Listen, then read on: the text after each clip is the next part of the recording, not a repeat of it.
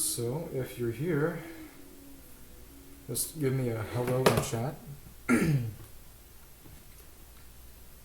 Yeah, but today will be, well, I will be, and hopefully you'll be entertained, doing the Genshin parry event, which is to say that this event is a parry-based combat event. If you've seen games like Sekiro, Shadows Die Twice, Metal Gear Rising, or really, I think it kind of originated with Dark Souls, though.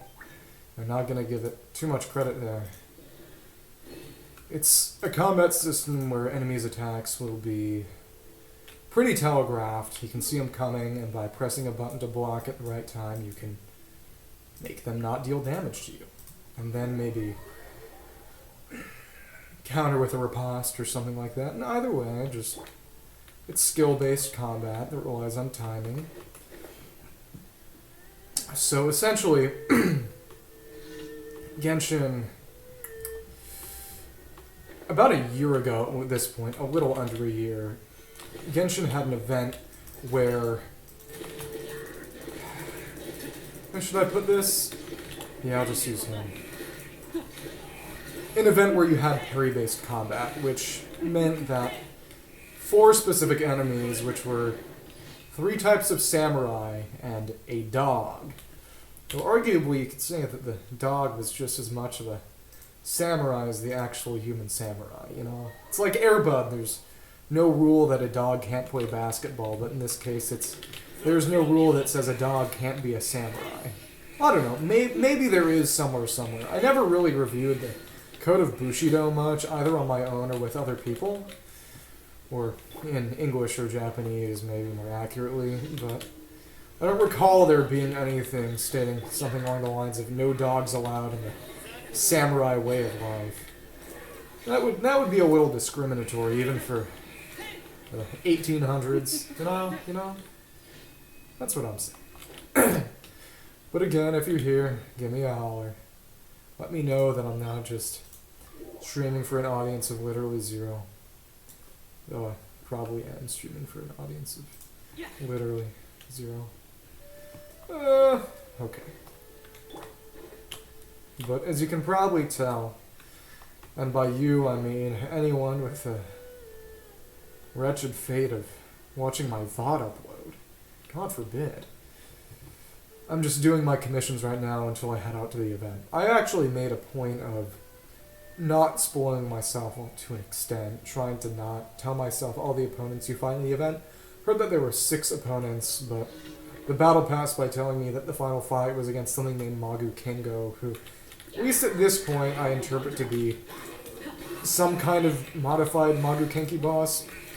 That's what I think.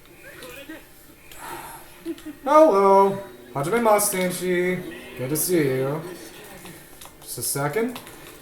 But as you can see right now, before I got to the parry event, I'm just going through my commissions right now. As you can see, I've basically done a full friendship point party. Zhongli is there because I only have 3 characters left who need friendship leveled at all. So he's just there for shielding, defense, shred, such and such. But Alhaitham, Yao Yao, and Wanderer are my only 3 remaining characters who are not yet at max friendship, because I do make a point of cycling my characters through so they can all get to level 10, so I can have every name card that I'll never equip over my Ozda name card. You know, it's a collector's mindset, what can I say? I want everything. But yeah, I actually last night did some off-stream, off-camera grinding and burned a bunch of fragile resin in order to get Alhaitham up to level 80. He is really cool. I really enjoy his gameplay. The thing about him, though, is... you really need his reactions to make him work. So he works really well with just basic Electro, even another Dendro, and he works best with, I believe, Yelan, Shinobu, and Naida to make a Quick Bloom team. And Quick Bloom is a really cool comp. And the funny thing about it is that even though it's not using anything like Electro Charged, it does something similar in that it uses Electro on a team and relies on 2 kind of elemental effects, reaction effects being active at the same time.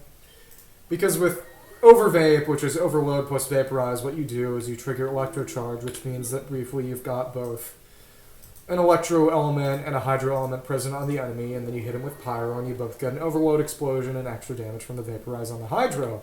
Thank you! I had to learn some basic CSS to make the overlay work, but I'm proud of it. I'm glad I actually made it work.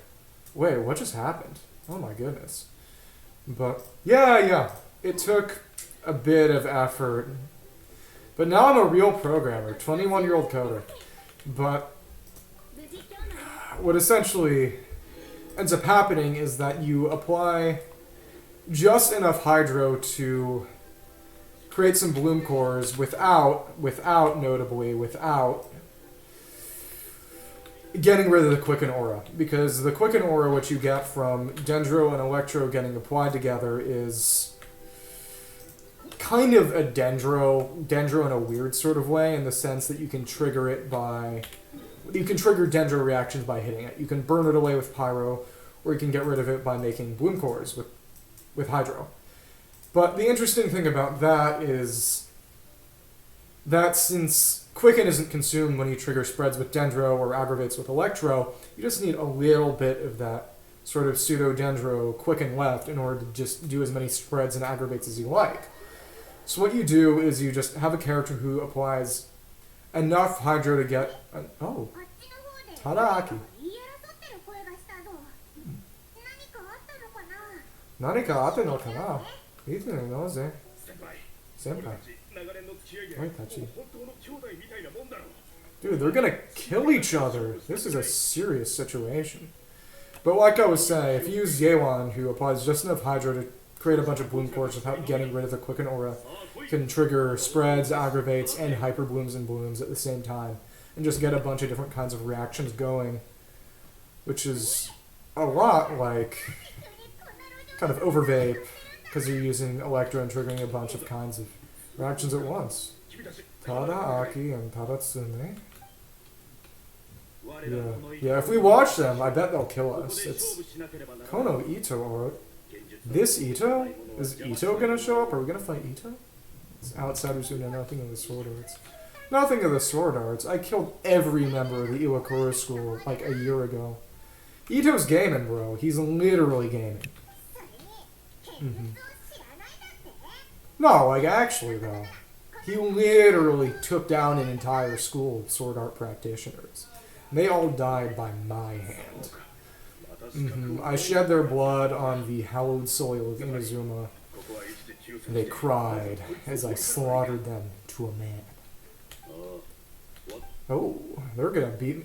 Yeah, I was actually right. They are gonna kill me. That's silly. Oh wow, that's actually a lot. I didn't expect to have to do an actual fight here. If you die in the real life, you die in the game? Wow, they have a surprising amount of health to them. That's crazy. Okay. Well... And now they're staggered. There we go. Shield plus Wanderer kind of... Dude, and he died at my feet. Honestly, it's kind of funny. It's cool that the cutscenes take place in the overworld, because it can lead to really funny and silly stuff, like putting down a Zhongli pillar and having it in the cutscene. Hands to compete. Dude, parry combat? Parry combat gaming? Only a few moves. Actually, I sent out like 30 wind blades with Wanderer. That was more than a few moves. Common Kono Ito Art L. Never heard of them before, but I just know they're clowns now. No matter how strong you may become, there is always someone stronger, but we didn't listen. Guess you should have listened. What can I say? Yeah, entry ticket. Results would be the same.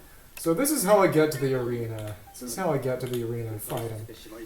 They're going in this quick. I like that a lot. Warrior Spirit Sword Fighting Exhibition. There we go, it's the event.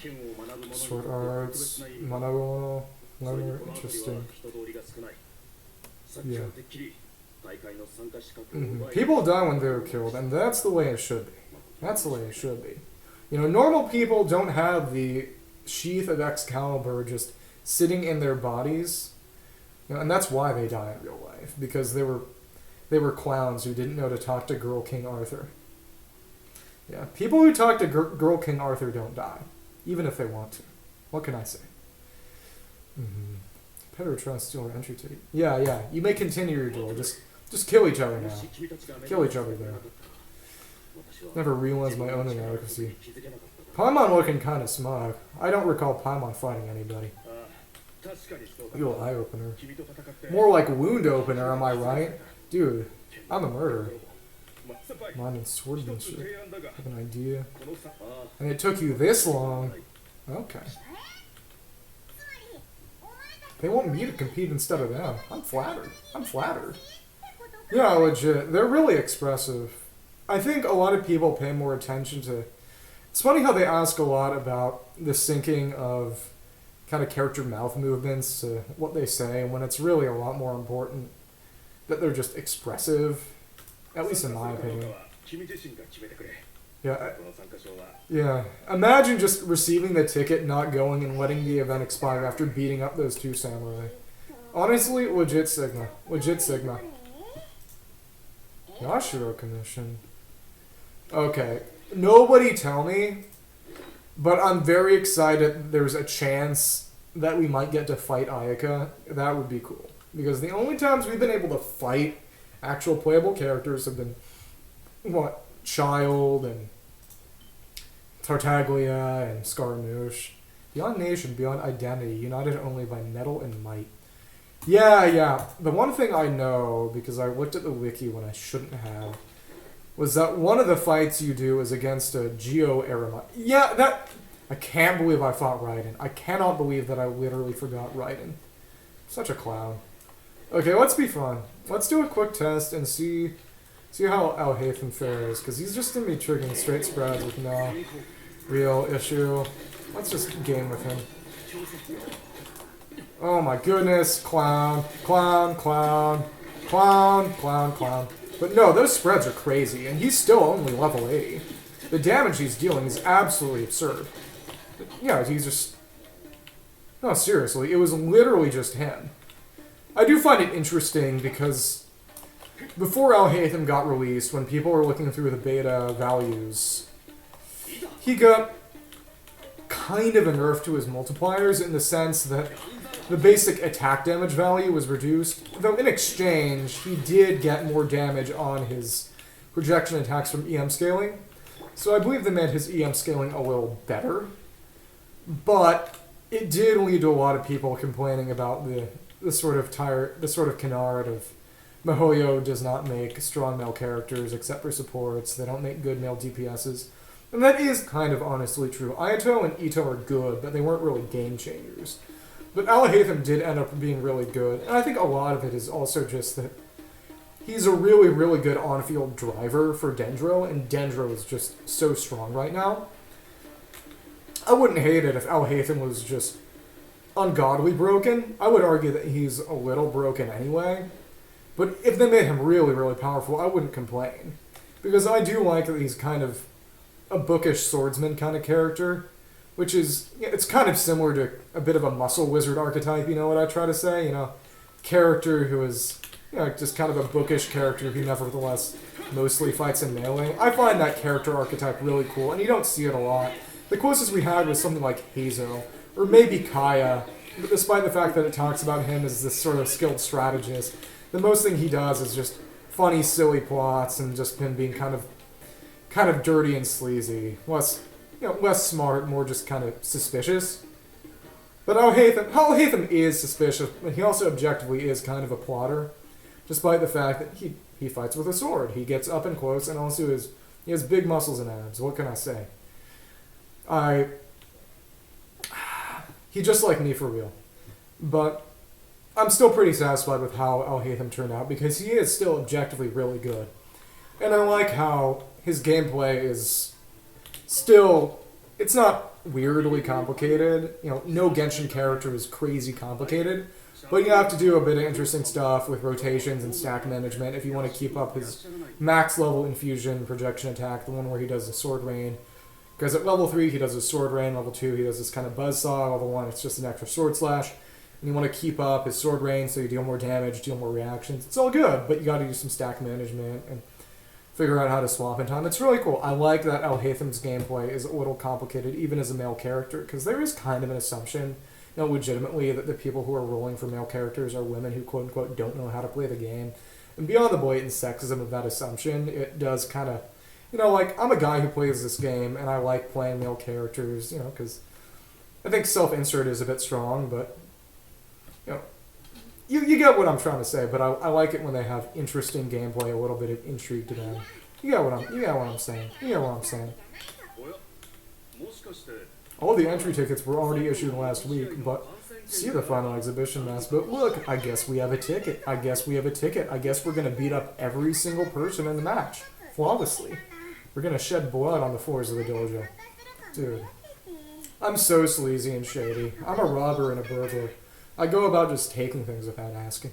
I'm so mean.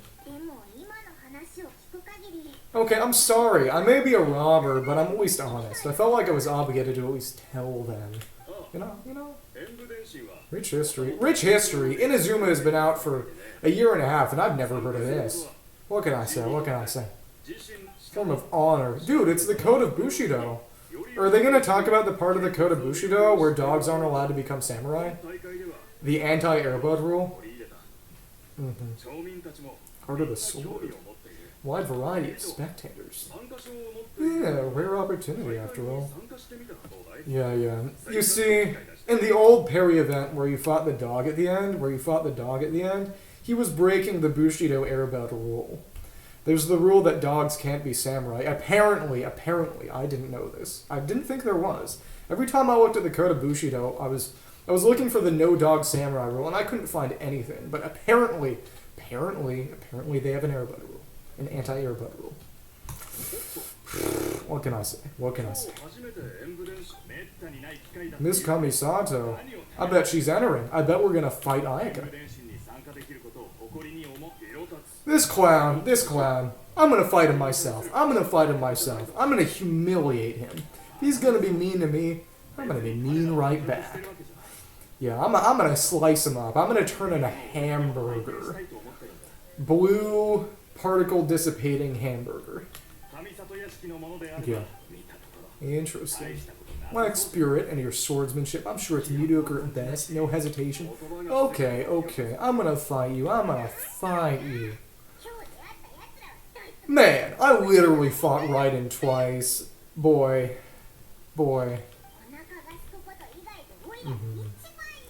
Look at him. He's so mad right now.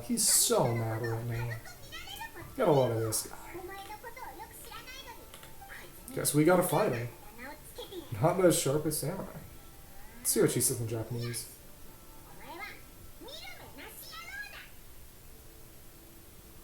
Miru Minashi. I think she basically just called him stupid. Basically, guy who can't see, blind guy, something like that. Yeah, that's at least a little mean. I think Paimon went a little far on that one. Insulting someone, killing someone. Oh, I'm down with it. I didn't say that. I didn't just say that. I did not just say that. Yeah. He'll take his leave, and then in 5 minutes we'll beat him up. What can I say? It is cool that even events like these that are just kind of minigame types still get fully voice-acted cutscenes. And I think it is interesting because people talk about how big, long story quests don't get narrated, but events like these do. But it does make sense, because the story quests have a lot more dialogue. If you're paying people by hour or even by line, spend a lot more there. And I would honestly say that more people are playing this when we play something like Golden Slumber, because this is time limit, it's heavily advertised. And those world quests, you kind of got to stumble onto them. I like that they exist, but they're somewhat niche content, even within this game. It is what it is. In 2 days... Time for the clock. Yeah. Time to meet Ayaka, I guess. What responsibility? Fill you in on the details. Guess that guy isn't accepting commissions for now. It's a good thing I did all my bounties and all my commissions already. And in Sumeru. Unexpected battle. Okay, but what if I expected the battle? They were advertising this event in the events tab for a while now. And this event has been out for a week now. I think I expected this battle. What can I say? Forced joke. And this guy, you can't even talk to him. You can't even talk to him. Okay. Yeah, interestingly enough, the Kanjo Commission is the only commission in the game without a playable character yet. So I wonder if they had another Inazuma character. That character will be from there. Dude, it's Hayami Sari. Warrior Spirit Sword Fighting Exhibition. I'm gonna check things out.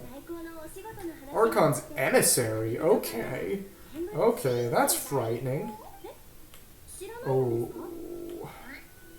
Oh, letter. Interesting. Ayaka and not Raiden. Okay, I really hope. I hope we get a Raiden fight. I don't think we'll get a Raiden fight, but I would love to get a Raiden fight. Oh! Oh! Oh! Excuse me. Excuse me. Oh.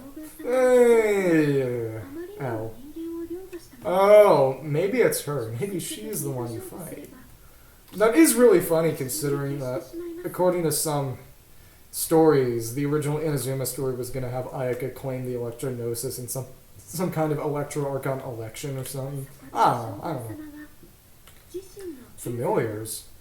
Oh, that's cool. Assistance and protection to fight. Yeah. Interesting. Swordsmanship. Oh, final exhibition match. So I wonder if you keep that. No, I legitimately have no idea who that fight is going to be, because the battle pass says that a fight with Magu Kengo, and based on how other events work with the battle pass, I assume that might be the final fight, but it might just be the final fight with actual rewards to it. Interesting. Interesting. Okay. I think that's probably either going to be something like Ayaka or the Shogun. Interesting. True swordsman. Okay. I think that might be Ayaka. Oh, yeah! Yeah, we're going to get an Ayaka fight! We're going to get to fight Ayaka. So cool. Yeah, now I'm motivated. Now I'm motivated. Yeah. Popular. Popular. Okay. Yeah, call me cringe, but for a week I was holding off on doing this event, trying to stay unspoiled, and I really hope... Yes! Excellent swordsmanship! Dude. So excited. Powerful ambassador. Yeah, maybe she just didn't want to fight me. She was afraid that I would just totally wipe the floor with her. I don't know, maybe. I think I'm being too prideful. Maybe Ayaka makes me suffer. Maybe I die like 20 times in the Ayaka fight and just cry. Maybe she's the Magu Kengo. Maybe she's the Magu Kengo. Oh no, Dara. Oh. Target audience. Oh, so that's why they have eremites and stuff and advertisements. Yeah. More people involved. Isn't it sort of school? Yeah. Okay, so that's why we can fight. It's why the eremites can fight. Length and weight requirements. Oh, yeah, because the eremite you fight. Yeah, the real Magu Kankis were the Ayakas we fought along the way. What can I say?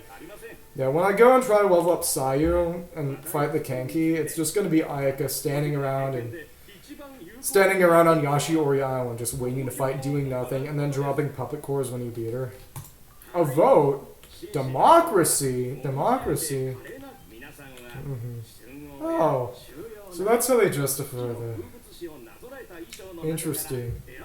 Big Fontaine people. Interesting. Day of the competition. Yeah. I don't know.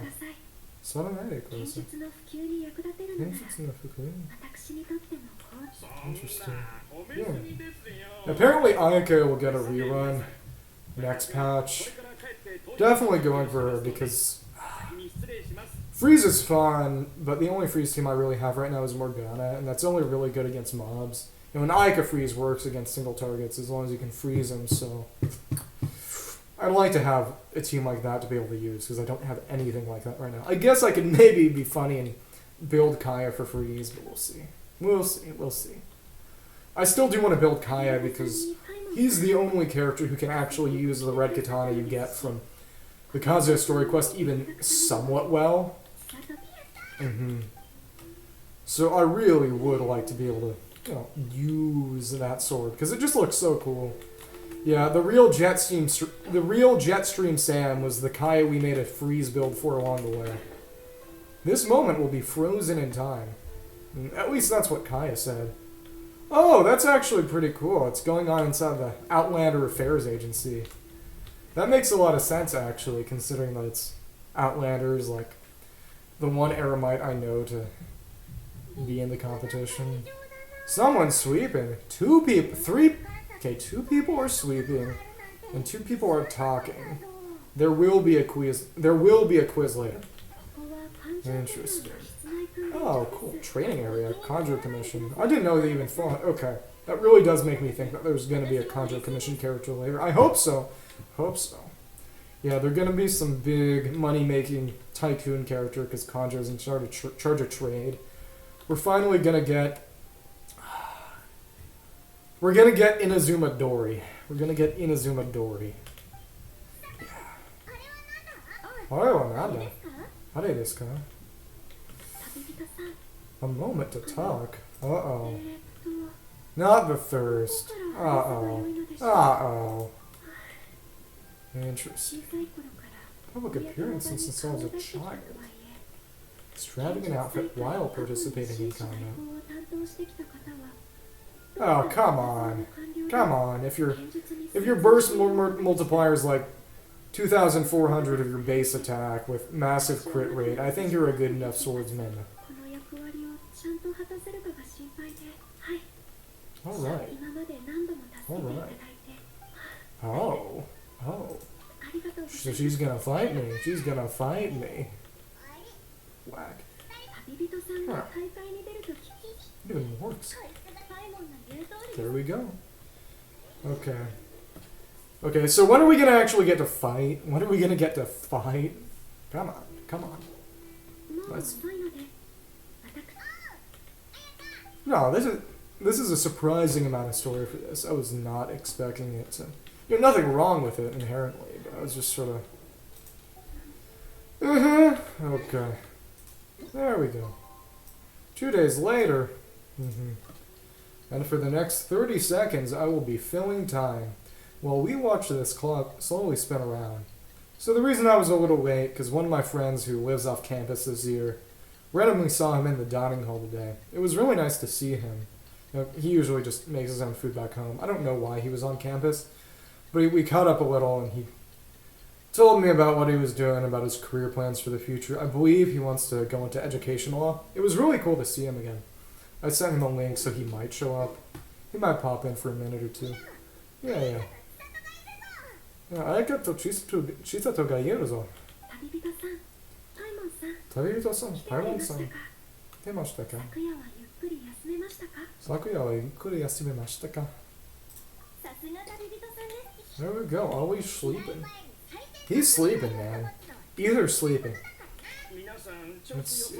Let's see. Opening match. 2 boxes for voting. Oh, only 2 left. Interesting. Ballots for Warrior Spirit. Interesting. No Tohyo. Yeah, Tohyo just... That's Japanese for vote, I believe. That's what my Duolingo told me. Alright, there we go. I legitimately do wonder how the Ayaka fight will work out in practice. It is really cool. Duolingo gaming, yeah. I'm a real gamer. Yeah, where do you do your gaming raps? On Duolingo. It's like that, where do you work out at the library? It's just Duolingo. What can I say? True gamers are on the Duolingo grind 24/7. Oh, they're not talking. They're not voiced. Yeah, simp. Okay. Swordsman enthusiast. Fighting. Nice. Yeah, imagine being a nerd for swords. Being a nerd for... You could be a nerd for anything and you choose swords. Yeah, nothing wrong with that. But, swords? Not a bad choice, but swords. There we go. You're from Sumeru? There we go. Yeah, I wonder why I didn't see you before. I think they should have fixed your design. It is cool to see one of these guys with the cool designs as a non-enemy character. They are fun to fight, though. Interestingly enough, the best way to fight them is to target their stand when it shows up, because they take a huge amount of damage when you beat it, and they get a big res decrease. But the damage they take is a percentage of their current HP. So the more HP they still have remaining when you basically break their stand, break their summon, the more damage they'll take. Dude, one of the funniest things is, and I guess it kind of makes sense, because you don't really get sports until you get competitive sports until you can use them as a substitute for war. And goodness knows that Teyvat has conflict. There aren't really sports in Teyvat. There are combat contests and basically training for combat, but there aren't just really abstracted sports for sports' sake. Like I said, it makes a good deal of sense historically, but it's still kind of interesting, especially since Teyvat is not entirely just a medieval or even Renaissance setting. There we go. There we go. Yeah, what I do know is that he isn't going to use his summon, which makes sense, but still. Ibuki. There we go. They're not even spoiling me yet. New rules. Combat movements accordingly. Conduct parries at the right time to defeat your opponent more easily. Stance of impregnability. Perfect parry. Okay, I think that's different. From what I saw, this parry looked different from the others, which is kind of goofy and weird, but yeah. I think what that means is that get a reward for just trying the max difficulty, but you don't have to actually beat it to get the reward, and I like that, because it encourages people to try it out without just destroying themselves. Because, for what it's worth, not everyone can actually beat the hardest difficulty. Yeah, not everyone's a cool programmer like me. What can I say? I'm just goated like that. I'm just absolutely goated. Yeah, okay. No, they are fun. They are fun.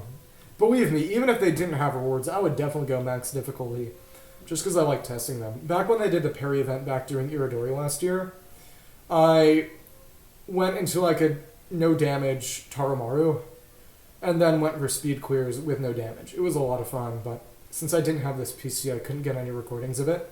I would definitely have recorded it if I'd been able to. And for one of the reasons I'm recording this is so I can maybe post clips and stuff. Who knows really. Either way, a lot of fun. Okay. View their traits, no skills and bursts. I hope they give him a real sword instead of a dual blade. Okay. Own techniques, accumulate spirit. To choose, this can be accumulated. There we go, perfect parry. There we go. Let's go for it. Okay. 3 perfect parries. Just go straight into the fight. Oh! No dual blade. They gave him a silver sword this time. At least a little bit better. Maybe. Perfect parry. Reina? Okay. Yeah. We gotta go straight for hard. Let's do it. Let's go straight for it. Doesn't even tell you what his ultimate technique is yet. He ain't telling you stuff. He ain't telling you anything. The man is posing. He seems a lot more nervous than I am. He should be. He should definitely be more nervous than me. Still fun anyway. Okay. Let's see. Wow, there we go. Wow, okay.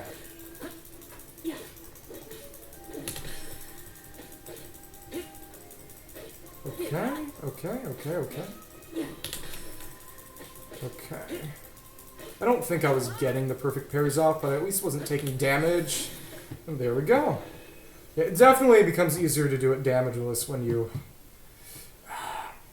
you have something that's already shielding you. So, let's go for the pro mode. There we go. You see, I'm a real gamer. I don't even bother with normal. I assume what it would mean is just being a bit more predictable with the ultimate techniques. I would assume as much, but I don't know. I don't know. There we go. We went for the parry. Oh, okay. Let's try that one again. Yeah. In the end, the only ones I honestly really care about getting perfects on are the really hard ones. Just for bragging rights. Kinda. But I would like to just go damageless on him. Just for posterity's sake. You know how it is. There we go. Parry. Yeah, the perfect parry timing isn't bad, but you have to do it before they swing, basically. A little more complicated than you might think.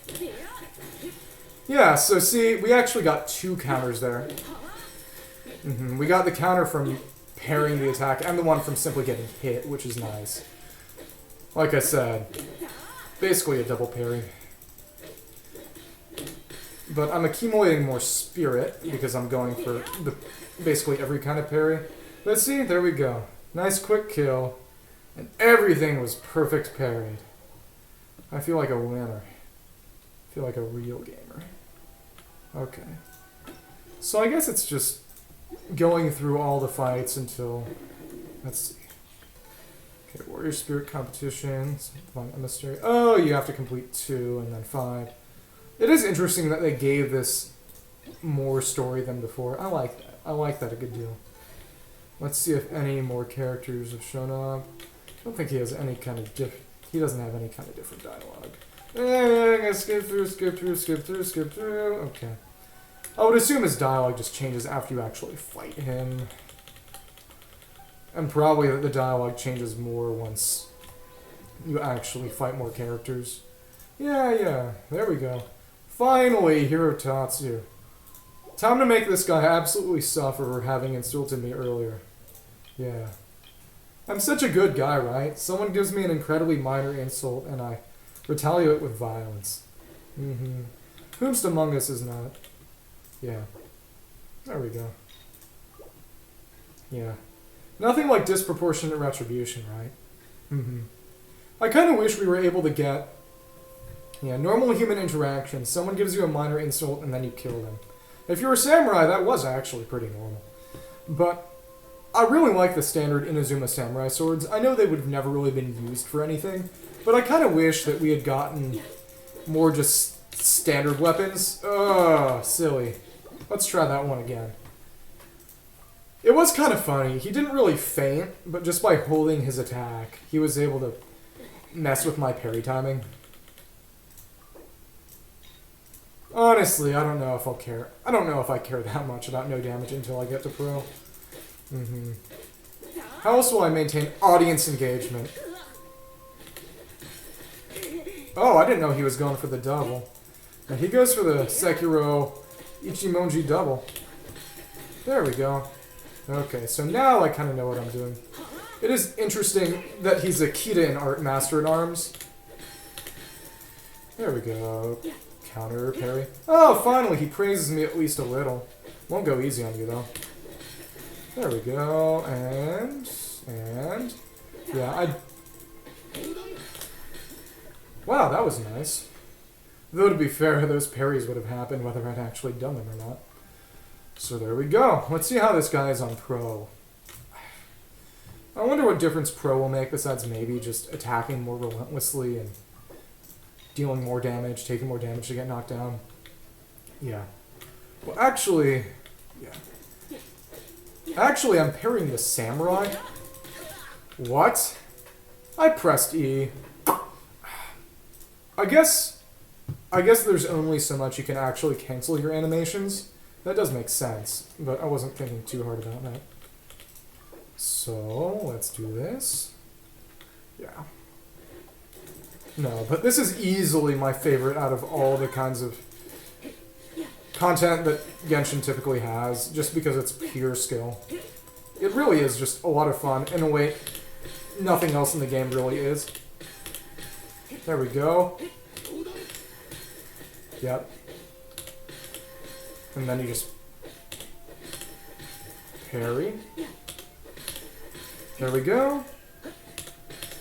Oh, I actually like that a lot, because it means he doesn't use his real technique more, so you have to to deal damage on them, you have to rely on being able to counter his regular attacks and then just deal damage with the sort of pseudo-perfect parries you get from the extra stuff. I like that a lot. That is really cool, actually. Because that's not really how they did pro combat before, really. At least I think. Yeah. Time to leave the domain. I wonder why they don't have an actual door. Third day of the competition. That wasn't 3 days at all. Bulletin board in Inazuma City. Inazuma no Keishiban. Alright. And he's still saying the same things. What can I say? I'm getting event dialogue FOMO. Isn't that silly? Yeah. It is. When they do 5-star events advertised with small events, those events are always really cool, honestly. It feels weird for me to say it, but Hidden Strife, the Diluc event that advertised his outfit, was honestly really, really cool. I wasn't able to beat the max difficulty gauntlets, but I liked it, and I really liked how they had a bunch of lore-related letters expanding on stuff in the comics and just telling you about character interactions and showing that Kaya and Diluc really do love each other. But it was pretty cool to see a weird amount of effort go into what was just a standard combat gauntlet event that would normally just be filler in an update. Yeah. Like that much. Masako? What does that mean? Sorry, Fontaine outfits. Oh, so I guess some people were suggesting giving outfit recommendations. Case files of Miss Orith, more like the case file of Lord Elmaloy II.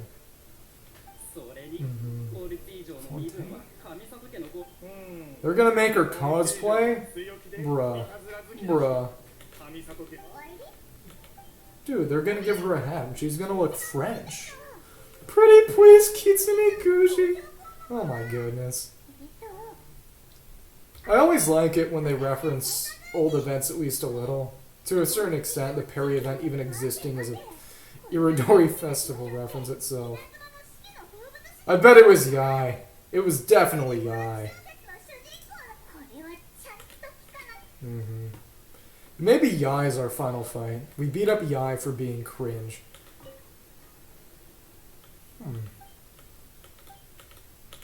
Interesting. Transparent and fair. Yeah, imagine Ayaka in a Yai outfit. I don't even want to think about that. It'd be an affront against God and man. There we go. Oh. Is that? Okay, she's not in the outfit they're advertising and trying to get you by Welkins to purchase it. Oh, they got mixed up. Saucy. The title of the poll. Yeah. I don't know what that means. Interesting.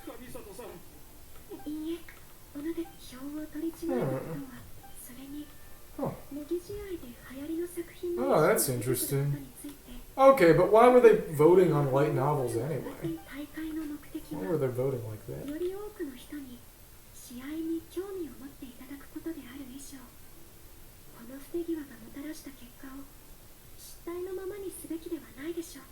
Okay, I couldn't pick out a word that corresponded to Blender there.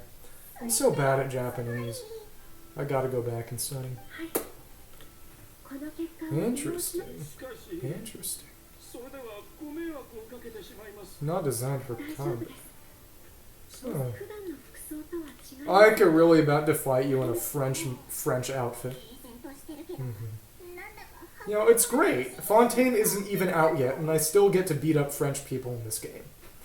Honestly, ideal. Let's see. Just a second. I'm checking something. Give me a second.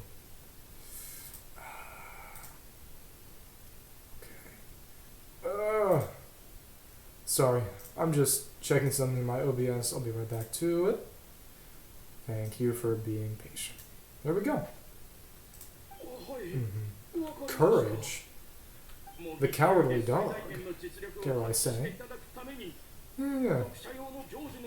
Interesting. I wonder if that means going to Ogura Mio on Inazuma City, the silk vendor you meet in the Ayaka story quest, and who is never relevant again otherwise. Interesting. Onegai. Let's see. But earlier today I did something called True Dungeon with some friends, which is this, it's not really LARPing, but it's this sort of interesting dungeon crawl. Usually they do it in person at something like Gen Con, but they do it online. You basically control someone walking through the rooms, and there's combat and there's puzzles, but the puzzles are really, really, really cool in True Dungeon. The first one was this riddle where you had a bunch of objects on a table next to a bowl, and you had to figure out which one you had to put in the bowl to open the door. And there were these corpses, these 6 corpses that somehow solved the riddle. And the riddle is that they were all stabbed through a part of their body, and that body allowed you to complete a sentence. And the sentence ended up being I only hand back chess. No, every soul knows I hand back chess. So the soul was a foot. First guy was stabbed through the foot. And then knows, I, hand, back, chest. So you had to put this little treasure chest in the bowl to open the door. But it was really cool, just kind of this visual pun that you had to use to solve a puzzle. It's really cool. Fancy dress. Uh-oh. Mischievous and doing things her own way. Character development for Ayaka? Is Ayaka going to become a prankster? A clown? Is she going to get up to mischief? Uh-oh. Yeah, she's been wearing the same wet socks for 1.5 years now. Interesting.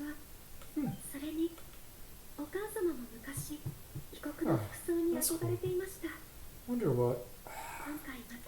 I know you're supposed to do the Inazuma first Raiden story quest, which requires all the Inazuma Arcane quest, which requires the Ayaka story quest where she talks about her dead mother. So it's interesting to see where the background comes from. Special outfit. Cool. Oh. There we go. Ayaka. Goodbye, Ayaka. No, actually, let's be real quick. I know that sometimes in events, because they did it with the fungus event, that characters will walk... Oh, what? Is that like a secret encounter? Oh, that's silly. I accidentally triggered the beetle event. What's going on?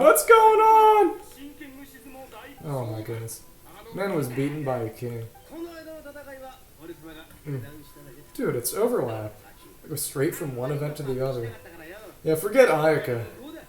We're beetle battling like real men. With real men. Oh, hi. Crimson Staff. Wrathful Staff.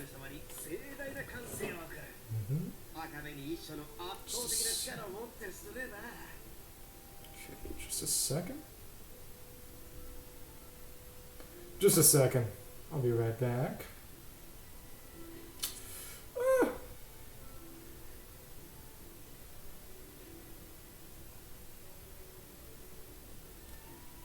Just a second.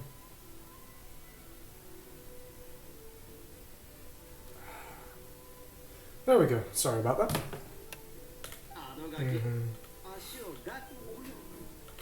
I bet he's gonna get beaten by the kid again. Classic. Oh. Not the Drumlong Festival, bro. Interesting. Oh my goodness. Guess she's afraid. He's afraid of the Kujo Tengu guys. He's absolutely terrified. He's totally frightened. Yeah. That's bothersome. I was trying to figure out how to get rid of bots. And I know that bots are usually automatically filtered by CapChat, which is what I use, but I guess it managed to get through somehow, or the setting went off somewhere. I don't know. 3-day weekend policy. That's nice. One day week policy. Interesting. Interesting. 5. Come on. Come on. Leatherman. Paimon? You want me to attack? You want me to attack? Let's see. Let's see. Your brain event idea. Whew. Come on, come on. Just tapping through, I'm just tapping through. You see, this is just my luck. I try to play one event and then just get roped into playing the other. Ambushed by a child beetle. Child with a beetle. Intense beetle battling session. Ridiculously huge Onikabuto. A matter of seconds. Welcome to the world of real beetle fighters. They spelled his name wrong! Mamoyu! Mamoyu! Mamoyu! Oh my goodness. Oh. Come on. Come on. Let's launch ramen. Dude. Free ramen. Interesting.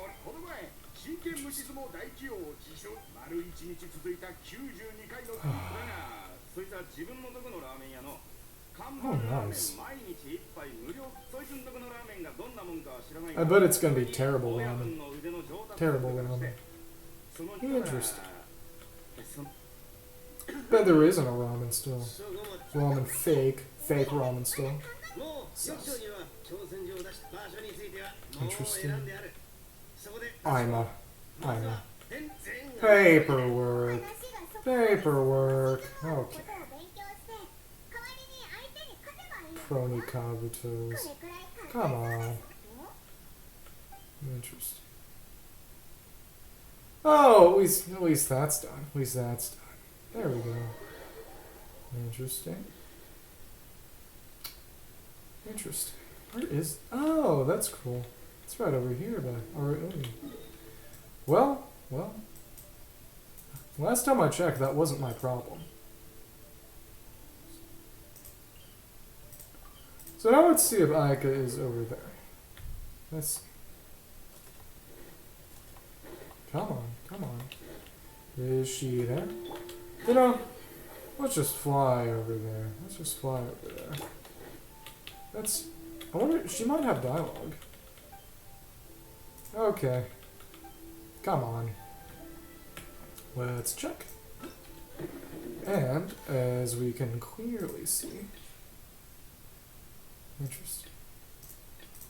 So it really is just a bunch of build-up for the Aika stuff. And there we go. Here it is. It's time to fight him myself. I can fight him. There we go. Yeah. I saw a little bit of video of the Eremite fight, and it looked really cool, actually. Just, dealing with the weapon. Oh, and he doesn't even have changed dialogue yet. Okay, it's gonna be really silly. It's gonna be really silly if I just keep talking to him and his dialogue never even changes, even after I fight him. Wouldn't even surprise me at this point. Strikes in quick succession to accelerate the filling up of your opponent's fury meter before they use their ultimate technique. Control over the combat. Powerful strike. Physical damage to the opponent nearby. So no free parry. It's just more damage. I actually like that. Consecutive strikes. Okay. There we go. It is cool that they give you tips that aren't too crazy. So there we go. Let's check. Yeah, formidable strike. There we go. Let's begin. There we go. I would appreciate some dialogue. If you're going to talk to me that much before coming in here, you may at least tell me good luck or congratulations. Yeah, good luck, congratulations. I'll be nice. I'll be the bigger man. Yeah.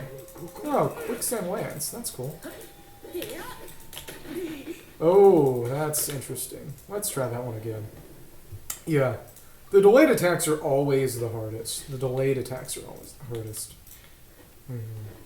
Just, at least the spear guy was real quick. He just hit you right away without really making any bones about it. But yeah, this guy, he... Oh, okay. I'm just gonna play this fight out and just see how it goes, and... There we go. Oh! Wait from Inazuma, respawn from the desert. I'm not even from Inazuma. Okay. Luckily, that parry is pretty easy. Yeah, I like that. I like that a lot. Ooh, I needed to time that a little better. But yeah, all you have to do is just strike him like that. Let's try that difficulty one more time and see how it goes. I assume on easy difficulty, he'd fill up real fast and you'd be able to just slap him out. But let's see. Let's see. Okay. But now I know his attack timings. Kind of. So hopefully I should be able to deal with him a lot more easily than before. Oh, no. That hit a lot faster than I expected. Ugh, unpleasant. So, let's go for it. I wonder if... Okay, but it doesn't tell you about his ultimate technique. The one thing I liked about Iridori is that it would give you a description of the other guy's ultimate technique in a way that... Oh my goodness. Maybe I'm being a little too strict. Yeah. If you're still here, say hi. But, as I was saying... Oh my goodness. Oh my goodness. Okay, okay. Sorry. The window is just having some issues. Okay. You really gotta time your parries ahead, otherwise you won't really hit. Okay, that's cool. That's cool. Yeah, say what you will, but at least I didn't take damage. There we go. So as long as I get another strike... There we go, there we go. He isn't doing any kind of consecutive attacks, so it's just a matter of charging up. There we go. And now I got my super up, and I can just slap him. There we go. Okay. Now I guess I'll go for the pro and see where that puts me. Alright. I think pro will almost certainly mostly just be a fury meter that takes longer to fill up. Yeah, this is what it seems like right now. Yeah, I like how generous that parry timing is, especially since that attack is so delayed.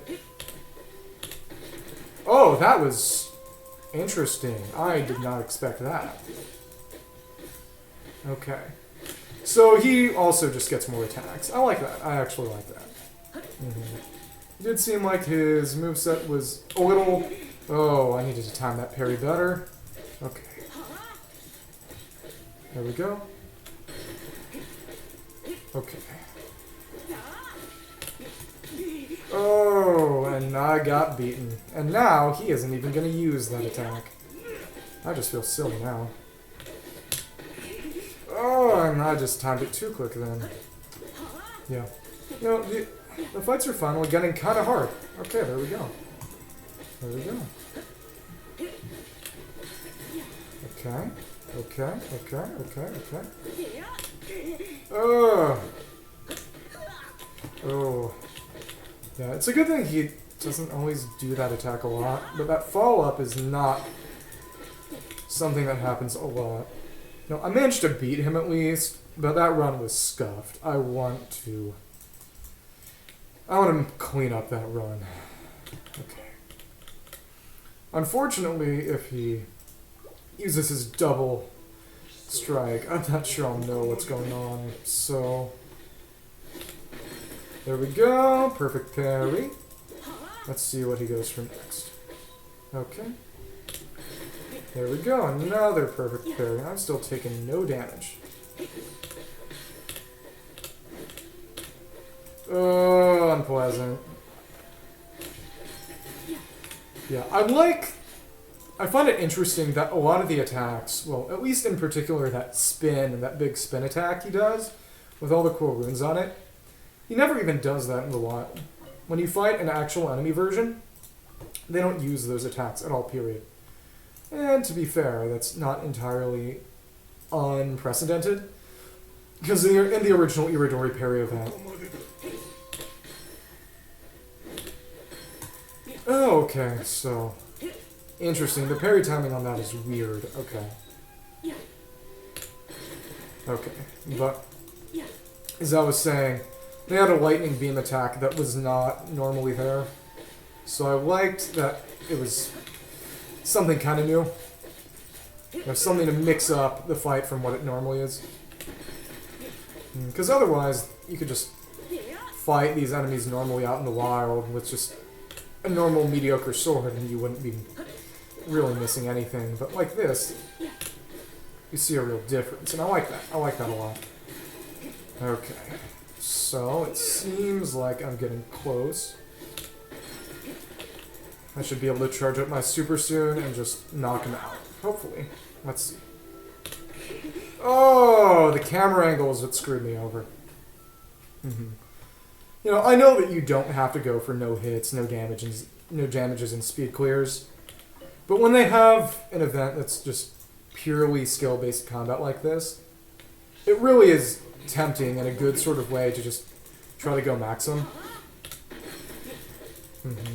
Just try to be as skillful as you can. There we go. He tosses that down. As soon as he kind of charges that up.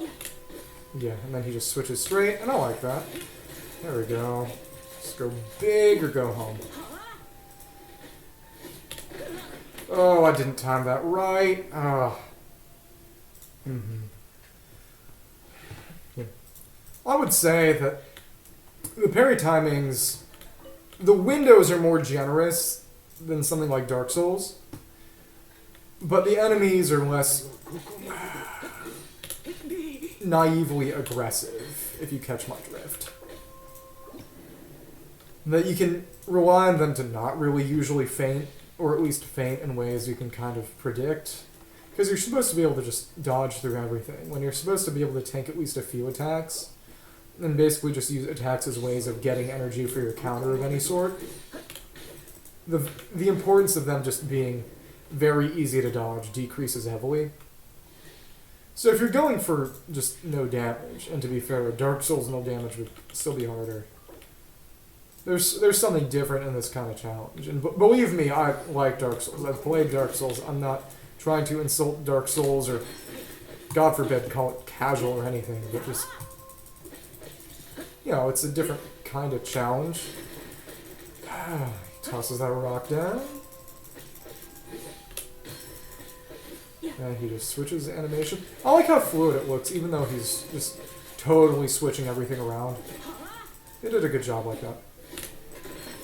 Yeah.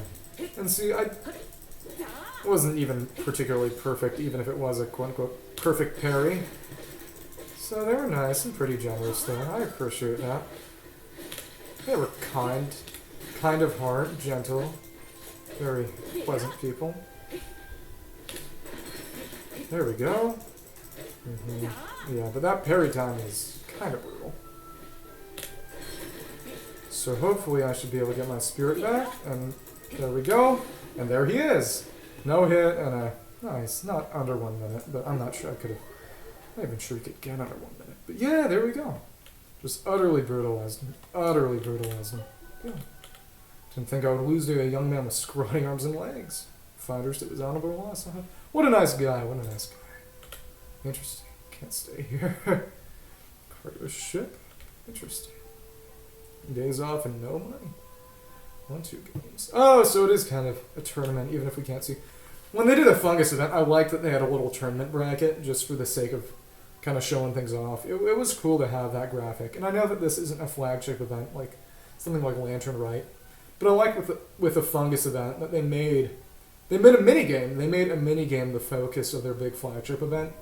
It was very bravely done. And I think it paid off because people liked the fungus event enough that they made another fungus event later. And to be fair, they did foreshadow the fungi coming back, but if people hadn't reacted as well as they did, I think they probably would have just scrapped that, really. I don't know.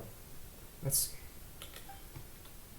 Okay, let's see if their dialogue changed. Okay, here we go. Here we go. Oh, okay. So she is Magu Kango. I like that. So the reason they did that is so they wouldn't spoil it. I like that. I like that a lot. Interesting. Human romance. Oh, there we go. You can fight him again. He's back. There we go. That's interesting. You know, of all the characters who could come back from the previous Iridori event, I think Taramaru was the one who everyone wanted. You know. Again, it's a shame that he's violating the Airbud rule.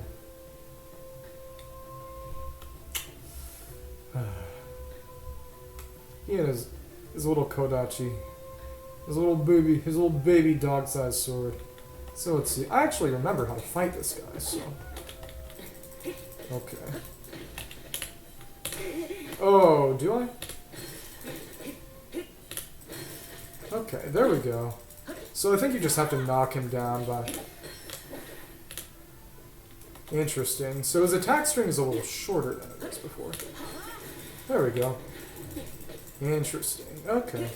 Yeah, I do like that they brought him back, but his attacking style is still different than it originally was.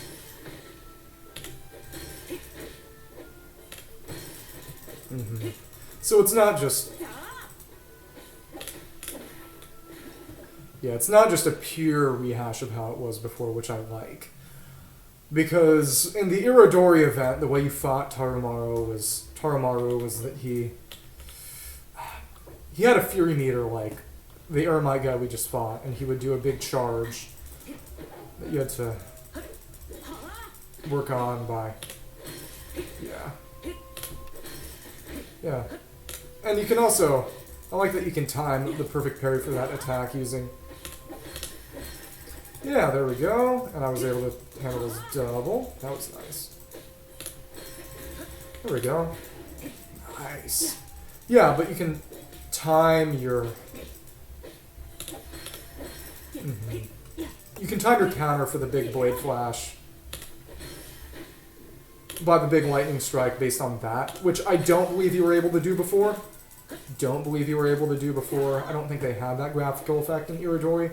Again, I don't remember. It was a while ago. But still, I like that they added a bit of a signal, especially because you really have to be parrying his attacks, because otherwise you're just waiting for his technique, kind of. I don't know. We'll see how different he is, because that attack string that he did before, the kind of charged up slash, was not originally... Oh, wow. So he's just doing this a lot of times. Okay. I don't mind. That's silly. Nice. So he does bring his 3 attack string back in the pro difficulty. That's nice. Okay, cool. I think he's just going to go for the thunder. Oh! Okay, let's try that again. I find it funny that, you know, I parry all his attacks, which are not his very, very telegraphed swipe. And then when he does his, you know, slow telegraphed attack that you're supposed to just utterly... That's supposed to be your easy counter window. I just boof it. Now, to quote my sister, I did not boof it, except I very objectively did boof it. So, what can I say? Except I boofed it. Okay. Man is just straight up pogoing. He's going wild. He's Mad Dog. There we go. Not only do I get this damage, but I get the counters. Oh, he just caught me up. I don't like that at all. Yeah, but Taramaru was kind of the true final boss of the Iridori parry event, which was pretty cool, because, again, violating the Airbud rule, this samurai dog would just come and beat you up with better sword techniques than all the humans. And I do like that they changed the fight up a little to make it not just a pure rehash of the previous fight. 'Cause, you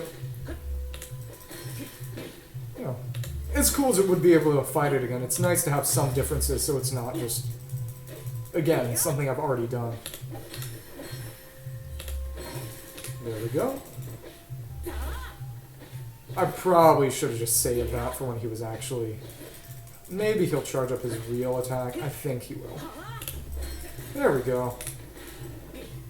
Yeah, there we go. There we go. Okay. Yeah, the thing with that attack is that the flash that happens when he's kind of pulling his mouth and his sword back is... I think a feint would be a bit strong, but it's definitely misleading because he... Oh. He pulls it back a lot. It flashes a lot before the parry window actually happens, especially compared to all the other attacks he has, so it just feels kind of eh. And it was interesting because that attack was one of the few ones that had any kind of flash originally. So it was weird to...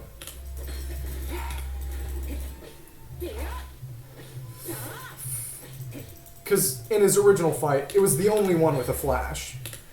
And right there, as you can see,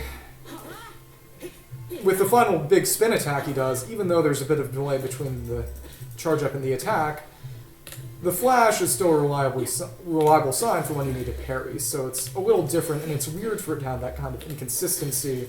I don't know. It's just me being complaining again. There we go. Okay.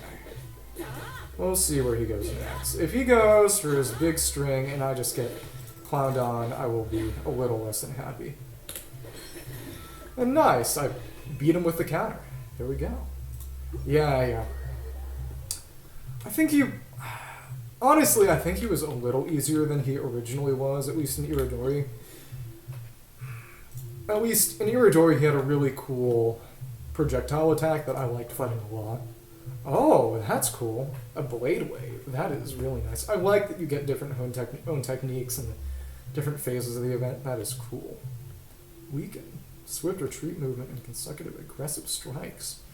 Ooh, interesting. Quickly as you can. So I guess, interestingly, you fought an Electro Kairagi in the Iridori event, and you're fighting a Pyro Kairagi now. But the Electro guy would just go absolutely ham on you with his sword beams, and you could reflect them, but it's interesting that you're the guy with the sword beams this time. Feels different in a good kind of way. Guy with the zombie purple skin. What is he up to? What is he up to? Alright. Okay. Self-styled strategist. Yeah, my strategy is cut it up until it dies. I think his is too, actually. Oh, fire. There we go. Oh, triple hits. Oh, I didn't time that quickly enough. Okay. Cool. There we go. I timed that right at least. Okay.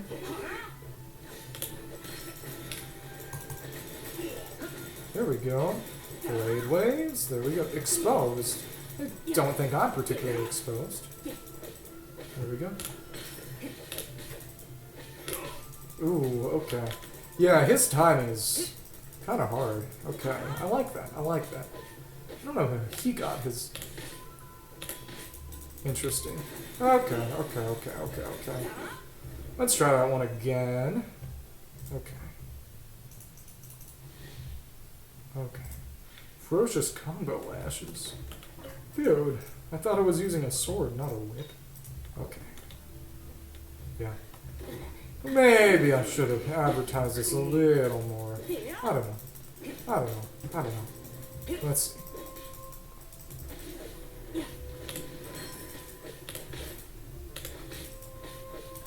Yeah. Ooh, interesting. That timing is hard. Let's see. I guess it might be a little counterproductive to just be quitting out every time I take a single hit as compared to just letting the fight play through and trying to actually learn the attacks. I don't know. We'll see. Oh, I'm silly. I didn't even get... I'm going straight to pro before even... That is probably unwise. Interesting. Oh, you have to parry that twice. That's interesting. Yeah. Yeah, back when I fought Taramaru originally, I would actually try to avoid some of his attacks. Specifically, he'd leave behind this big bomb. I would just get out of the area instead of trying to parry it. I'm trying to just go through this by parrying absolutely everything I can. If there's an attack, it has to be parried. Oh, unpleasant.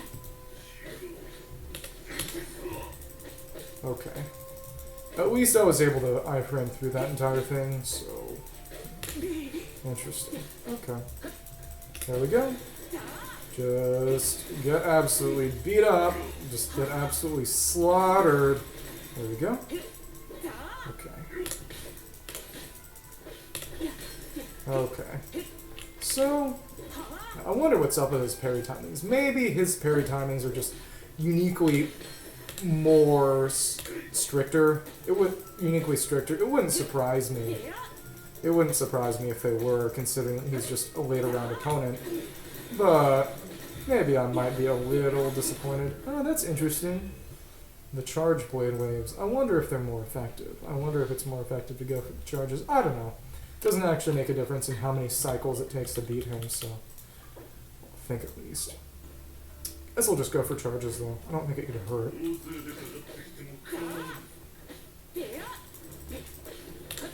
Okay. Let's see. Okay.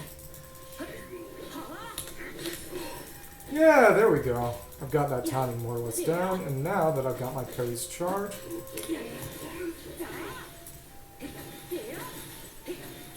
there we go. That's actually quite good. Interesting. Okay, so that parry timing, I'm parrying way too late. Okay. Yeah, I'm doing the parry event right now. And it ends at the end of tomorrow, so if you want to try it out, because I personally find it really, really fun. If you do the parry event, you can do the parry event tomorrow. It's actually pretty short. It's mostly just combat, but it's a lot of fun. They did this during the Iridori Festival. I don't blame you. It's not always everyone's kind of game. But the Iridori Festival had a parry combat event like this, and I liked it a lot.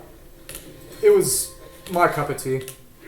Oh, there we go. I'm trying to beat every difficulty level except for the easy one, which you can just skip because, I'm an elitist. I only play it hard. I'm trying to beat it damageless as fast as I can because this is the only...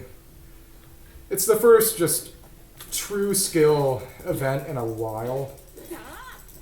So I like being able to just go absolutely ham and just parry all these fools. Yeah. No luck, all skill.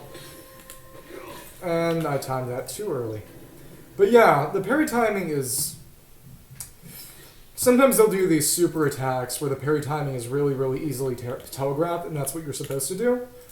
But the only way you can really kill them is by charging up your own super. And the best way to do that is by perfectly parrying their attacks.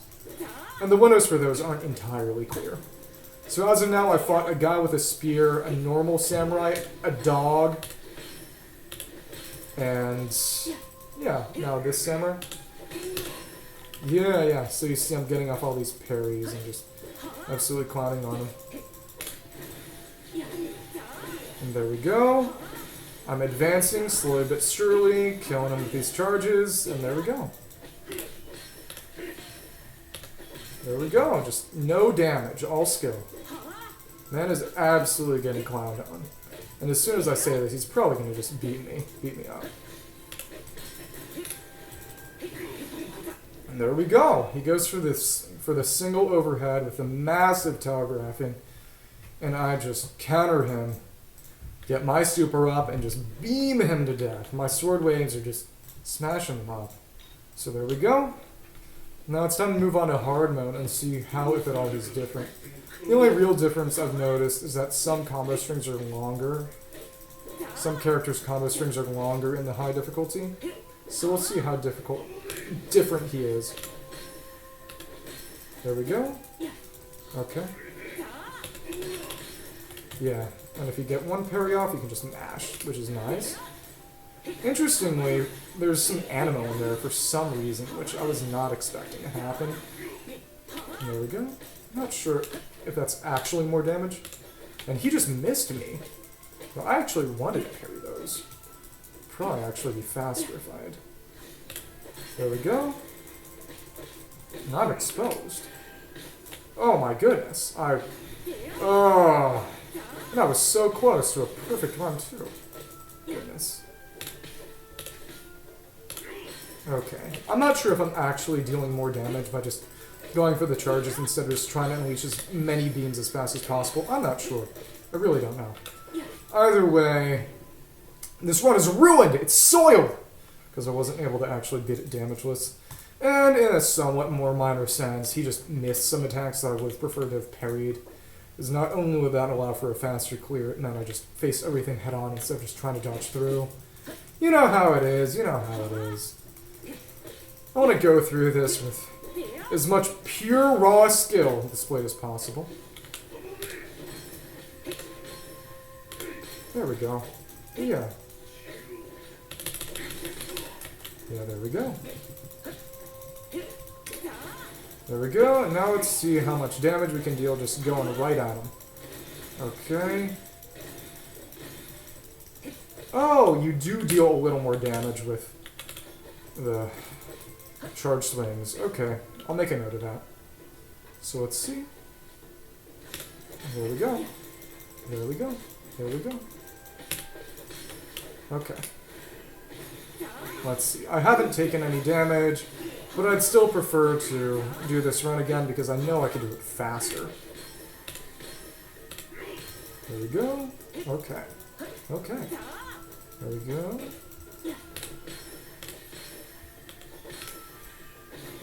Okay. That was a real fun fight. I like that a lot. I think you missed me saying this earlier, but the Iridori event had a fight with the purple version of that guy, because those big tall samurai guys, there are red pyro fire ones and purple lightning electro ones, and the lightning guy you fought, he would shoot beams at you and you could reflect them. But and it was kind of the whole thing of the fight, so it's interesting again to see you fighting his kind of, not really his brother, but the other kind of this guy, and just kind of turn the tables on him. I like that a lot. Yeah.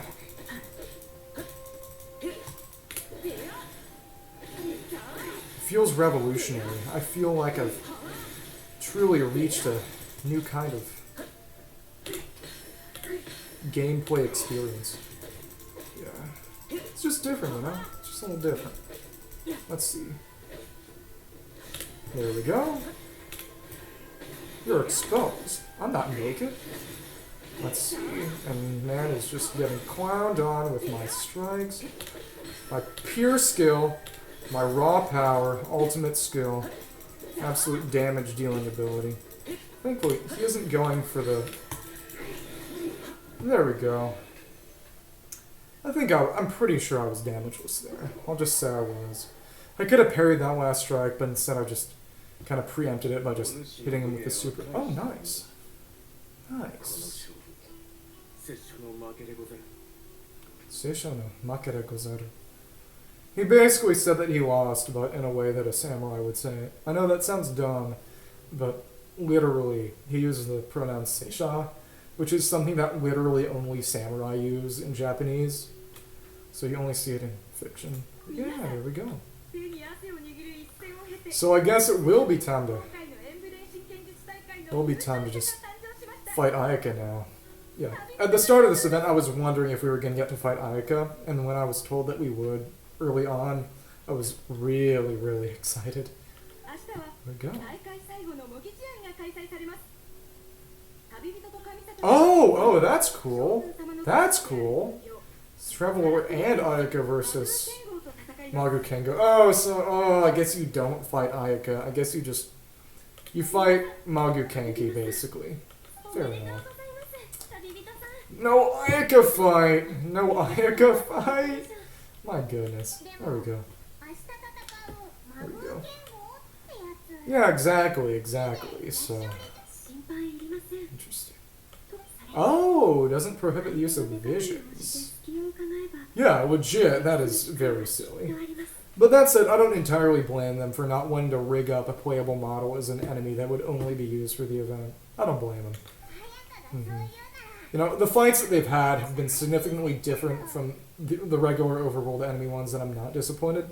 I'm happy that we're getting to fight an actual boss in this context instead of various world enemies, although strong, and then a dog. Even though the dog was fun. Interesting. I do wonder how the visions are going to get involved, so we'll see. Yeah, we'll do it. Let's see. Dude, French Ayaka. You know, I was excited to beat up a French person, but getting to fight alongside a French person is kind of an okay second best. Interesting. I didn't mean to pick that option. I did not mean to pick that option. Just saying. There we go. Okay. Dude, I gotta wait again. Okay, let's see. Okay.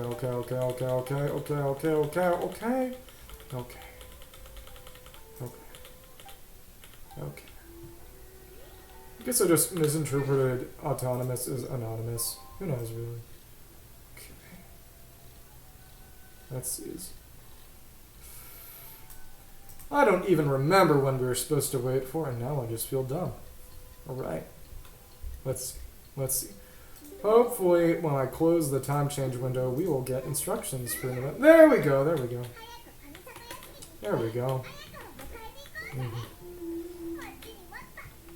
It is honestly a little wild that the Ayaka outfit is being sold and an event made to sell it when Ayaka is not actually on a banner. Even if she will be on a banner next update, you know, you didn't know that when the event started and when the outfit was released.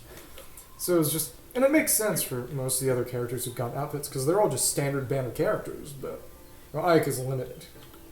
And, you know, I guess they kind of convinced me to roll for her by giving her a cool event, but still. Paimon's angrier than me. I only killed this guy. Fair enough. Interesting. There we go. Interesting.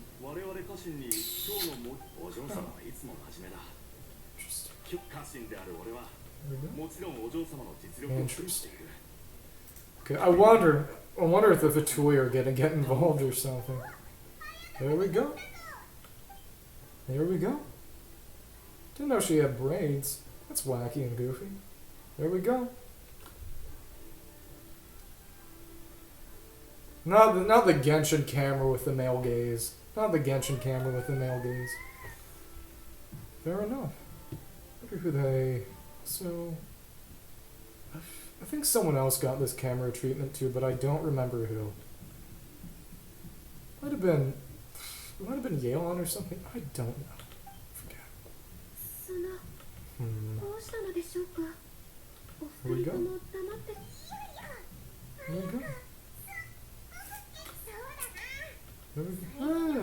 Classic. Not the Japanese French outfit. There we go. More freedom of movement than I expected. There we go. Now flowers in her hair. What? Okay. Time to fight the Maguminki. Interesting. Shana, welcome. Here we go. Guess it's time to fight him. Here we go. Oh, interesting. I don't think I came in from that way. I think I came in from the door. An entire crowd of synths. Interesting.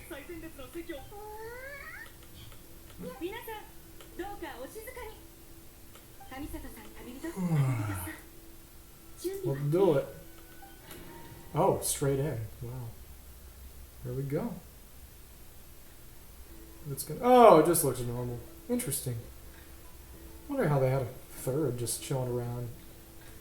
Because I knew there were two in the game. There was the one you fight as a boss fight, and the one you fight as a... Interesting. So when you fight as a boss fight, and when you fight as part of the Yashiori World Quest, it just disappears afterwards. The instructor? Interesting. Oh, that's cool.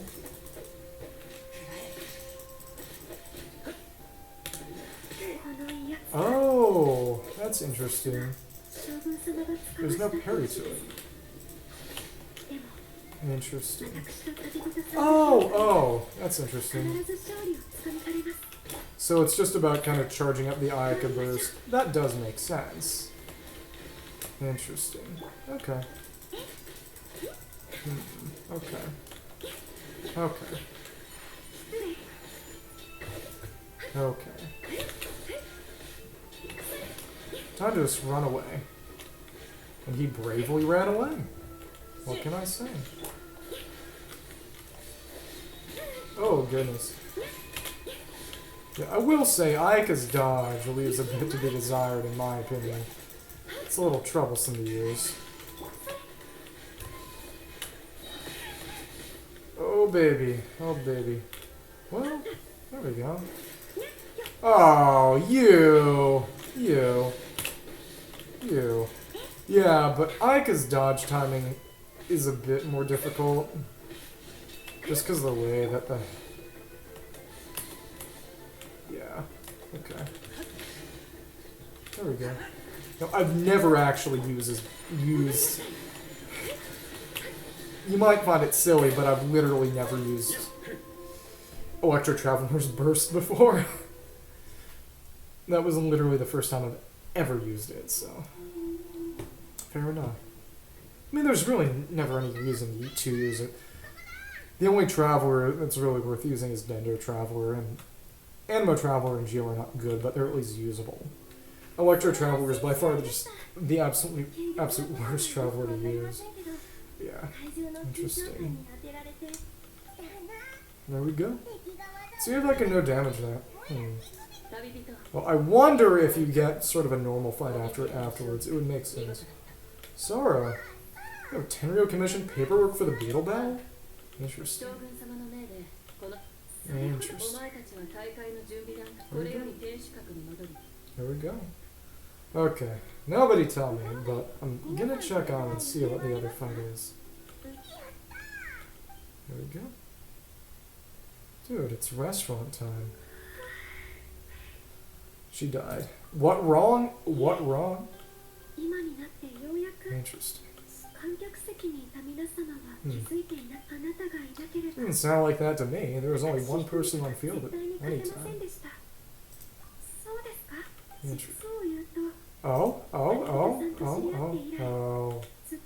Come on. Come on. Okay. Come on. When are we gonna get the Ayaka fight?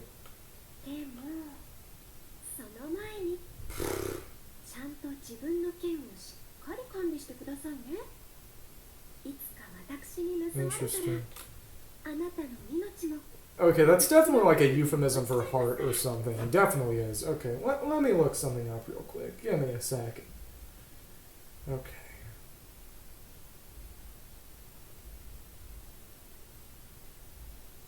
Let's see. There's got to be...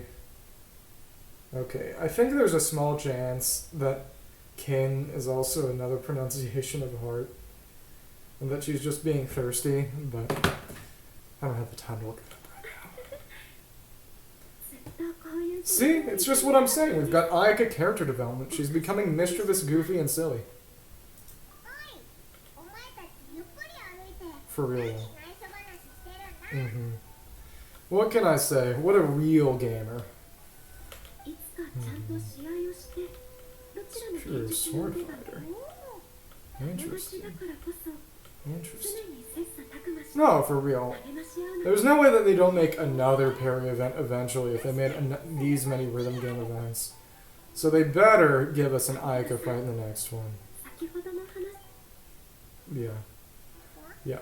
It was almost certainly some sort of thirsty love confession, because in one of her birthday letters she literally ends it by saying the moon is beautiful tonight, which is literally a euphemistic Japanese way to ask someone out. No, there's literally no doubt about it. Let's see. Interesting. They just called him fat. Can't believe it. Interesting. You know, she's 100% flirting too. Interesting. And he hasn't even changed his dialogue. He hasn't even changed his dialogue. Sassy. Sassy. Okay. That's... Ah, there we go. It's just normal fight. Nice. Parry to remove the parry. The anti-parry parry. Wild. There we go. So at least we do get an actual fight again. So it would be interesting if he used Ayaka for this fight, but I do understand that they were just trying to make the Ayaka stuff work. No, parry the Magu Kanki. You know, I wasn't even paying attention. But at least I can actually look at the VOD again. But I was too focused on the fight that I didn't even notice whether Ayaka was using Amanuma Kageuchi or the Mist Splitter. There we go. I like this. Oh, wow. Okay. Oh, that's cool, but you can parry those back at him. That's cool. That's nice. There we go. There we go. Interesting. Okay. But I did find out that going for charges when you're in your kind of pseudo-burst state is a way to make it go faster, which is nice. And because I didn't parry the first one, I just got hit by all of them. Isn't that nice? Oh my goodness. Oh, okay, I like this a lot. We have a real, actual, kind of hard fight this time. This is a lot harder than Taramaru was, but no, like, seriously, this fight is actually pretty difficult. Yeah, see, if you can send him right back at him. But, yeah, see, just me, just absolutely just being way too invested in this event after already pretty much getting all the rewards. I just really, really like parry-based combat. I didn't get Sekiro in the Steam sale, but I did get Nioh and I got Metal Gear Rising, so pretty soon I'll be able to try those out. Yeah. Fun parry-based combat. There we go, we just sent all those beams right back at him. Nice. There we go. Nice. There we go. There we go. There we go. There we go. There we go. There we go. Nice. It's just a matter of managing to get one of those timings down. Then you can just kind of mash, but oh, I messed it up that time. Messed it up that time. Yeah.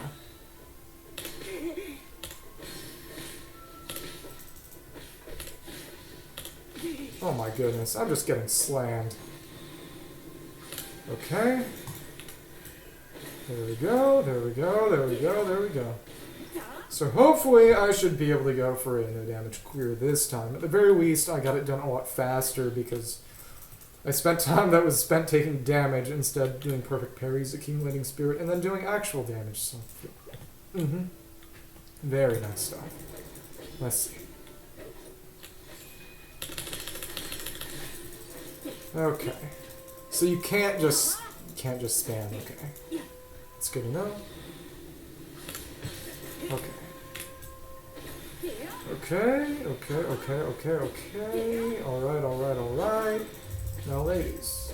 Okay.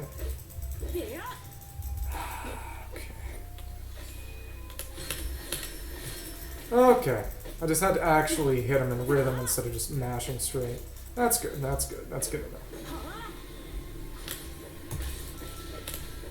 Oh, unpleasant.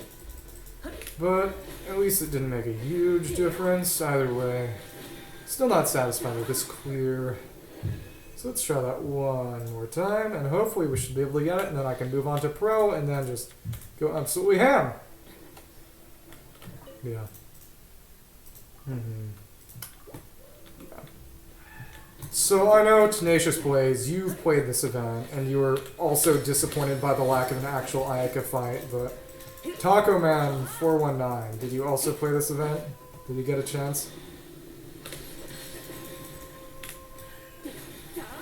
Yeah, because I know Churita has not touch Genshin in literal months, but... Oh, nice, I got another sword beam off just by being fast. I like that. I like that a lot.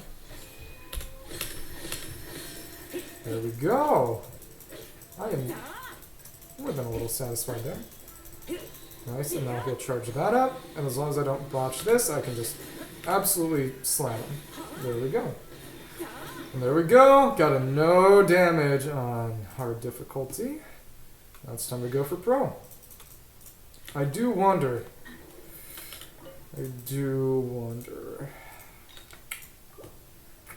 how his attack patterns are going to be difficult here. He might just go for more sword beams. It wouldn't surprise me.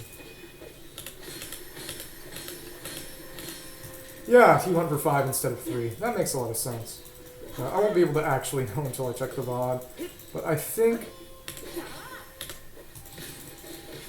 Oh, okay. Unpleasant. So just because of how hard it is to actually kind of time everything, he tends to get in one of his overheads. Okay, that's worth noting. Okay. But now I know that he does 5 of those. Oh, wow. If you get caught in one, you get caught in all of them. Or at least you can't parry them. You could probably dodge out, but... You know, you want to actually... You want to actually parry them instead of... You know what I'm trying to say, right? You want to go for the actual... You want to go for the active evasion instead of just dodging out of the way like a fool. There we go. Nice. 5 of those little beam parries in a row. I feel like a real gamer. Oh. Wow. Magokenki does not do those sort of weird sweeps in the actual boss fight. That surprised me. Okay. Let's just go straight for it and see how we go. Okay. Yeah, you definitely can parry that. It's just... Okay. Just gotta time it right. And I was too late. Yeah. But no, I like that they didn't have the beams in the fire Kairagi fight here, because it let you differentiate it from the electro Kairagi fight in Iridori, but I also like that they brought the beams back, especially since Magokenki actually does use beams in the actual Kenki boss fight. And again, parry timing too late. Should try to figure out, just be like do a 1 count or something. I can count like 1 or 2, and then just go straight for the beam countering. It would definitely make it a lot more consistent. I don't know. Either way, I'm really having a lot of fun with the event. I'm glad you're watching me. Oh. Oh. Okay. But no. If you haven't played this event, and I'm sure that everyone still watching at this point has, you should definitely check it out, because it really is just incredibly fun, incredibly cool. Incredibly cool to just have pure skill-based combat. And also, Tarumaru in the original fight also had a projectile parry. Oh, okay. Interesting. Okay. It's nice that you can hit him out of that, because otherwise I would be a little unhappy, because that is a very damaging attack. Okay, okay, okay. Okay. Let's see how he goes now. There we go. And, okay. Magu can go absolutely just brutalized. So another charge super should do it, so we'll see. Oh! There we go. There we go. Sword beam. Yeah. Honestly, it'd be cool if... The only character with a true sword beam in Genshin that isn't related to an event is playable as Alhaitham. Because his 4th attack in his normal combo string is just a straight-up sword beam. Which is really cool, and also when he has his infusion up, it turns into a Dendro sword beam. Which is nice. Yeah. Sorry I can't talk when I parry those sword beams. I wish I could. Come on. Oh, that timing is unforgiving. Oh. Oh. Oh, baby. Whew. Let's try that again. Yeah. But yeah, that Mabu Kenki fight is pretty hard just because he varies his timing, well, it varies its timing and its direction. The direction doesn't really matter that much except for the fact that different directional slashes have different timings.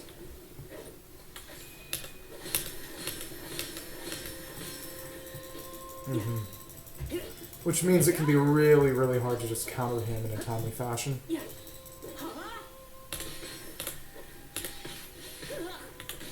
Yeah, see? But at least I think I can kind of guess that he'll go for that kind of side swipe if he starts from the side.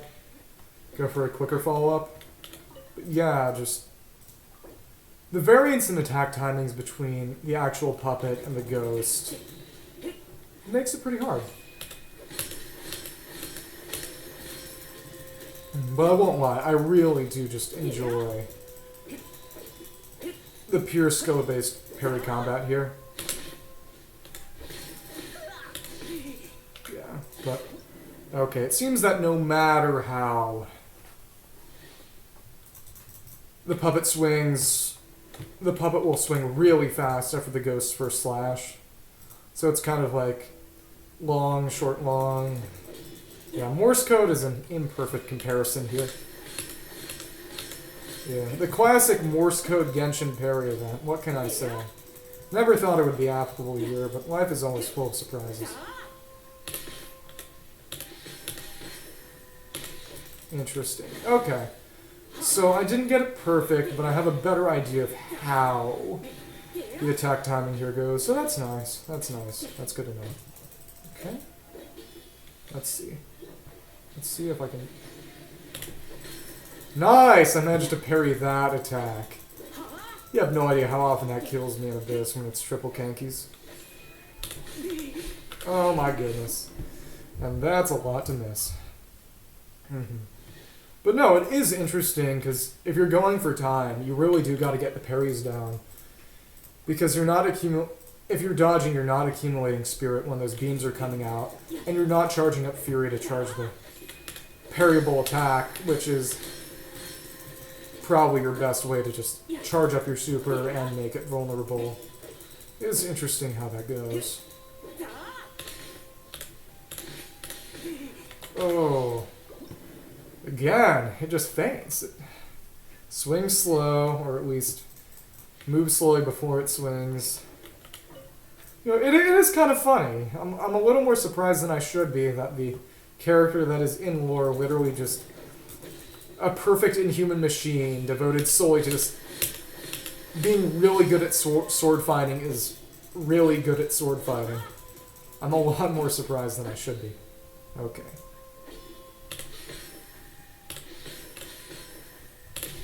Oh, I almost got full there.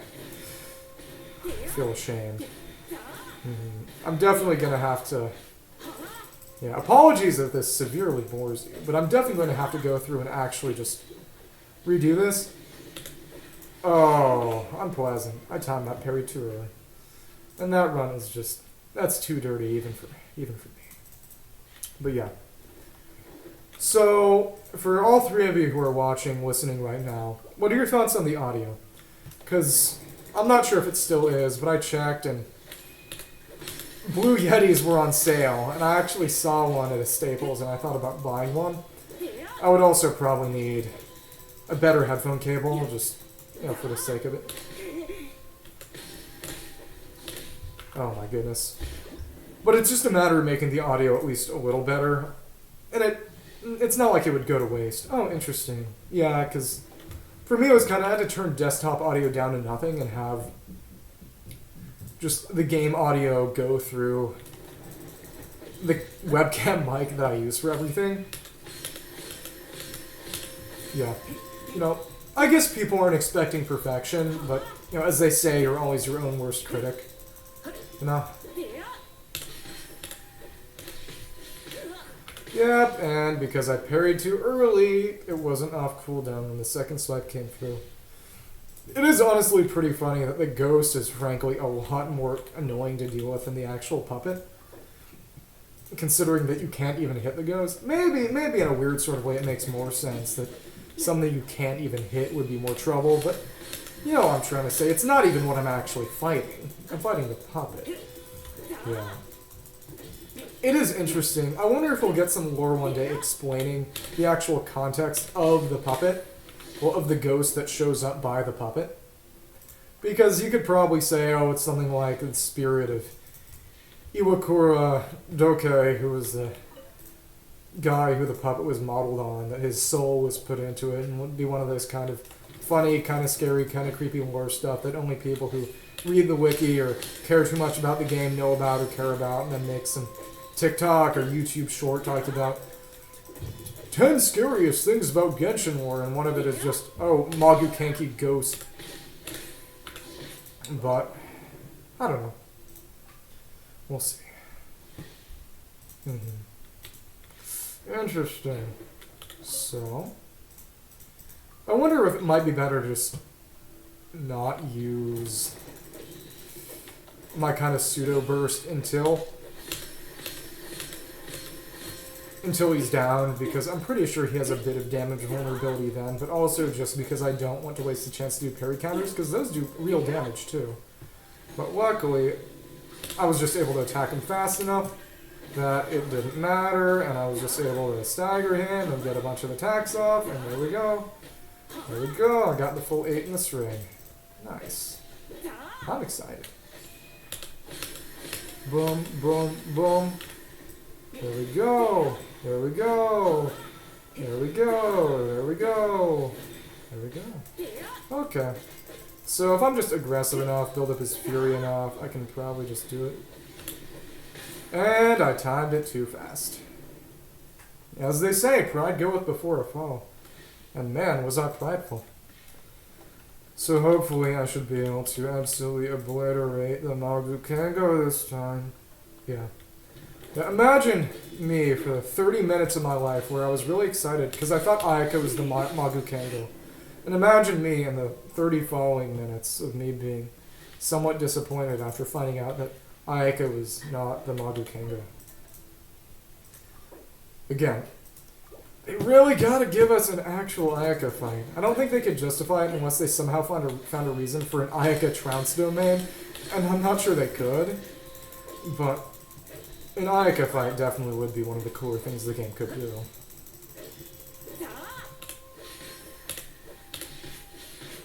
Oh, not the parry timing.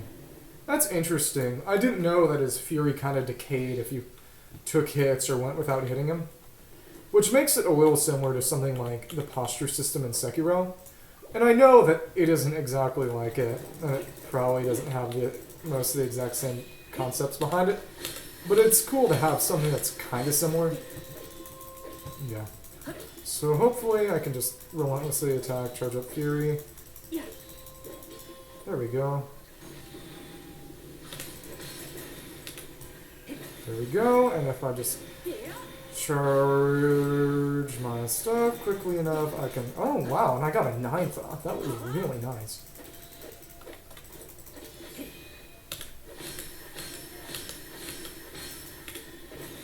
There we go, there we go, there we go, there we go, there we go, there we go, there we go. Oh, okay. That was a really good. That was really good. Okay, I just got lucky this time. Either way, I did get what I wanted. I got my no damage clear. But, honestly, one more time. One more try. Got my no damage clear, but I kind of want to test it against other attacks. Because all I really did there was just go hit it hard, really fast, and just counter its sword beams. And that's not nothing. Yeah, never mind. Now I just feel silly. But at least I can just fight relentlessly without worrying now. Oh my goodness. You know, at least I got one hit off. I feel good about myself now. Yeah, half of me wonders whether you couldn't just fight without using any of your skills. I thought about doing that earlier, but it isn't really designed for that, because if you just go for the counters, you won't be dealing enough damage to actually kill it in time. I think. I don't know. You know, after this fight, I'm going to go absolutely crazy. I'm going to do something really crazy and silly. Just fight it, no skills. Just try to do it by charging up Fury, doing pure counters, and just... There we go.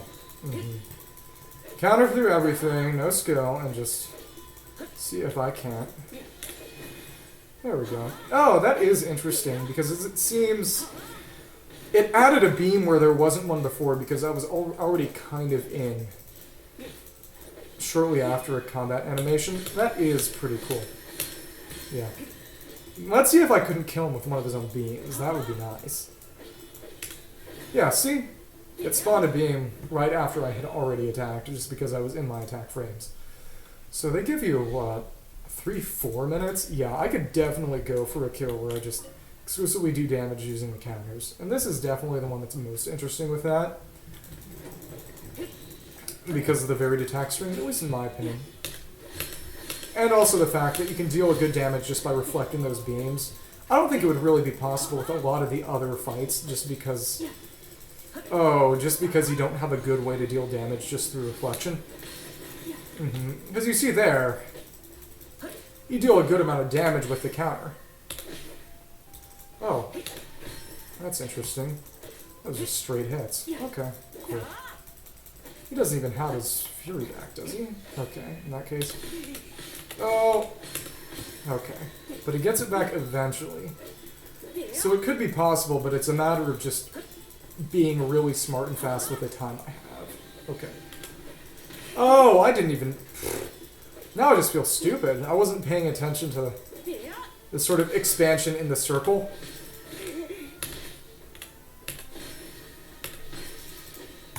That's interesting. That's actually really cool. Okay, let's see if I can't...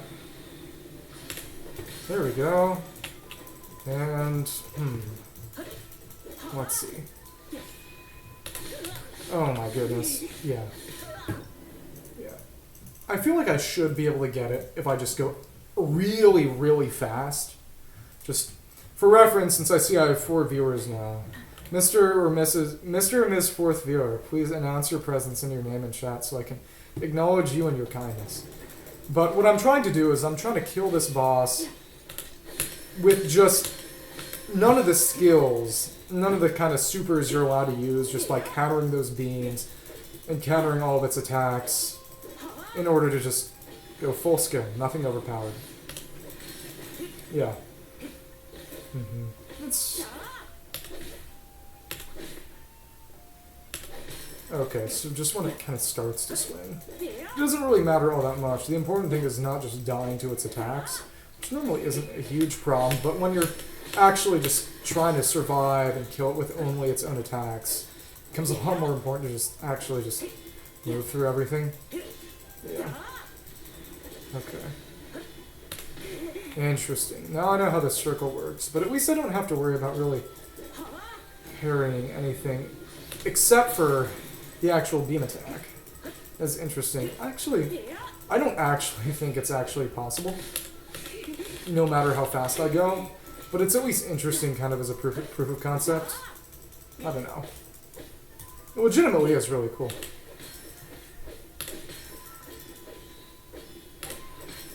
Okay.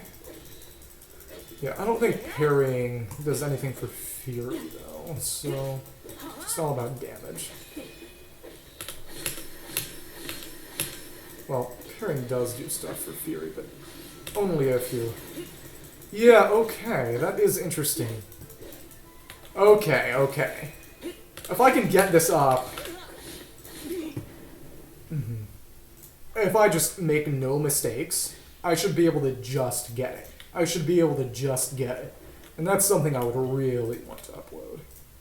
If I can get a Magu Kengo kill with no skills used whatsoever, and ideally no damage, frankly, I I would like that a lot. I think that would be a really cool thing to be able to put up. We'll see. Oh, I parried too early, and now that amazing run, starting off with just parrying all those beams, has gone nowhere. It's all wasted. It's not wasted. I'm having fun. I hope you're having fun. I hope I've been able to spread love, joy, kindness, and cheer. Yeah. Let's see. Yeah, so... yeah, you can charge up the Fury pretty quick and do a good amount of damage that way. So, let's see. Let's see if I can... okay.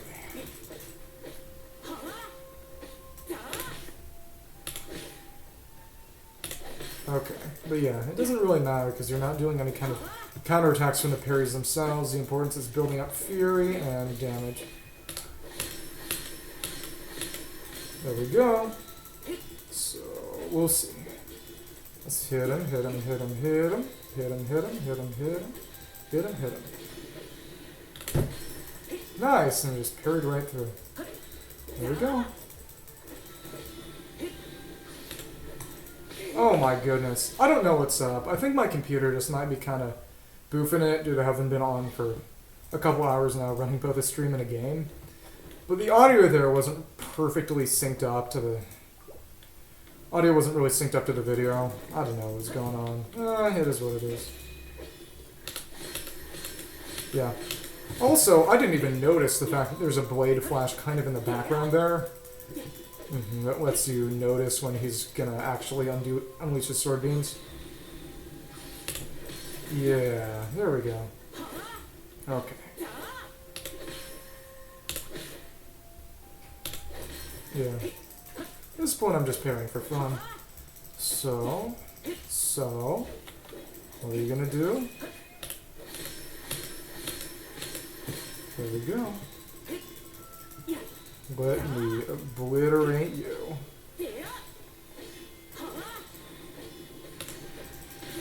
Oh well. It's not like he's gonna kill me either. Really isn't a good way for that. There we go, there we go, there we go, there we go.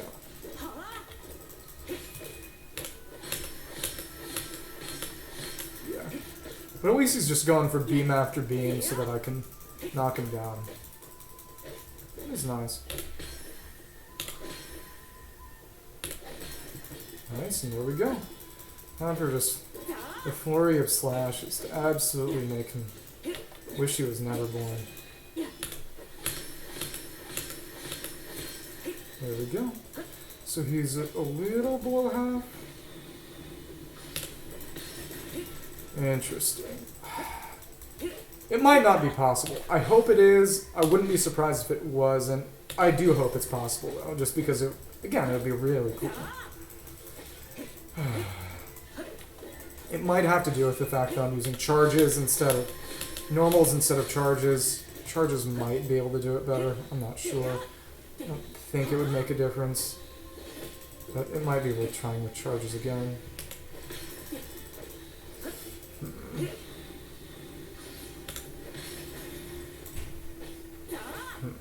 Interesting. Okay. Okay. Okay, okay, okay, okay, okay, okay, okay, okay, okay. Okay, but going for charges is dangerous because it puts you in frames where you can't really parry easily. Isn't that nice? I think I was so close. Yeah. But what it does tell me is that I absolutely cannot ever afford to miss parries because... especially not the beams because they're just... okay. Okay. Okay. Yeah. And also I think I'm doing ever so slightly more damage when I parry like this. I don't know. It's just me being silly. Okay, there we go. Yeah. But I think I'm accumulating Fury faster like this in exchange for being a bit more vulnerable. Interesting. Yeah. Does it make a real huge difference? There we go, there we go, there we go. We're actually making really good time. Oh wow, yeah, that... I do think that it's actually knocking his fury down much faster. Yeah, yeah. Oh wow, okay. Yeah! That's very possible. That's impressive, actually.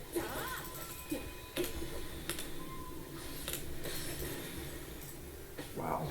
That said, maybe I should have let him go for the... let him go for the beams instead of just knocking his fury up right there. But that said, he probably would have ended the animation anyway. Wow. No, no. This is very cool to know that it's possible.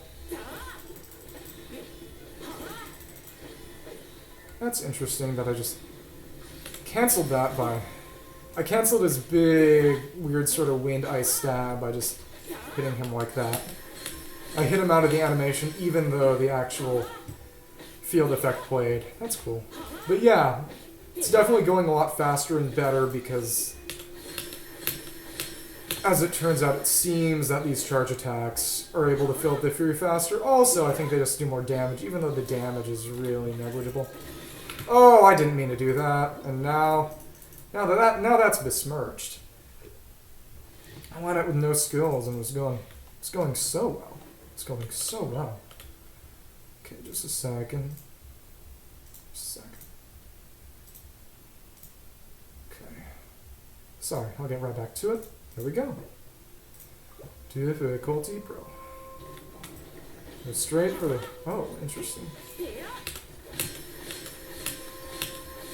Feels like a rhythm game, kind of. There we go. And there he is. There we go. Yeah. And so far, no damage. Yeah. That does feel pretty good. Just damageless, no skills. Yeah, there we go. I'm not gonna count my chickens before they hatch. I would be remiss to do that. And allow my foolish pride to... There we go. I hit him out of it again. Yeah. It does honestly feel a little crazy to just hit him out of his own kind of downward wind stab, even when the graphical effect is on screen. Yeah. Pretty sure I'm accumulating his fury faster. I hope so. And it does feel like it. It really does feel like it. Gotten better at countering his normal slashes. There we go. There we go. And I've got him right up against the wall. Oh, that's some damage. Oh well, what can I say? Might not be able to do this anyway. Yeah, I'm glad you've been relatively entertained watching me just bash my head against an entirely silly set of completely optional challenges in this event. Yeah, see? If you just charge, you can knock him out. Yeah. Yeah. To quote my personal hero, Wi-Fi is okay if you're close to the router. Oh my goodness. To everyone watching, what is your personal opinion? Is Wi-Fi okay if you're close to the router? Okay. Alright. And I got so close too. I mean, I probably would have actually gotten that kill within the time, but I just didn't want to countenance something so shameful as missing one of the beam parries. Especially since it's a lot more telegraphed than I originally thought. I didn't even notice the fact that the sword flashed. Yeah. Because, again, it really does just make itself pretty obvious. Okay. There we go. But yeah, he just moves pretty far back. There we go. There we go. Alright. Get your fury gauge back. Come on, get your fury gauge back. There we go. He has it back. Now we can just continue spamming charges and getting him out of his attack animation. Oh wow, that was shameful. You know, honestly, I'm just gonna send it this time. No matter how much damage I take, I'm gonna go for the no super kill and just... That's what we're going with. That's what we're going with. Okay. Alright. There we go, he's in it. We're gradually pushing him in a corner. Nobody puts Kanki in a corner. That is an old reference. That is before my time, even. For what it's worth, what I'm referencing is a movie called Dirty Dancing, where there's a character named Baby, and at one point she says nobody puts Baby in a corner. I have never seen this movie. I literally only know that it exists, and I only know that nobody puts Baby in a corner as a reference to it because my mother used to make that joke sometimes. It is incredibly silly that I'm saying it, especially saying it on a Genshin stream. The Zoomer game to end all Zoomer games. I don't know, maybe that's Elden Ring. Kind of a millennial game, I guess. Okay, I didn't expect him to go for those sweeps. Forget what I said about just sending it. I am not sending that. Thought he was just going to keep going for the downward stabs and the kind of unelemental cross counters, but yeah, man is going absolutely ham. Man is determined to stop me from getting my no damage clear. I don't blame him. When you're literally just this sword-fighting puppet locked up in who knows where for however long, just breaking the dreams of immortal children is probably one of the few things that can actually bring you joy at that point. I don't know, I've never been an immortal sword-fighting puppet, so I wouldn't actually know, but I can only assume that it's a pretty unfulfilling existence. Say what you will. If anyone in the audience right now has ever been a sword-fighting puppet and has different testimony about what it's like to be one, I advise you to just pipe in and chat. I would love to hear an alternate opinion on the topic. Okay. Oh, interesting. There we go. Okay, so I just shouldn't go for the charges then, because it's too fast. I can't parry in time when he does that. And I can't parry in time if I simply miss the parry. What can I say? Then I feel like a real fool. Whew. There we go. Yeah. I guess when I put the VOD up or something, I'll be able to just, I don't know, maybe do timestamps or something. Be like, featuring something, damageless clears of all the warrior spirit bosses. Clear, or damageless, skillless clear, or at least superless clear of Magu Kango.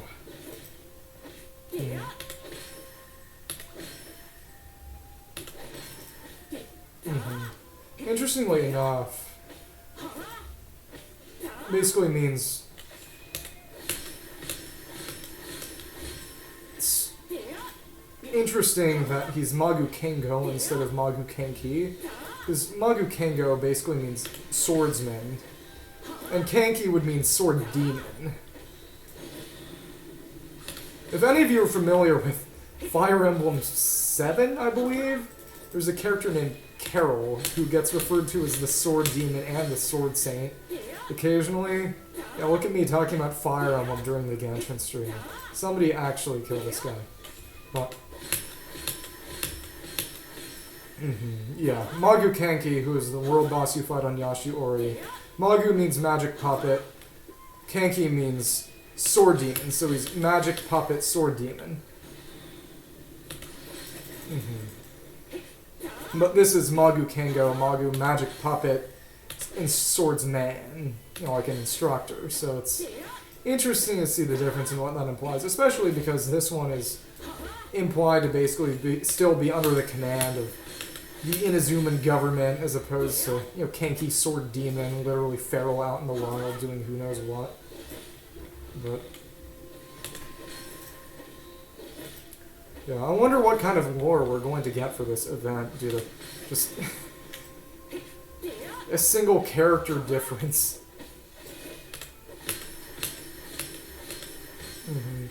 Me caring about Genshin lore so much that I ask about the variant name of a random throwaway enemy. Well, not random throwaway enemy, but you get what I'm trying to say. I'm asking questions which do not need to be asked and will probably never be answered for no good reason. What a silly boy. There we go. And this should... Wow, I didn't expect that level of damage. But yeah, there we go. I'll try it one more time and see if I can't do it no damage. Otherwise, I'm just going to move on to Abyss because I'm more or less satisfied with what I got there. Yeah, again, thank you everyone in chat for continuing to watch. I'm glad that you've been more or less entertained by this. Especially given that I've been, again, butting my head against the same little challenge for the past while. And, you know, it's not... I think it would honestly be more frustrating, again, not to toot my own horn, but... Okay. One more try, actually. That was too early on for me to really take it as an actual failure. Look at me just purely jawing.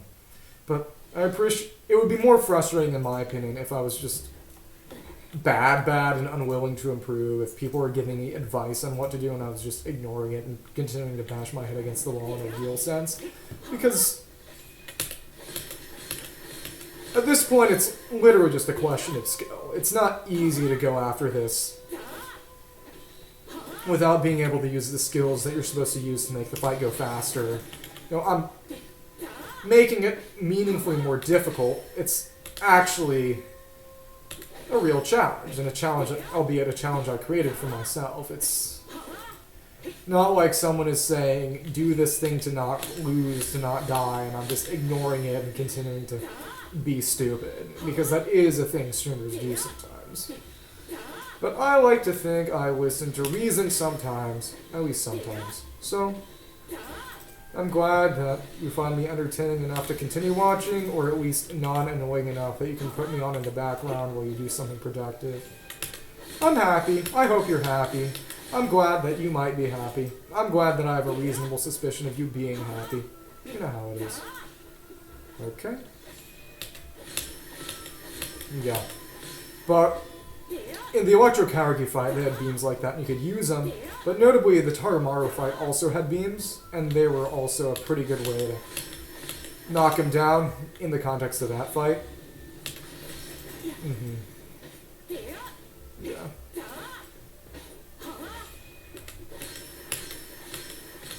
It is nice that he's just giving me beams and very little else. It makes things relatively easy for me. Let's see what he does this time. Oh, just more beams, more beams, more beams. I don't even know how I feel about this, because the issues before was that he was going for other attacks, and now he's just... But at least I was able to hit him out of that. Yeah, honestly, maybe I would have liked to have had to actually go for the parry there instead of just...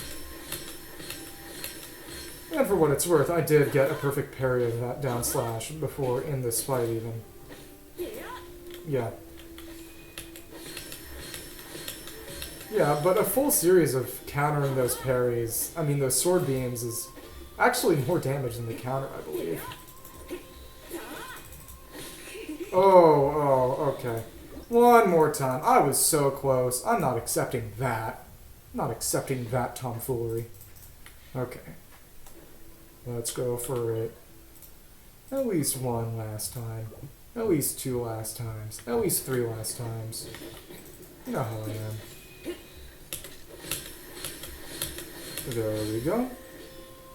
More of these charge attacks, and he will have to do his big parryable counter.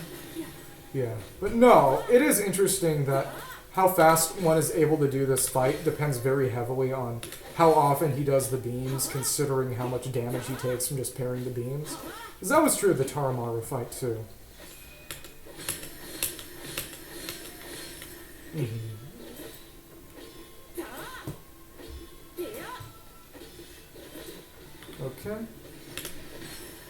go. That parry timing is a lot easier for me now that I've had to really ingrain it into my head.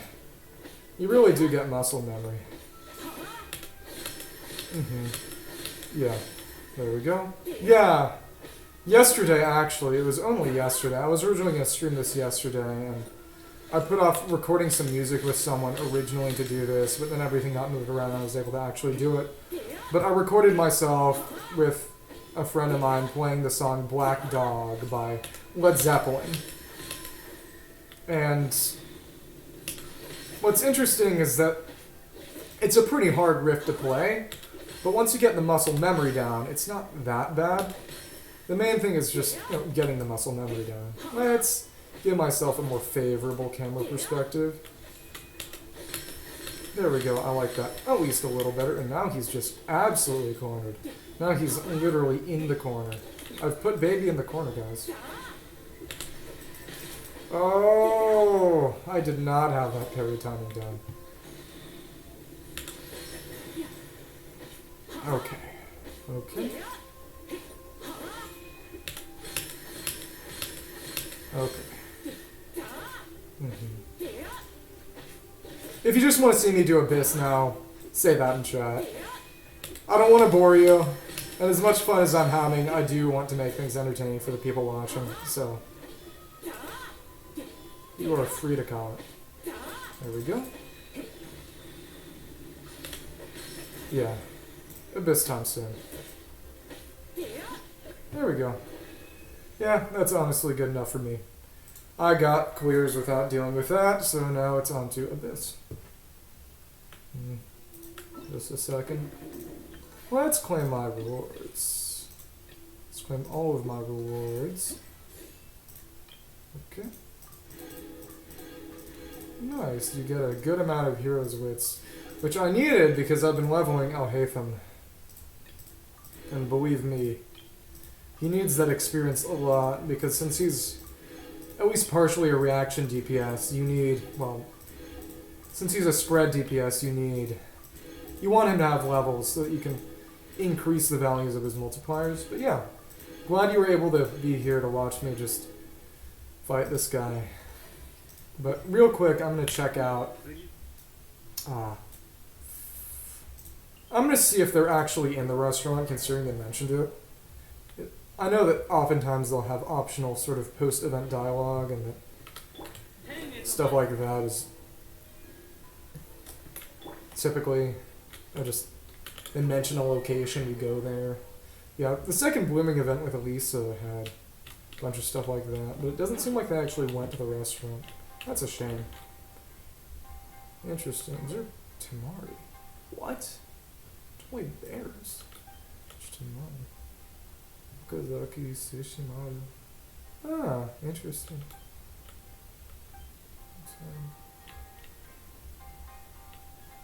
I didn't do it. Oh, I think that got added after a...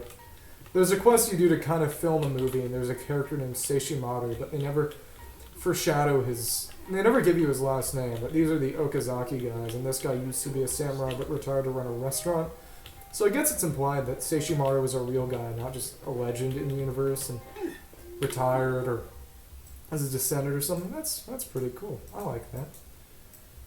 So time for the Abyss. We'll do this. Let's do this. Okay. Yeah, let's claim that battle pass. Let's go right here and yeah. It doesn't matter that I was already at max battle pass level. It matters. It matters to me at least a little. So let's ensure that everyone has the right weapon on them. The important thing is making sure that Venti is stringless, and yep, he didn't have stringless. Now the way I play this is I max out weapons as much as I can, just swap them around between characters. And usually that isn't a problem, but sometimes I do like to run multiple characters who want the same or similar weapons, and then you get some problems. It's not wretched or terrible, but it does cause a couple of problems sometimes. So now we're doing this. There we go. Interesting. It's a real shame I'm not really doing any Dendro this time around. I would love to use Alhaitham, but I just don't have him. He's not leveled up enough yet, and his skills are kind of low. His talents are kind of leveled, and his artifacts are kind of leveled. He does really good damage still. But I want to level up Shinobu so I can do a quick wound team with him. Like I was saying earlier, I really, really enjoy the idea of quick wound. It's actually pretty similar conceptually to Overbait because you've got two types of reactions going on while Electro is involved. But it can be kind of hard to run because you need a balance. You can't apply too much or too little Hydro. And with Alhaitham in particular, the rotations are interesting. They're not incredibly unforgiving, but if you want to really get the most out of it, you need to play around with the rotations. And I actually like that a lot because most of the teams I use are really simple in terms of rotations, which is honestly purposeful. I don't like it when you have to just constantly swap back and forth between characters all the time. But it is cool every now and then to have a way to play the game that requires a bit more management, at least strategy, at least in terms of, say, stack management. Because the deal with the deal with Alhaitham teams specifically, that makes them a little complicated in terms of stack management, is that if you're using Shinobu, you want to swap to her to cast her skill while Alhaitham's burst is going, because otherwise you've got dead time where Alhaitham is doing physical hits which don't count for much. But if you are interesting, silly, mischievous, devious, you can... Oh. What can you do? You can... Oh my goodness. Silly man. He didn't even get Stellaris Phantasm. But something you can do is... What was I even going to say? Oh, you can avoid wasting any time by swapping to Shinobu and using her skill while Haytham's burst is going on. But if your connection is bad or you're otherwise slow, it's relatively easy to just boof it in the sense of just take too long and Alhaitham's burst finishes while he's off field and you don't get his infusion and that rotation is just a total loss. Because Alhaitham gets a bunch of infusion, a level 3 infusion out of 1 to 3 when his burst finishes, but only if he's on field. So otherwise that rotation is wasted. So you really have to know what you're doing, otherwise it just goes nowhere. Which, like I said, I actually kind of like, because it means that there's something more going on than just swapping through a couple of characters and just dealing damage with the right character at the right time. There's a lot more complicated stuff going on, and that's really, really cool, honestly.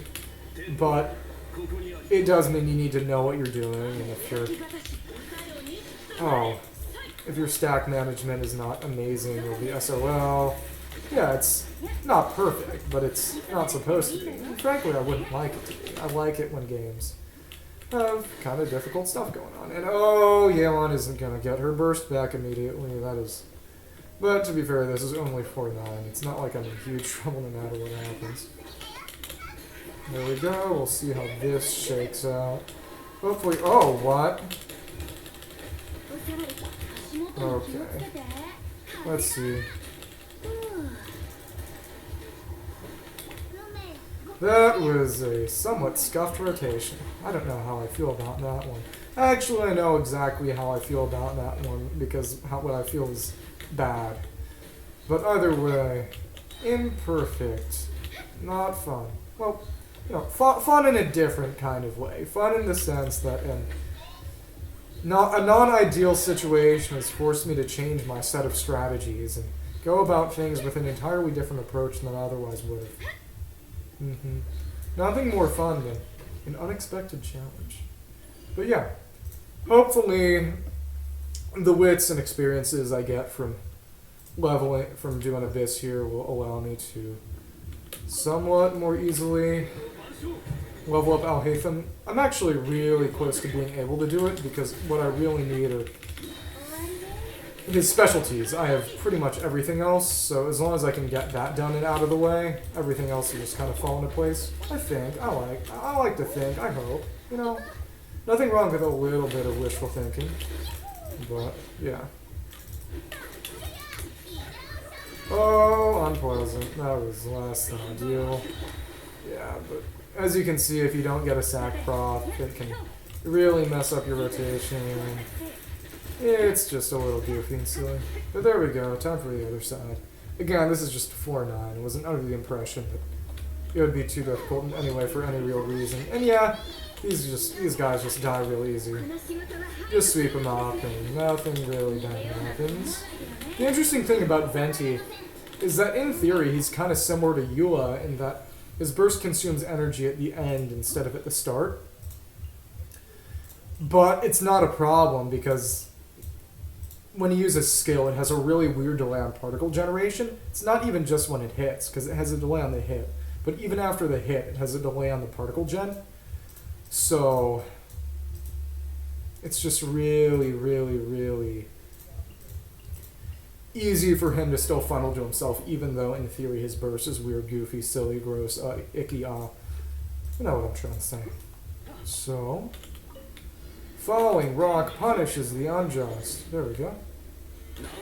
And there we go, and they all die to that. Interesting. And there we go. Yeah. The reason Xing Chao is so good with Sacrificial most of the time is because he has a unique, well, not unique, but his skill is interesting in that, oh, I don't want to say this. His skill is interesting in that it hits twice, and Sacrificial has a chance to just get rid of the duration of your skill and just put it back off charge whenever you hit, not just per cast, which means that as long as you... Oh. Okay. If you hit twice, you have 2 chances to proc it. So what looks like an 80% chance for him is actually effectively a 96% chance, which makes it a lot better and easier to use. And if I get them here like this, I can just like that, and catch them like this, catch them in here, freeze them, and there we go. These guys are just clown on. I can just get them up together and blow them all up at once. And there we go. Oftentimes I'd have trouble with that chamber because I went all forward instead of going to the side to bunch them up, which was stupid of me. Energy recharge shouldn't really matter, but you know how it is. You know how it is. And yeah, they both got hit, which is good. I guess I could have gone for both. It doesn't really mess up the rotation. I don't know. Nice, and the Virgin is getting them. That's cool that I was able to make the Virgin work there. I was not expecting it to happen like that. There we go. Hopefully I can beat him up with the remaining swords, and I wasn't able to, but okay.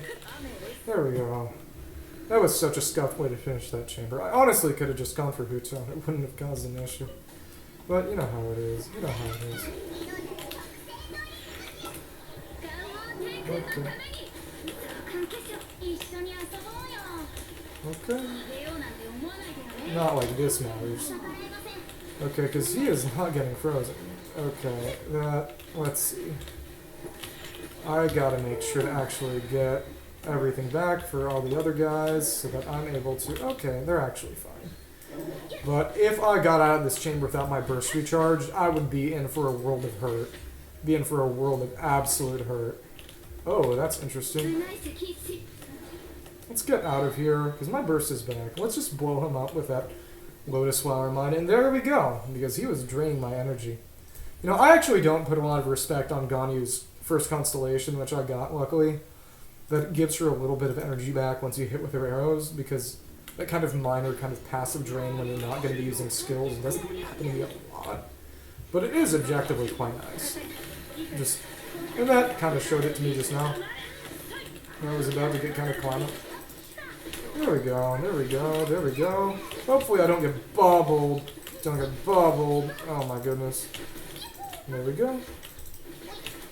Okay, let's see if I can't. Homeboy gets knocked down by the rain swords. Okay. Nice. Hopefully this works out and I can... Okay, let's get out of the way here. And there we go. Hopefully, now that that's gone, I should hopefully be able to actually catch the Mirror Maiden in the burst, because the important thing is not giving her super poise, so then she can't get in the burst. And there we go. Yeah. That chamber goes a lot faster when you can just suck everyone up. It's the power of the suck. If you don't suck, well, I don't even know how to finish that sentence. But well, you get the gist of what I'm trying to say. If you don't get if she gets her super poise by marking you, can't really just permafreeze her or deal with her in any of the typical easy ways. So let's just get everyone bunched up over here and hopefully just make them hurt a little. Make them hurt an appropriate amount.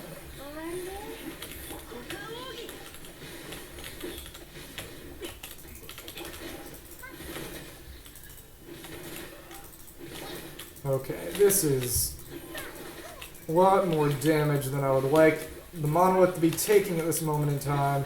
And additionally, it was getting blocked by... The monolith was blocking my attacks too.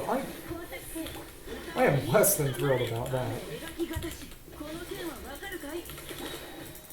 Oh my goodness. Unpleasant. Unpleasant. Hopefully I should be able to relatively easily get rid of the other one just by virtue of... Okay, just by virtue of being able to hopefully trivialize it by just getting them all sucked. But we will have to see about that one. We'll have to see about that one. Okay. One viewer. God bless you.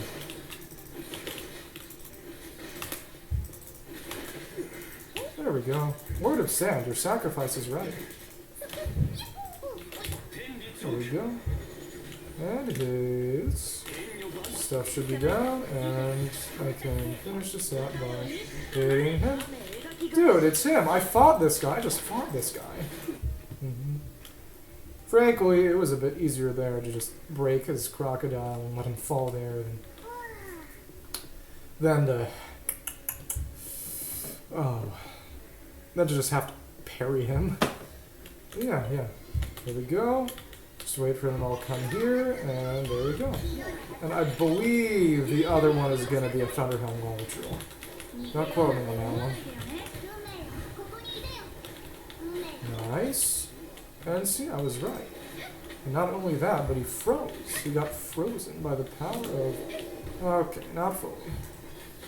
I think once I was able to actually just totally trivialize it by just actually managing to get him frozen until I knocked him down. But again, don't quote me on that. I don't really know. I don't know all that well. It's not what they pay me for. They don't even pay me. Okay.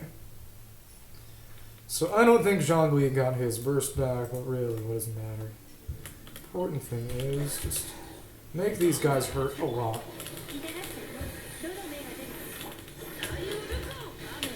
Okay, let's see how... Okay.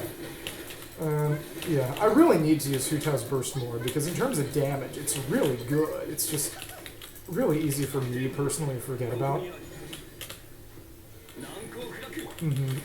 Because it's not amazing in single target situations. So again, it's easy to kind of forget that you have it as an option. Also, I didn't really prioritize her energy recharge when I first built her. I'm not really interested in just rebuilding her. So as of now, her burst is kind of not a priority in her kit in any way, shape, or form. But yeah, I like to think things are going pretty well. Yeah. Okay, there we go. We'll see how this guy goes. Interestingly enough, the best way to deal with these guys is oftentimes to use Dendro now, because Dendro is the only thing that actually deals any kind of double damage Mm-hmm. Freeze only has a 1x effect against these guys in terms of being their shield down. It's kind of like a 1 times multiplier. But I believe, if I remember correctly, that Dendro has a 2 times multiplier. And that most Hydro Shield enemies were kind of made with shield quantities based around the idea that nobody would be able to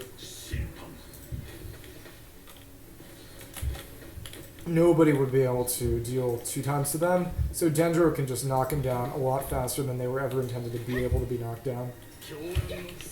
Let's see who's next. Oh wow, I wasn't expecting that of all things. Okay, cool. Well, let's see. Well, okay.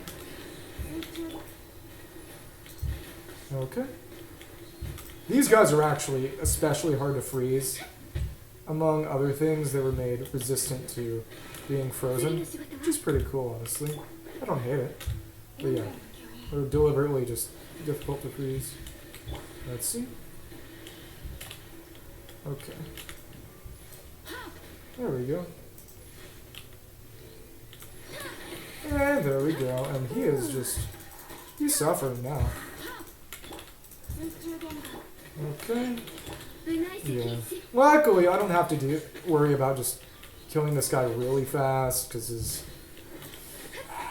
this is not a hard chamber. And still, I got it 7 minutes, no problem. Because it's only the last chambers in 9 and 11 that you actually have to clear with that degree of time. So, oh, interesting. This does seem a little different from normal. I don't know. Maybe it's just bad memory. Either way, yeah, it's probably just bad memory. Because I think I do remember fighting these guys. And that's the thing with hitting too many of them at once, that you lose your toes buff. Oh, that's a little unpleasant. Okay. Well, let's get them all with the yellow skull. That might be a DPS loss. I honestly don't know. And I did not mean to use a burst there. Oh well. Especially because it means no damage bonus. That is less than ideal.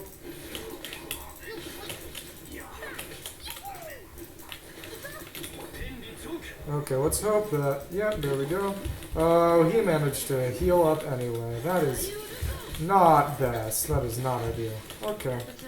Well, at least this is a relatively easy fight. And I forgot to get his shield back, but again, at least I wasn't really taking damage. So hopefully this is... oh, that's cool.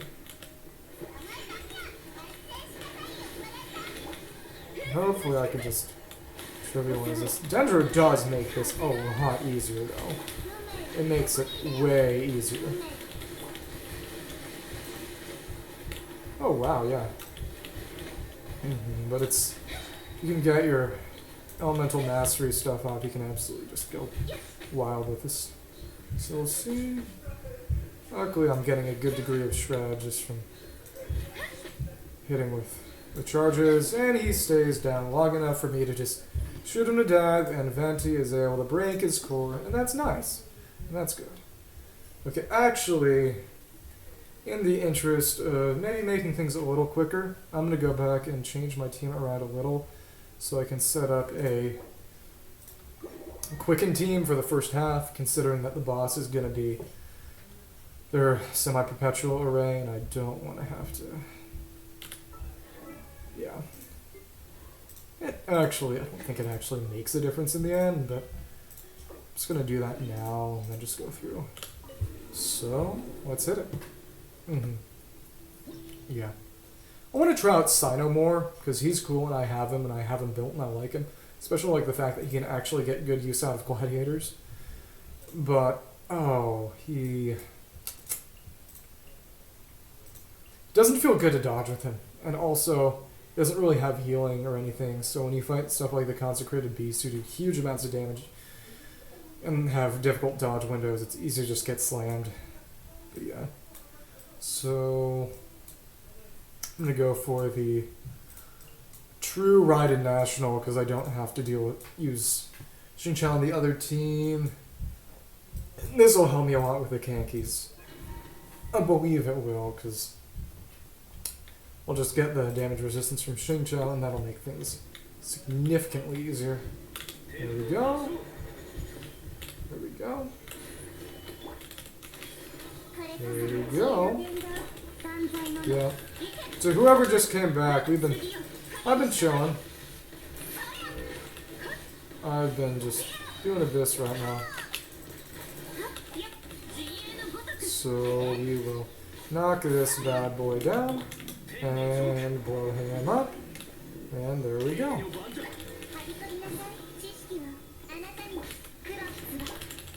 Interesting.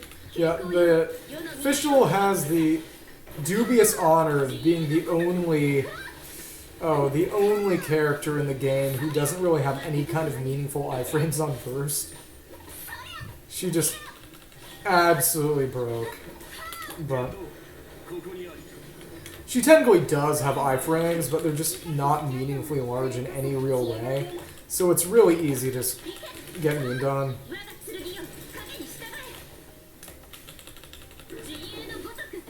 Because, trying to...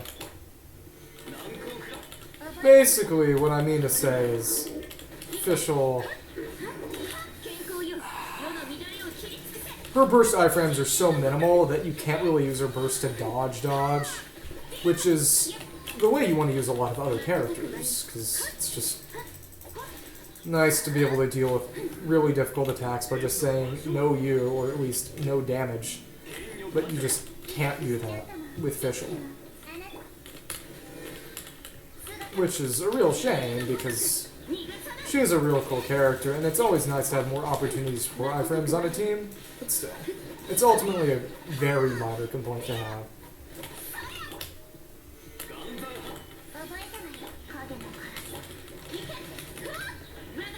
Okay, let's see.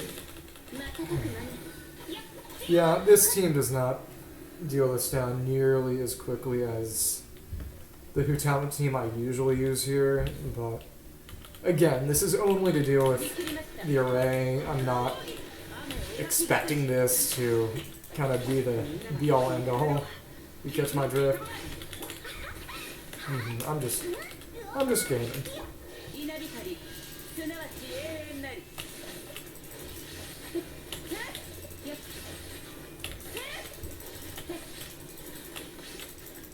Okay. Let's get my burst back in time. That was a little difficult. Okay. There we go. Yeah, it's not coming back. At least, not right now and not in, for my desired and expected. It doesn't help that these Whopper flowers just get knocked around so much. It is a little less than ideal, at least. Oh my goodness. Clowns. All of you are just utter clowns. What? Oh my goodness. That was aggravating. I died right through my...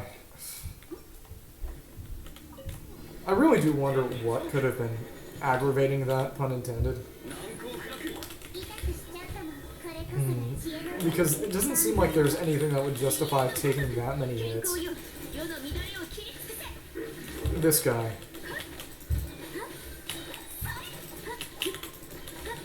Okay.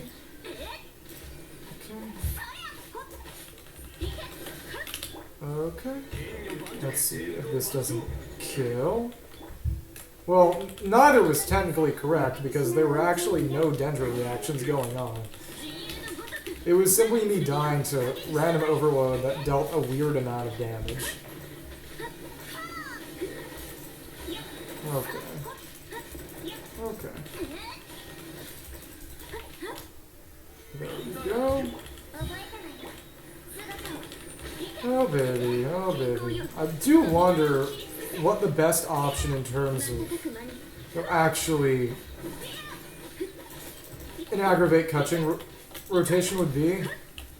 Just because it's not an exact science, but oh.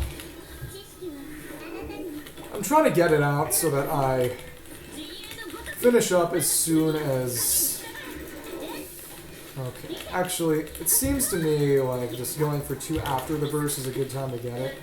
And so I just go for the recharge. Again, it's not an exact science, but it is a little more frustrating than I'd like it to be. That said, I don't think anyone likes anything to be frustrating. So, let's see. Okay. You know, I wonder if it would be smart if I would get even more damage out via... I don't know. Oh. If I could get a little more damage out by just bursting with official every rotation, considering that she is getting her energy back now. We'll see. So now it's time to hopefully get this chamber done. I don't even mean good time. I literally mean just not literally dead. My standards have dropped to an unimaginably low level here. But oh wow, she really just kind of weird though. I don't know what she was up to there. Oh my goodness. Oh my goodness. Oh my goodness. Oh well.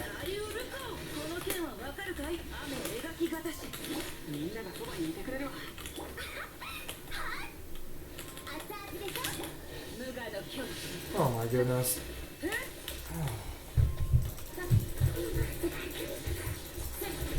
Okay, this guy is easily the worst to deal with, so we will get rid of him first.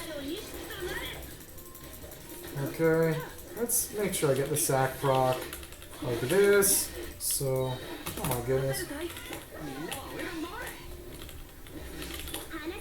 Yeah, this is a little less than pleasant, but at least it's going. Yeah. Just the sheer power of the overloads is not really nice, just because of how much everyone gets knocked up. It's not even knocked back, it's knock up, which is very funny to think about. You know, again, you think a lot about knockback in games, you think a lot less about knock up. So let's see if I can get rid of them. I don't want to use everything up here, because the goal is at least ideally to be able to clear Magukenkis in time with these teams, because I might be able to. It's not something I'm betting on, but it would be nice to be able to do that. Okay, I'm just going for Electro Charge at this point. Low standards, very low standards. Low standards, incredibly low standards. That said, I keep forgetting that even just by triggering vapes and overloads, even just the overloads, Zhonglun's burst does a pretty respectable amount of damage. It's too easy to forget about, honestly. Yeah. Dude, Samurai feels just like the event. Like I never left. Like I never left. Inazuma, but epic? Okay.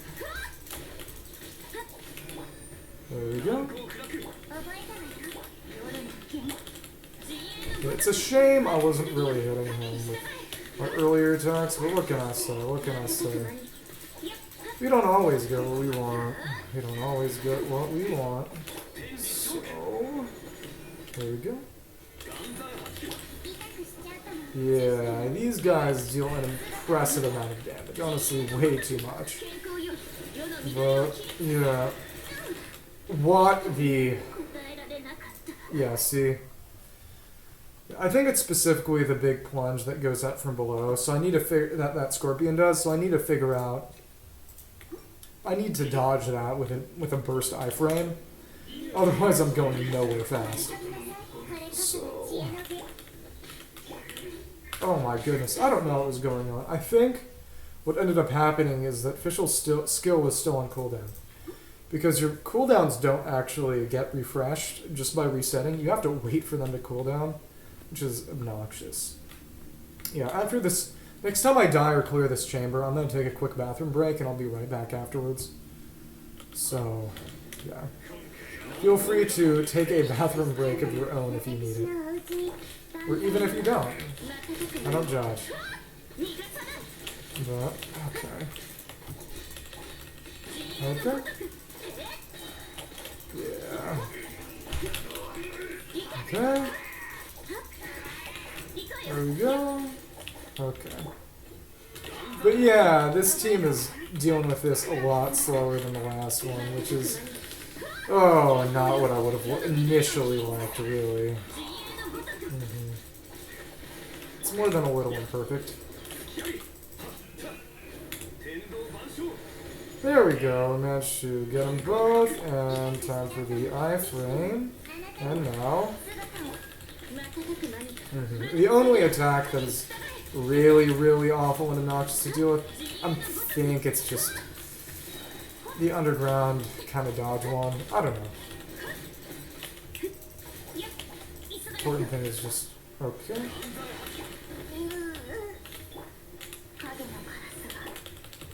There we go, we managed to get that scorpion down there.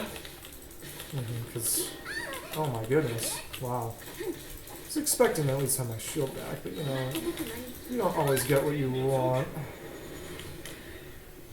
Oh wow, I was expecting that to hit at least. Okay. There we go, there we go. Okay, hopefully... Yeah, these enemies are honestly really hard. The Consecrated Beasts, they will make you suffer. And I actually like that, because it's good to have... Again, it's good to have hard enemies in the game, but it's wild how hard they are. Especially considering that you find them around the overworld, at least Sumeru Desert. And there's one in Inazuma, if it's Inazuma, because Inazuma is the hard place. It's interesting for sure. Okay, let's get these guys grouped up. Yeah. I actually saw someone do this fight earlier today. And, yeah. They did this in order to... They ran around a little at the start, specifically in order to group them up. Which I found to be really smart. And I really liked because... Oh, believe me, it is obnoxious. These guys are obnoxious. Okay. Oh my goodness. That was less than pleasant. Maybe I shouldn't have tried that. I think really what I needed to do was just be smarter about using burst iframes to dodge attacks. But either way, I died there, so I'm going to take a quick bathroom break and be right back. Thank you.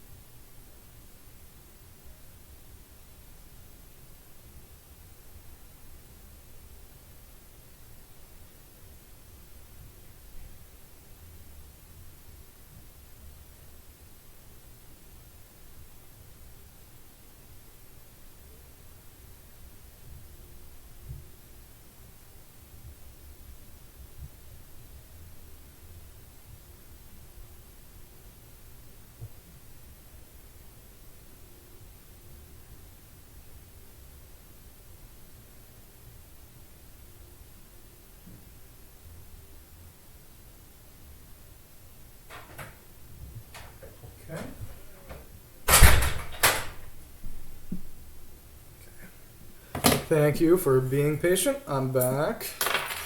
Okay, there we go. Just making sure I'm all right on stream.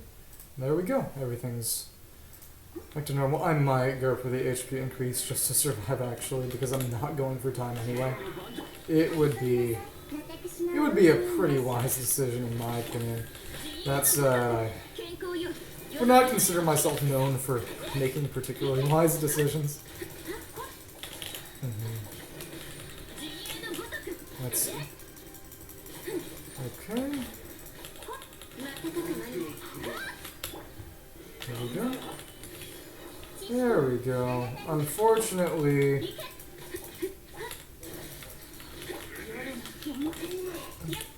Let's see. Oh my goodness. Oh my goodness. Yeah, that was a little sussy. Okay. Let's see if we can't... There we go. Just knock him out. Unfortunately, it was imperfect in the sense that... There we go. In the sense that only one of them actually got hit up. But, you know, we take those. Don't make the perfect the enemy of the good. Right. Yeah.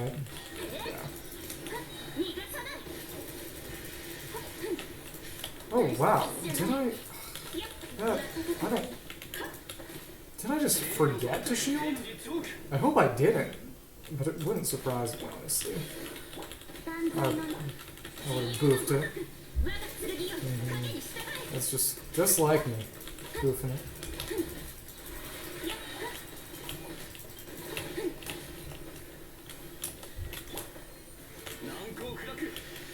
Oh, that's bull. That's a load of bull. They blocked me from actually getting to the phagocytic block. Either way, we're going for max HP. I just need to survive.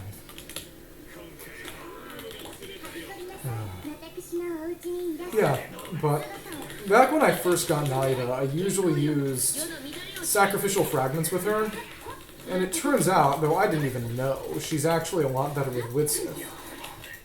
And I did sac frags because, you know, it increases her elemental mastery among other things, and I just thought it would have been a good idea.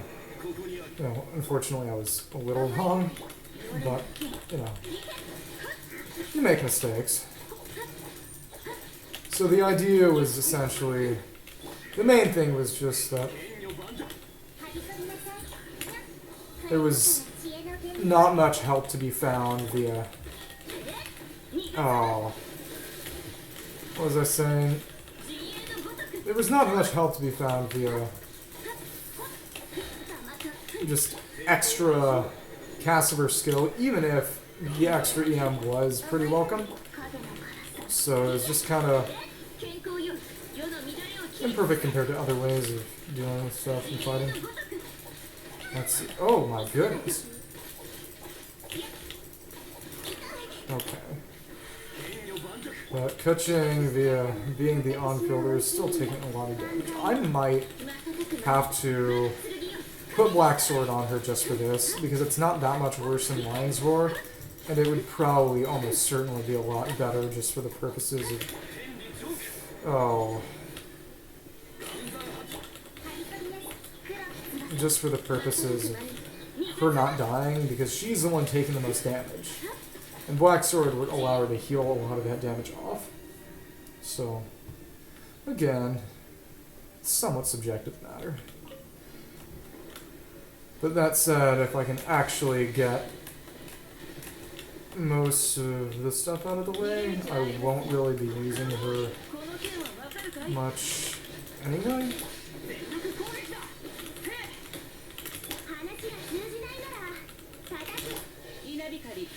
Okay.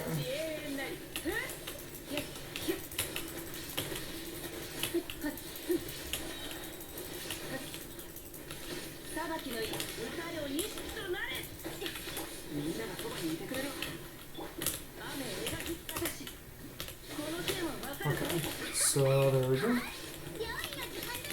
Okay. Goal is to kill the Galloping Frost. Goal is to just make him die, make him die, make him suffer.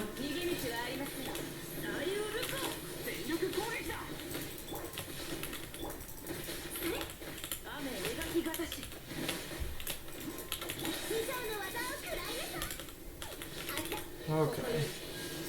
Okay. Hopefully I can actually... Oh, yeah, and there we go. We actually got that. That said, I think that might present some serious difficulties in knocking down the final chamber in time, but we'll see. We'll see. Thank you. Yeah, it took me a long time to get done with that chamber last time the Abyss rotation was around, and a lot of it was just because I had trouble grouping them all up. The main thing is being able to actually hit them all at once, and that's really hard to do if you're just... It can be really hard to do.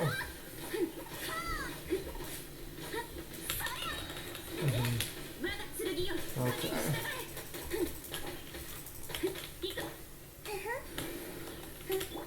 There we go.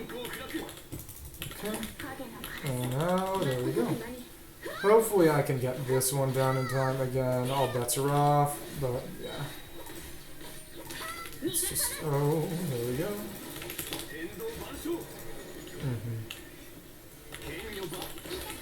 They don't make it easy here. I feel a lot of intense fighting.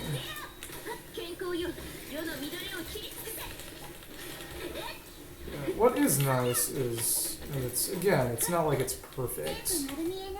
There's a lot of, oh, and there we go. That was actually quite nice. I like that a lot. I was able to just AoE it and get rid of it that way. But yeah.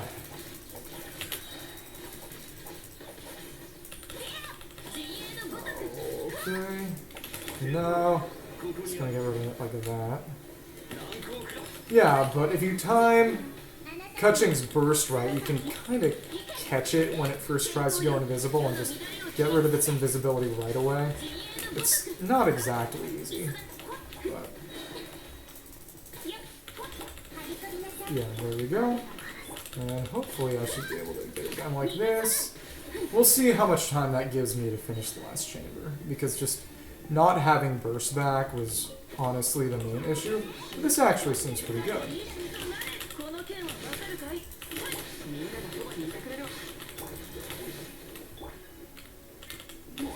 Okay, let's see. Okay. Let's see if I can't just get rid of these guys. Oh my... Oh no! That was dirty. I cannot stand for that. What the heck was going on? What kind of reactions? Was I getting electrocharged? I think I was getting electrocharged. Maybe I should go for the defense one. I don't know. I really don't know at this point. In that case, what I might have to do... Actually, I was thinking about maybe doing it in a way that I would be able to... Oh, that was a real botch. Because it doesn't really notate it all that well, but it moves really quickly, or at least teleports, so it managed to dodge my burst. Which, as you can probably understand, I wasn't exactly too happy about.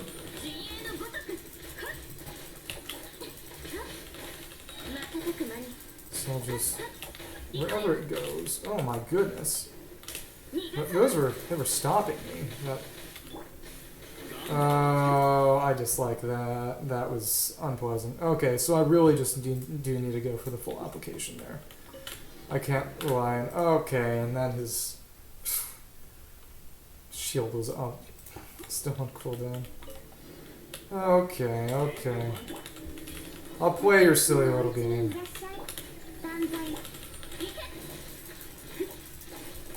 Okay. There we go.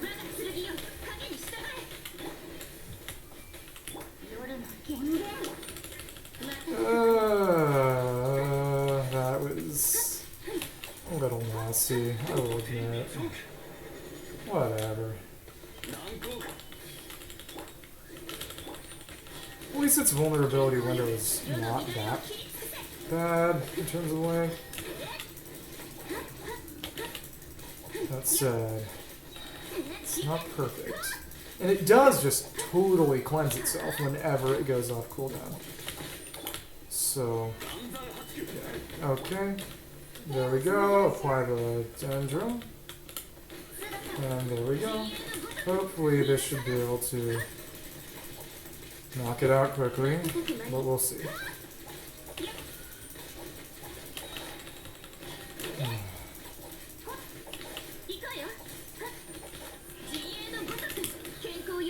Okay. I did not mean to do that, but oh well.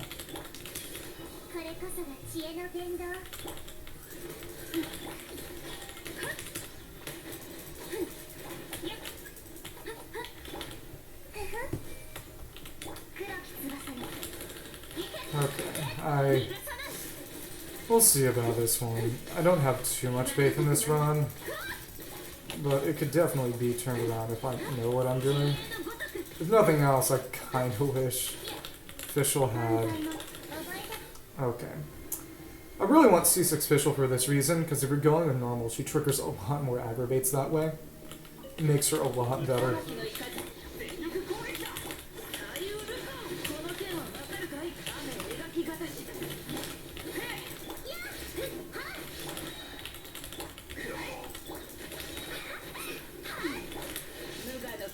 I don't know what was up with that animation over there, but she was definitely kind of boofing it.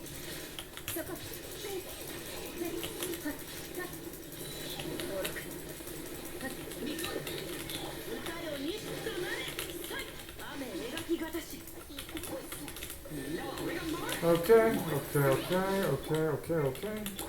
This is not going to clinch it. I regret to inform my loyal viewers that this is... Yeah, Chief called, and he said this wasn't it. So, but I need that EM, otherwise I'm not getting the damage off in time. Yeah. I may have said this before once, but a team that deals with this semi-intransit matrix surprisingly well is, of all things, it's... Oh. It's just standard, like a standard fighting national. Which might sound kind of silly, and it kind of is, but it does. Yeah, there we go. There we go. Just going at it all the time, 100% of the time. Pure damage, pure skill. Nothing but violence. Okay. Hard.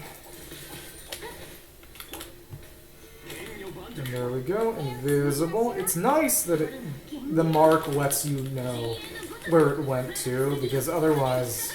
Oh, you are hunting.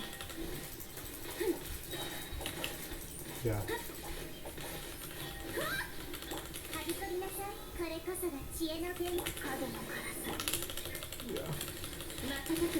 So hopefully this allows me to better and more adequately damage it so I can get the kill off in time and just not have to deal with any of this BS.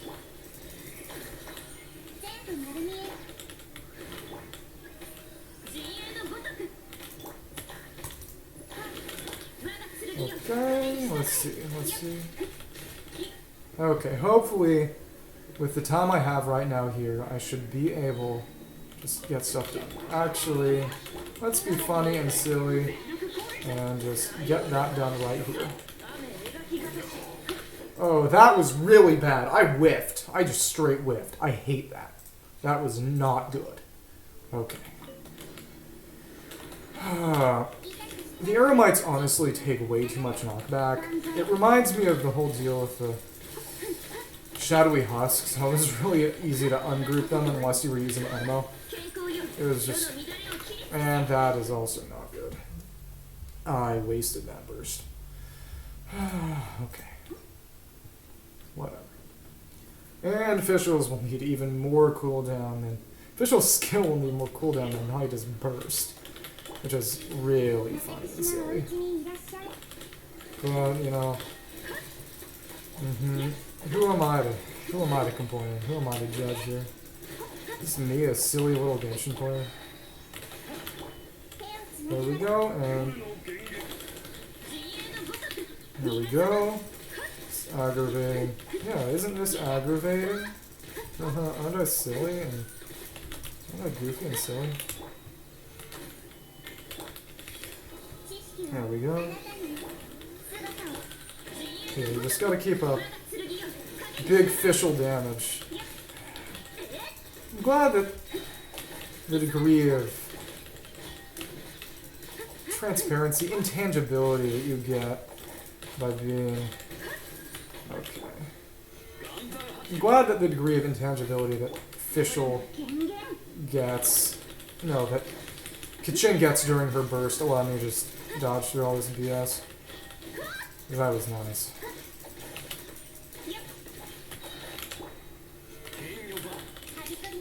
There we go. Now, let's see.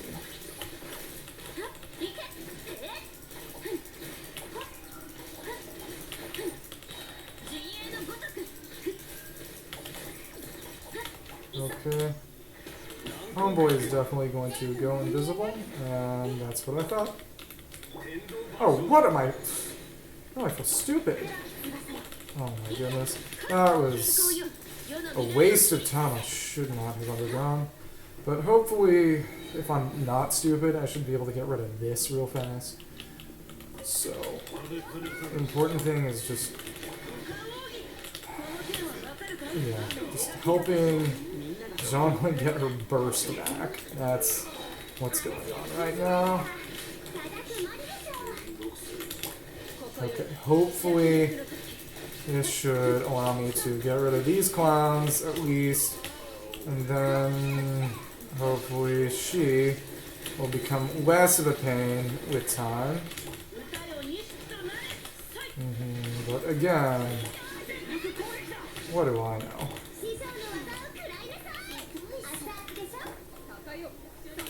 There we go. Hopefully if I can just obliterate them, obliterate these guys, I can... Oh, there we go, and she just...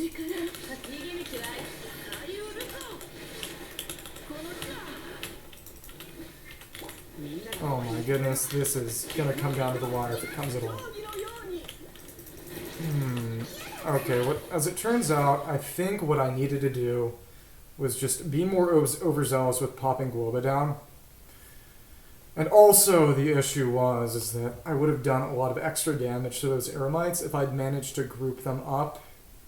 If I'd managed to knock them around into the area closer to where the second wave of the Eremites spawned. Because they got far away, so I had to run back, lose time. I wasn't able to use the Bennett buff on Raiden really. It's complicated. Especially since the only reason I'm using this team comp is because it's the only way I can really deal with this chamber. So to go through just to find out that I didn't have enough energy to build up to really actually get it this time around would be less than pleasant. But life is difficult sometimes. So it wouldn't surprise me all that much. You know how it is. Yeah. Once I got done with this, I'm actually going to go back to the tunnels around the Sitek boss arena because I gotta get a bunch of grubs for Aether to use. Oh, worm? Oh, worm? Literally worm.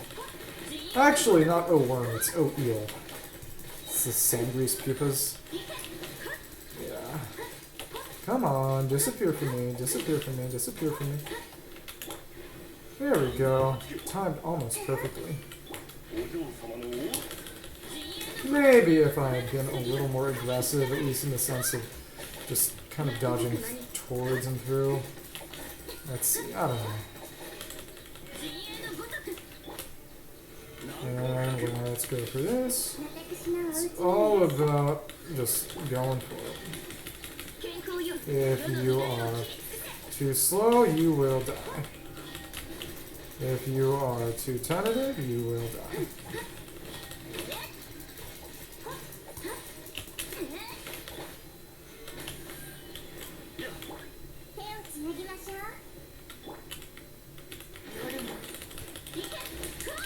Okay, there we go, and hopefully that should be it. So, Oh!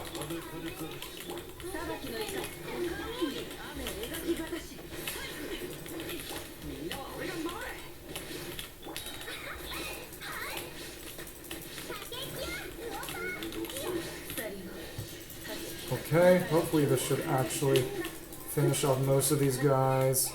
And oh, unfortunately, she got really far away. She was a bad, annoying girl as usual. Oh my goodness.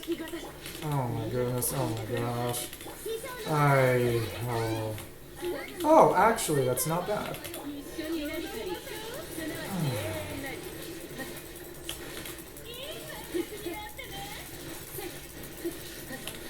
There we go.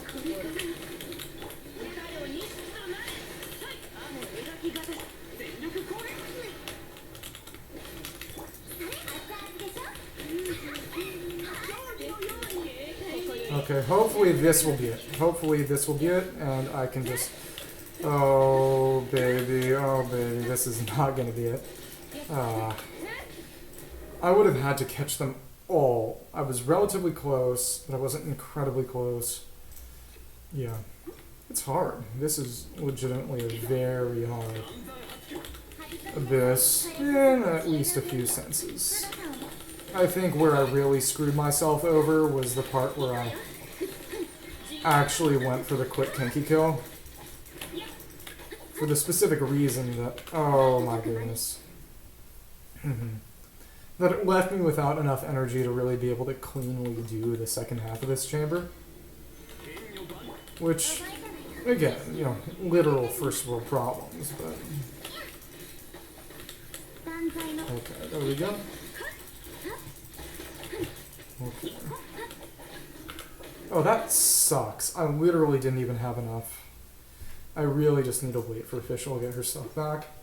It's really, really dumb. In terms of actual quality of life features, I don't even care that much about something like being able to undo Bennett's C6. Yeah, kill me, shoot me, crucify me. What I really care about is the fact that you can't... You have to wait for your bursts and skills to recharge even when you're in Abyss, which is incredibly silly. There's no good reason for it. It doesn't... There's no sense or way in which it would even theoretically make them more money. It's just... It is a lack of thought in their design. But regardless, it's there and it changes things. It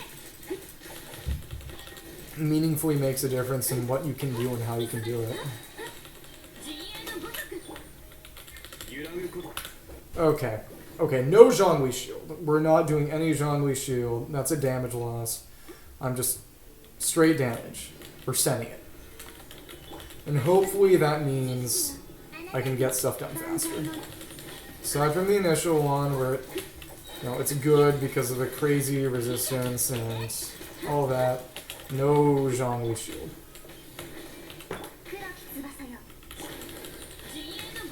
Just damage, straight damage, nothing but damage.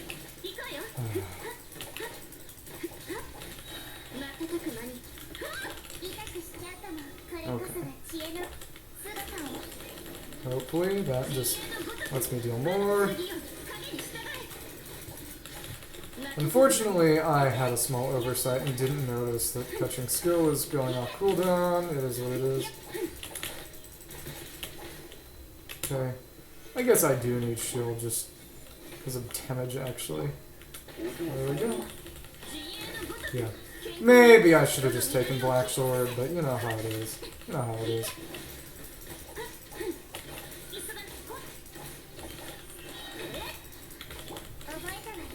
Yeah, okay. There we go.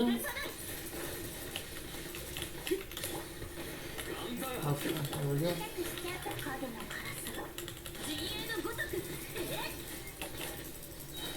Okay, hopefully we should be able to. Okay. Okay.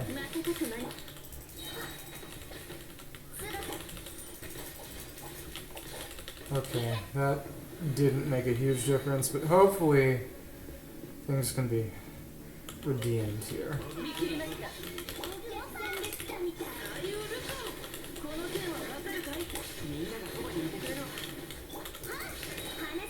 Okay. Okay.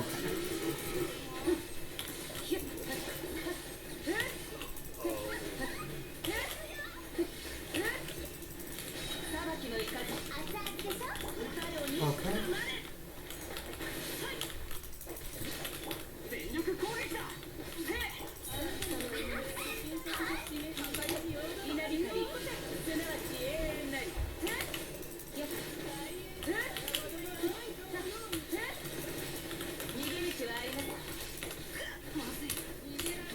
What? Okay, I don't even know what was going on there. I was bursting, and that at least in theory should let him just hoist through all that. I really haven't run into situations where bursts have been interrupted like that. That's surprising. What it does tell me, though, is I actually do need to go for the high damage combos.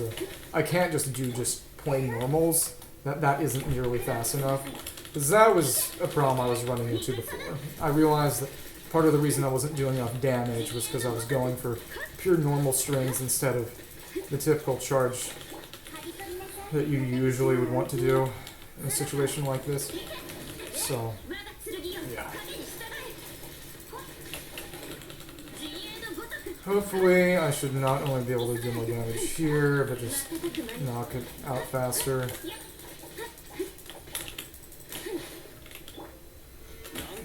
We'll see, and there we go. Where is it? Okay. And it feels like a time loss because I'm literally looking for the boss. I don't know how to feel about it. Well, I do. I know that I don't like it. It's silly. So, get this back. Hopefully just push it all the way down.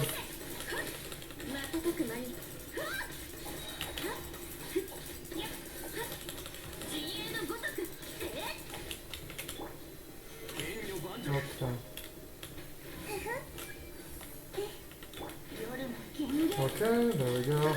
And hopefully this shouldn't take more than a few seconds to just knock out. But at least I know what I'm doing better. I think I would have actually been able to kill that on time. Kill the second chamber on time if I had just been smarter and... in particular not... if I had not died right there.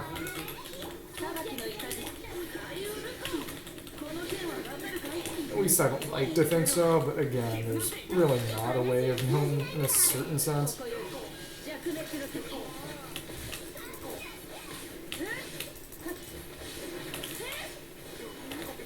Yeah.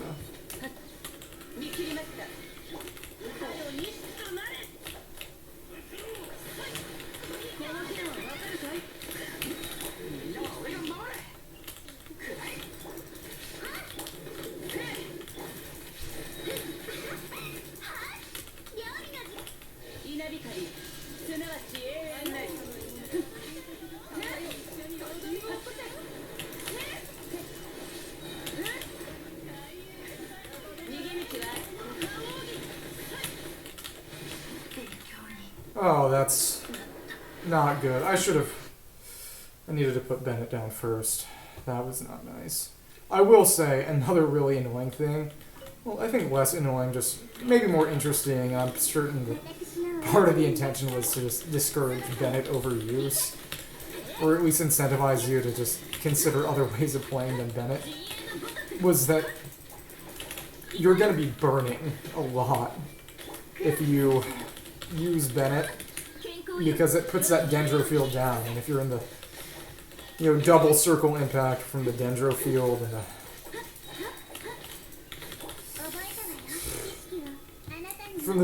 and your own pyro field, you'll be taking huge damage just from your own reaction, the reaction damage you deal to yourself.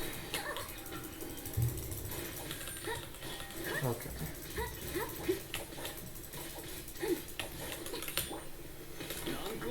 Okay. Let's see where he went. There we go.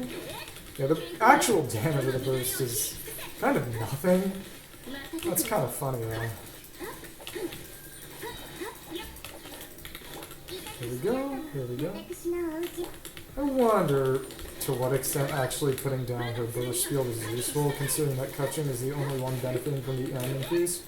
Maybe I'll try it out next run around if I can actually clear this time. I don't know.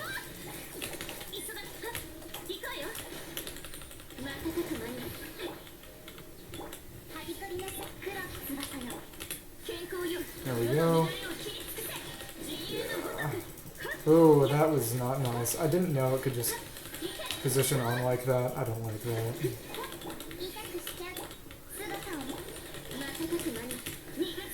There we go. We'll see. Hopefully I can kill this all in a minute. Don't have too much faith in myself, but no. Good things are difficult.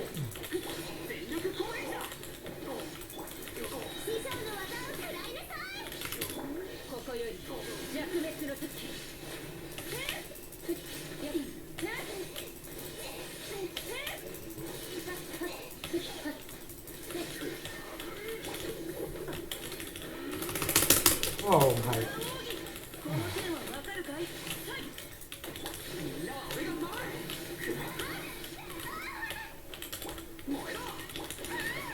Okay, that isn't working. That isn't working at all, period, ever.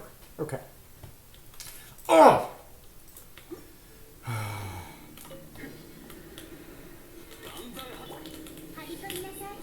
And only there because there's not much of a damage window there.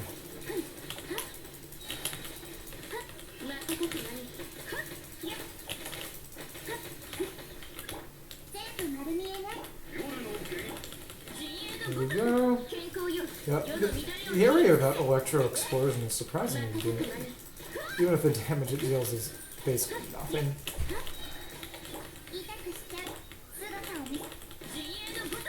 There we go. Yeah, I think just going full damage is probably the way to go here.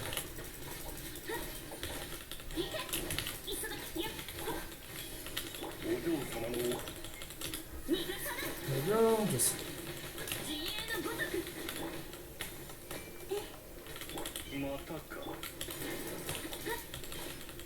Yeah, I think I'm dealing damage a little faster here, but again, it remains to be seen. I'm not sure yet.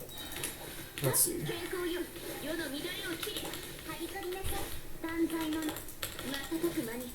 Let's see. I think the field actually might be helping.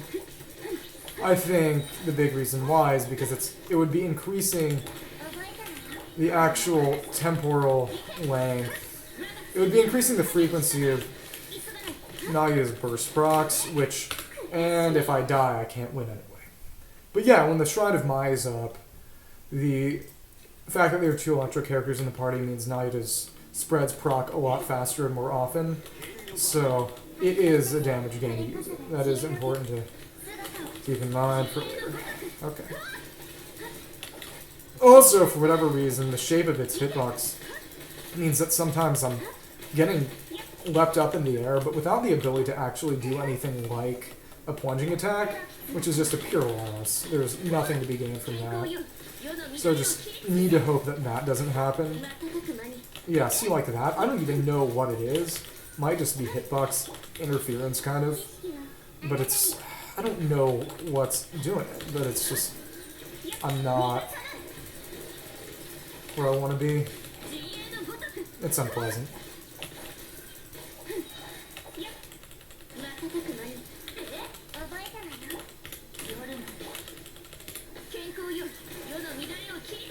Oh my goodness. Yeah, that sucked. I wasted that burst. I should have known not to pop it, but I'll be darned. I'm not as smart as I'd like to be. So, once more to the breach, and I guess some of it is also just kind of the randomness of what Buff's Nida gets from Widsith. Can't believe I didn't even take that one into consideration, but that is pretty meaningful. Okay. Yeah. Just, it's pretty meaningful to have... Yeah, but I really would love official C6 sometime soon, just because the additional field time you get from her... Oh, from her... The additional field time for Oz is quite meaningful, really. It's only 2 extra seconds, but that could be a couple of procs for her. For her A4 passive, which is a lot of damage. So...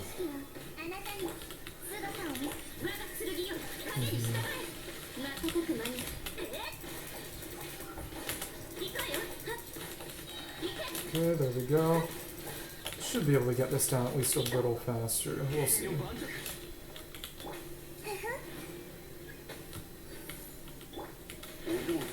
There we go. Okay. So hopefully, just by virtue of better rotations, I should be able to finish this up with a little more time than I did last, which means that I won't have to rust as much, and hopefully just... you know how it is.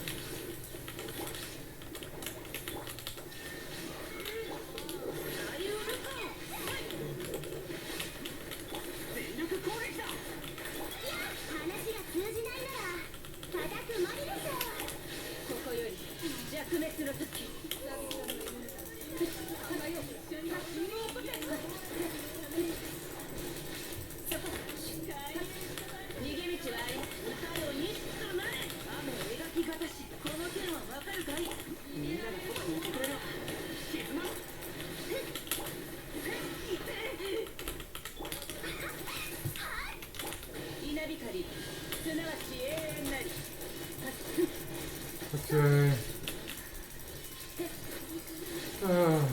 That. Oh my goodness. I don't. I feel like maybe I'll have to try that again with an Animo team. It just feels weird. Either way, I would love advice. Are you going to suggest Morgana? Because I really do think Morgana would be good. I think, like, as long as I could find a way to actually clear Kankies with a Morgana team, Morgana would shred it. They wouldn't be able to do jack against it. But it's just a matter of actually getting Morgana through and surviving. But, real quick, I'm gonna clear first chamber and just... Oh, that's... I feel dumb for not even thinking about that. I feel really dumb for not thinking about that. Well, do you mean... Kazo, Raiden, Bennett. Wait, so no Xingqiao? No Xingqiao? Interesting. Because what that would mean is... I guess it wouldn't make a huge difference, but it's just... Basically me mono pyro, which I wouldn't hate. And I'd still have the healing. I don't know, we'll see. I'll try that and see how it works. Oh, modified national, okay. Well, if I hear it from the king's mouth of the king himself, so let's go for that. Yeah, but I know that I can get rid of this one real quick. So, just gonna deal with this chamber real quick and hopefully get done there. So, there we go.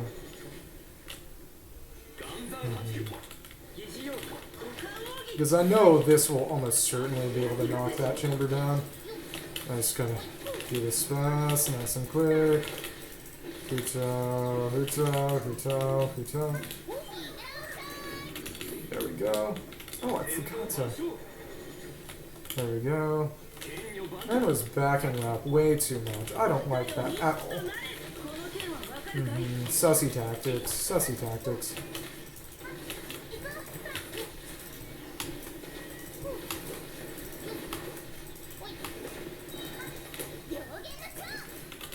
Interesting. Keep missing my button presses and my rotations have gotten scuffed. I don't know what it is with me. Honestly, I probably just need more sleep. That's probably what it is, really. But yeah, it does not feel good to just be scuffing your rotations because you just missed a button press.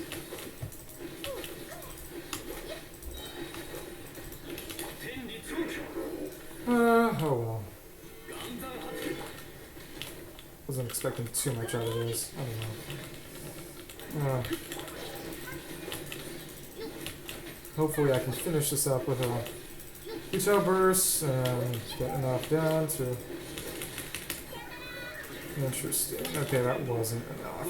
Interesting. Okay, but that was. Okay, I just straight up damaged, so hopefully this team will be able to make things die.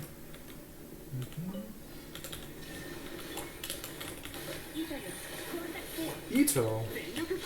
She literally said Ito. I cannot stress enough that she literally said Ito. Okay. Yeah,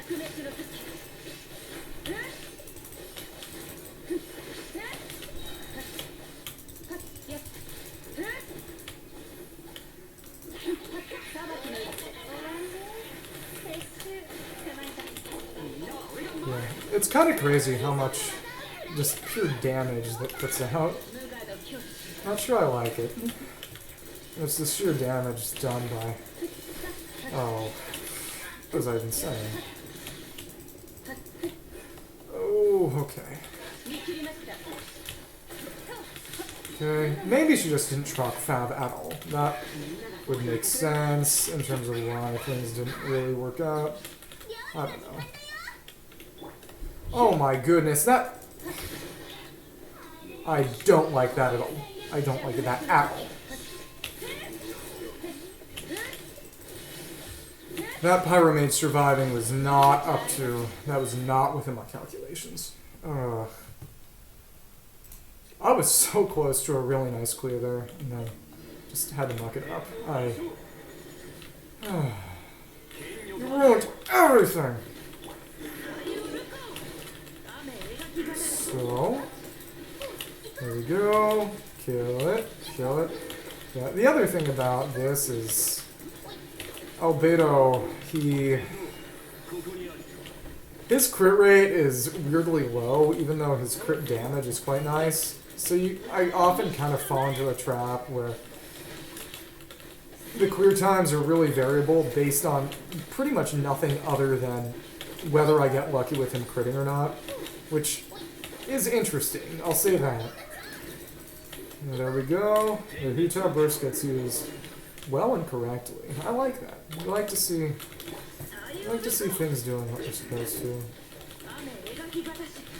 There we go.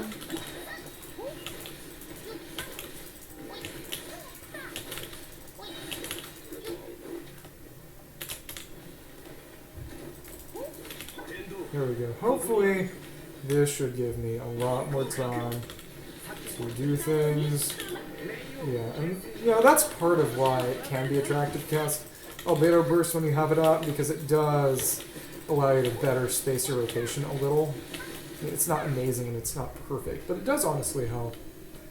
What I find really interesting is that Raiden's whole thing doesn't proc when you hit a shield. You can't proc her Eye of Judgment, but what you can proc is the energy recharge on her. Oh.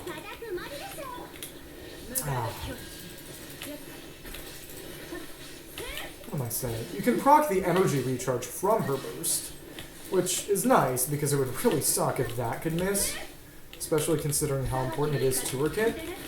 But I am kind of surprised that it does actually work. I would not be surprised if that was just kind of busted up like that.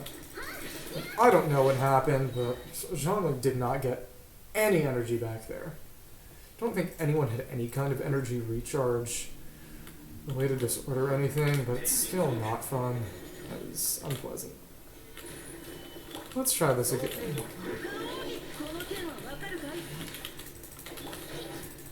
Yeah, it's interesting to think about what counts as a damage loss and why, because Albedo Burst would generally be considered a damage loss, but if you're not really doing anything other than, I don't know, Xingqiao normals during that time, it's hard to consider it as anything other than just extra damage via the elemental mastery boost.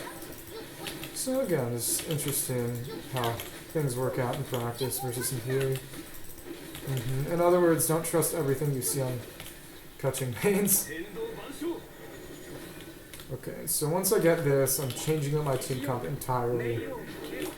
Yeah, it may not surprise you that one of the reasons I want to build Alhaitham Hyperwomb is because it's so overpowered that I would be able to deal with most stuff without having to deal with annoying, scuffy, sussy team comps.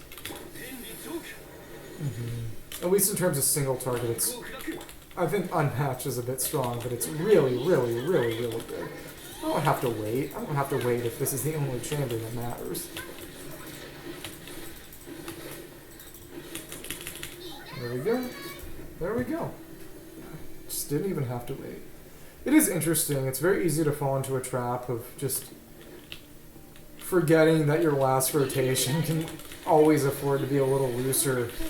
As long as you know it's the last, because... Oh my freaking...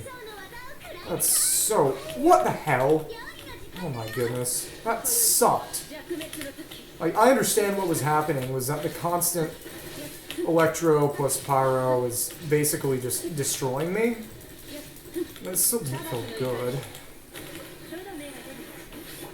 Whopper Flowers are easily the worst enemy to show up in Abyss. I honestly don't think they should be in Abyss. They're... The way they get their invincibility windows, it's just not fun.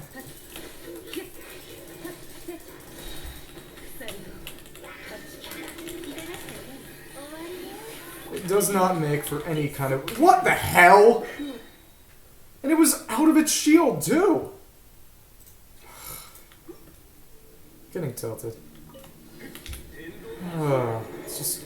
Maybe it would work better with some kind of animo, I'm not sure. And especially since I'm only going for this chamber. If it doesn't work after this, I'm just putting in Horgano and hoping that does the trick. If only because it would add an animo to the mix when I sorely need one. But who knows, really? Who really knows?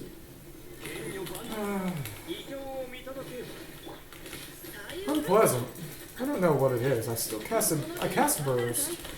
I didn't cast Burst the first time, so it shouldn't be really lengthening the rotations, but for whatever reason... I'm still doing Shin-Chan Hurdles no longer than I would like to be, and longer than I think I should have been. It is what it is. Whatever. Okay. Yeah, Ima Koso Kanjo no Toki is basically the translation of when he says moment of birth in the English. Because Tanjo literally means kind of like birthday. Tanjobi, well, I assume Tanjo means birth. Because Tanjobi is the way you say birthday in Japanese. Yeah, O Tanjobi omedetou means happy birthday, congratulations. So hopefully, as long as I don't die, and as long as I don't forget to kill any of the Abyss Mages, things should hopefully work out pretty well. And I can go for the interesting new kind of team comp that was so kindly suggested to me by my wonderful, gracious viewers. Okay.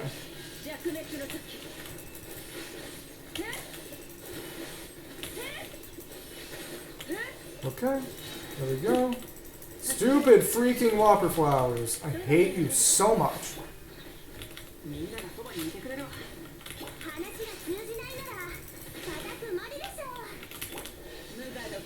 Stupid! I hate you. Please die.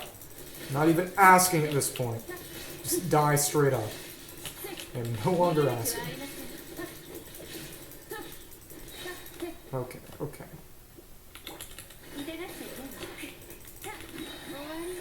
Okay. Okay.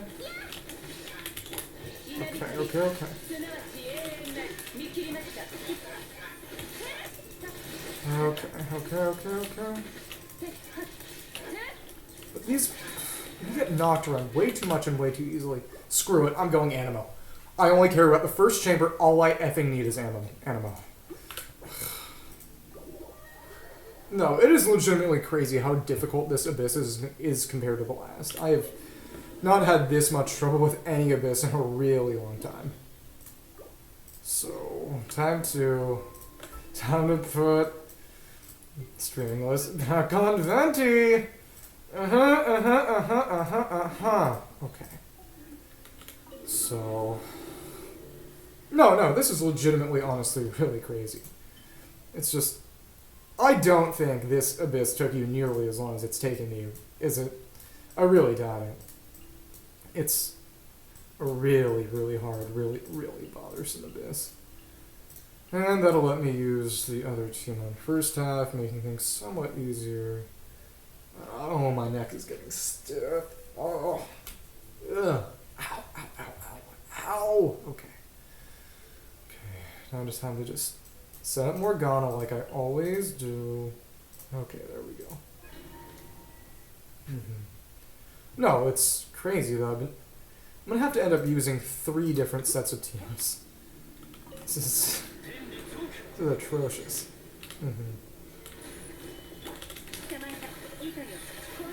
Okay, there we go. Hopefully this should... What? He missed? He missed the sack proc. That is very dumb. That is very dumb. Luckily, I can just keep going like this. And there we go. And he is in trouble. Luckily, because of how many Hydro characters are on the team, and because of his C6, he did end up getting his stuff back, which is nice. There we go.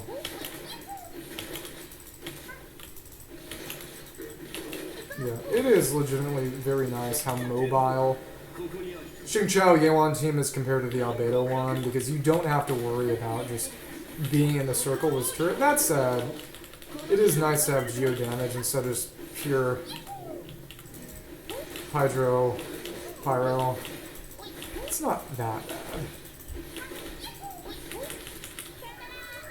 In terms of deals, it's not a bad one. And see, you kill it so much faster that you have all the time you could ever possibly want to deal with the second half.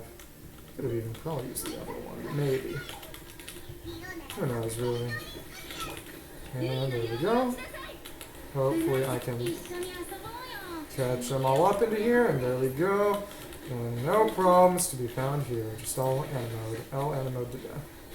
And then Cryo Flower is evil and a pain as usual, but that's nothing new. Okay.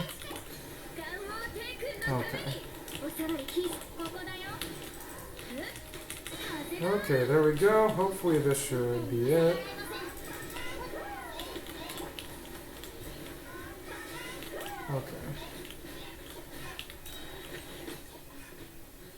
Okay, this is less than pleasant. I don't like this at all. Thankfully, as long as I can get this done, I should be fine. But it's just so lame that this is how things end up shaking. It's all these swirls procs. You know how it is. You know why I'm mad. Yeah. I guess what I need to do is I need to deliberately make a point of targeting the Pyro one with its swirl when I swirl. At least I'm not really having trouble now. But either way, like I said, this Abyss is way harder than I expected it to be. It's honestly really disorienting to just... After a couple of relatively easy Abysses, and you know, even though I literally had to just switch my team comps around to make Wolfward Abyss work, I still considered it somewhat easy, just because I was able to deal with the final Rift Wolf Chamber with a Mono Geo without too much trouble. But you go to... Oh, you go to this, and it just immediately becomes a whole lot harder, and it's sort of... Okay, what happened? You know, it's one thing to have to switch around teams, it's another to switch around teams and not be able to hack it even after switching out. It's a world of difference. Yeah, I really do appreciate your team comp expertise, because I am not a team comp expert. I just basically do what's recommended on build sites. And that's really where it begins and ends. Yeah, I would not call myself creative as far as builds go. It's not my area of expertise. I just do what people recommend with the characters I have. And usually it works for me because, you know, the hive will eventually settle on,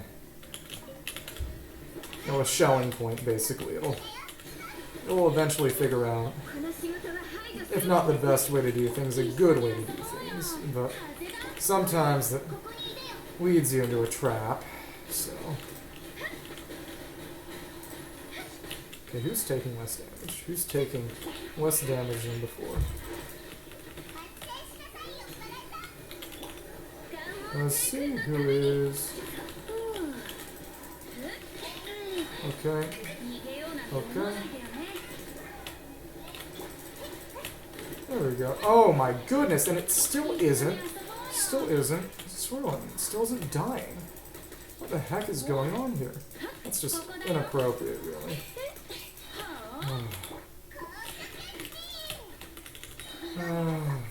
Thankfully, I should be able to get this up and running and just have all the elements die horribly in a fire once I... Okay.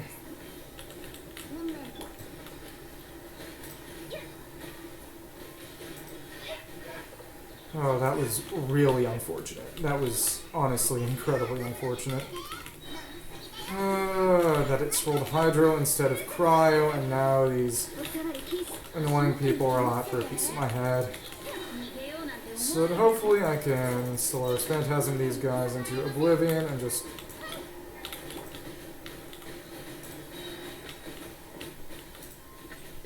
There we go. I at least got that, and now I can switch everything else around. So yeah. Finally! I literally feel like praying.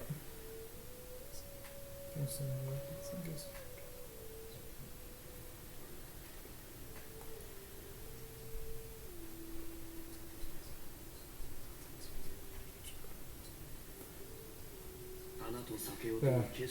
Thank you for waiting. I'm done praying. I'm done with my little prayer of thanksgiving. The fact that I was finally able to beat that god-awful chamber. Okay, so now we are switching to a... I wonder, actually. I think... Okay, no, but I would need... I couldn't do that. I would need... I just need the ammo. So I'm gonna go for... basically the team combo I had before, but... Alright, I need to put Stringos back on Fischl. Ugh. You know, this would be, at least theoretically, somewhat easier if I had just made multiple stringlesses instead of making a single one. But at least in theory, it does probably make the difference sometimes between getting a kill or getting a 9-star and not 3-star and not getting a 3-star. So I'm not too worried about possible consequences. So, okay. You said Xiangling, Kaza, Raiden, Bennett. So I assume that the rotation would be Raiden, Bennett, Kaza, and then Xiangling. Is that right?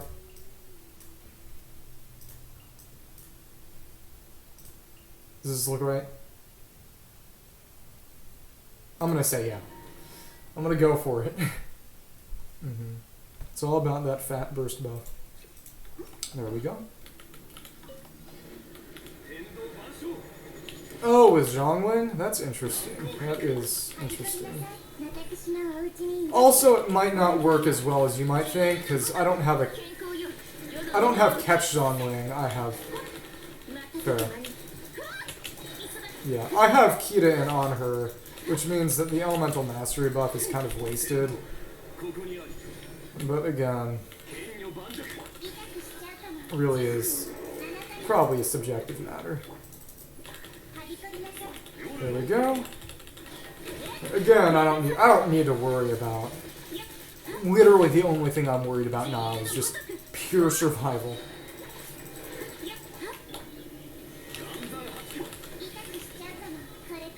Yeah. Everything else is fine. All I need to do is get to the final chamber with everyone still alive, and everything should be fine after that. Hopefully, hopefully, hopefully. We'll see. But I have faith. I think this is gonna clinch it. Yeah. There we go. Kuroki no Tsubasa is the equivalent of her Wings of Shadow, Sever Night from Dayline in English. It is interesting to see how things match up based on the translation and stuff. I don't know. That's just me. Could be just me. I wonder what the absolute maximum number of elemental applications you could get on a single enemy would be.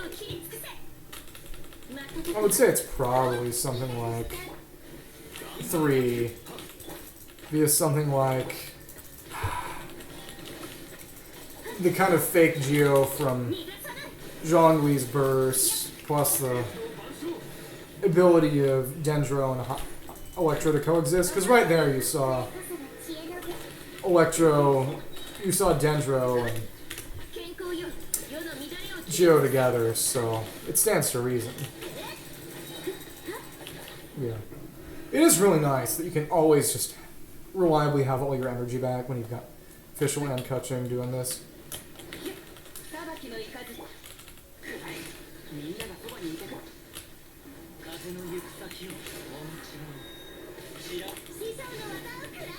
Okay, let's see how this one goes.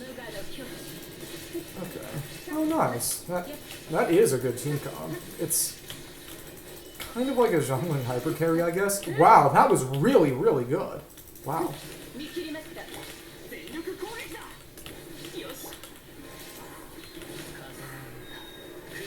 Yeah. That said, I forgot that I was,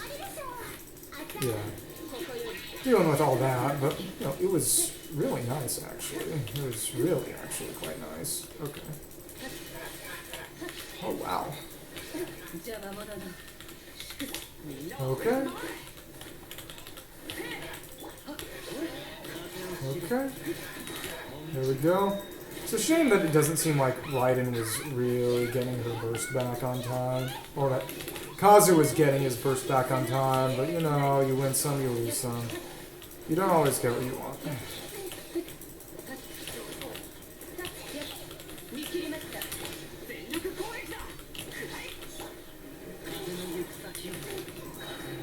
Okay, maybe that might have been a little unwise, I don't know.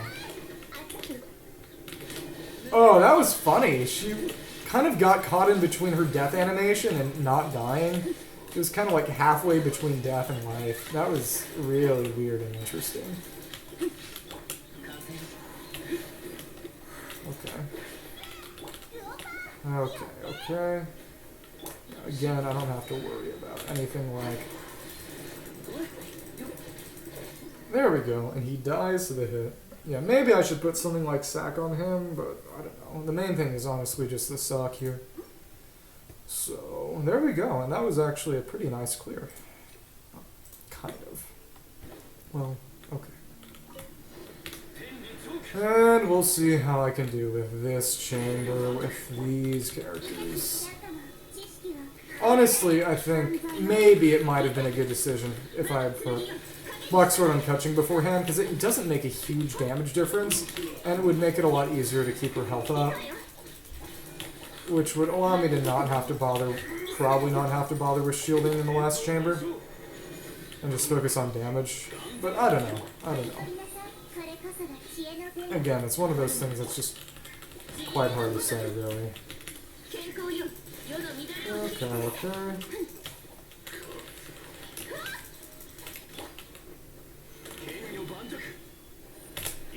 There we go. That was actually really sweet. Yeah, as long as you actually dodge, I guess it's not that bad. Okay. There we go. Oh, hello, who's come back? I am always happy to see people in chat watching and hopefully having a good time with me, but like I said, there's only so much I can know unless I know who's there. So, make yourself known, make your presence known. Let us all know who you are. We don't bite. There we go. And the res is down. Okay. Okay. Okay. Okay, okay, there we go. This is actually quite nice. I guess the big thing that was getting in my way was honestly just the fact that I was overzealous in the very specific sense of I was trying to just shield through all those big circle dives and leaps. And the reason they telegraph those like that is so you can dodge them, but I was being overzealous. You know, because they do huge amounts of damage. You're supposed to dodge them. They're obviously telegraphed to dodge because you're supposed to dodge them. I was just overconfident in the quality of my Zhongli shield. You know, honestly, maybe if I had given him tenacity instead of a 2 Noblesse, 2 Petroset, he would have had a stronger shield. With just that, I don't know. Who knows, really? In the end, it don't matter much. So let's actually... What? Okay, okay.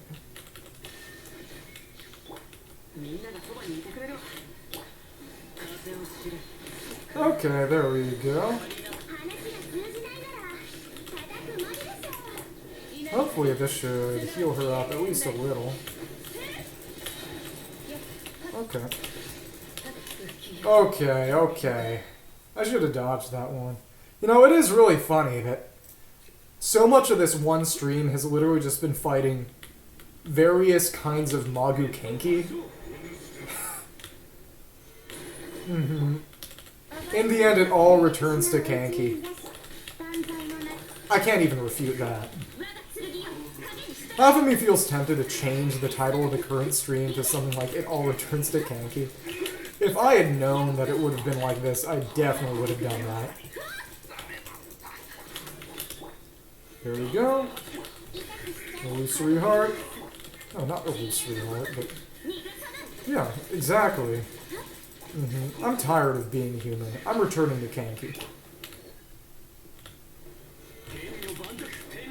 There we go, and he is up. There we go.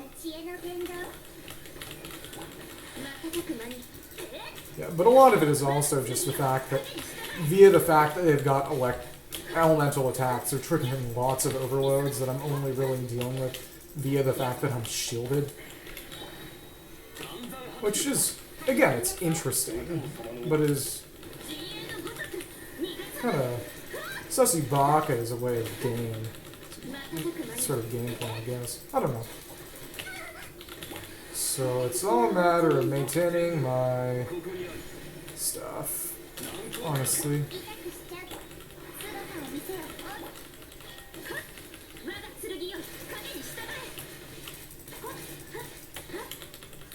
Okay, there we go. Oh wow. Okay, that damage actually wasn't nearly as bad as I thought, but I would still rather not be taking it. There we go, and hopefully...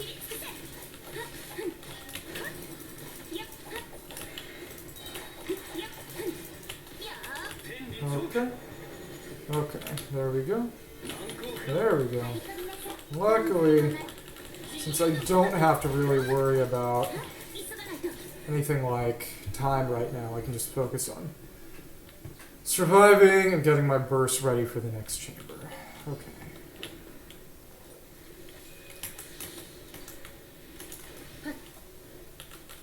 Okay, okay. Okay, let's go for it. And there we go, there we go. Come with me and you'll be in a world of pure imagination. Oh my goodness.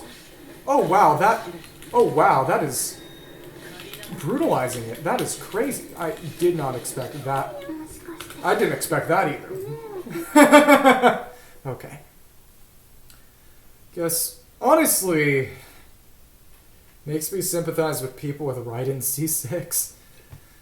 I guess I'm going for HP again. But Raiden C6 has a unique effect in the game right now. It's the only thing that can reduce burst cooldown, which, I hate to say it, that would have come in handy right there, being able to just Zhongling burst right away instead of having to wait. Again, pity the whale.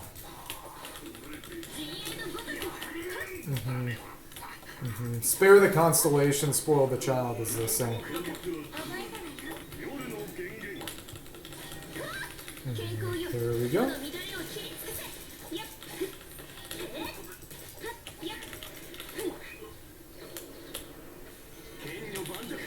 And there we go. And now they're kind of jamming. Let's go for it. Go for it. Oh. You know, I feel like I should ask, how are you doing right now? Anything interesting, particularly interesting happened to you lately that you'd like to tell us all about? I'd be more than happy to just hear all about something like that. So let's go for it. Okay, let's just absolutely go for it. Okay.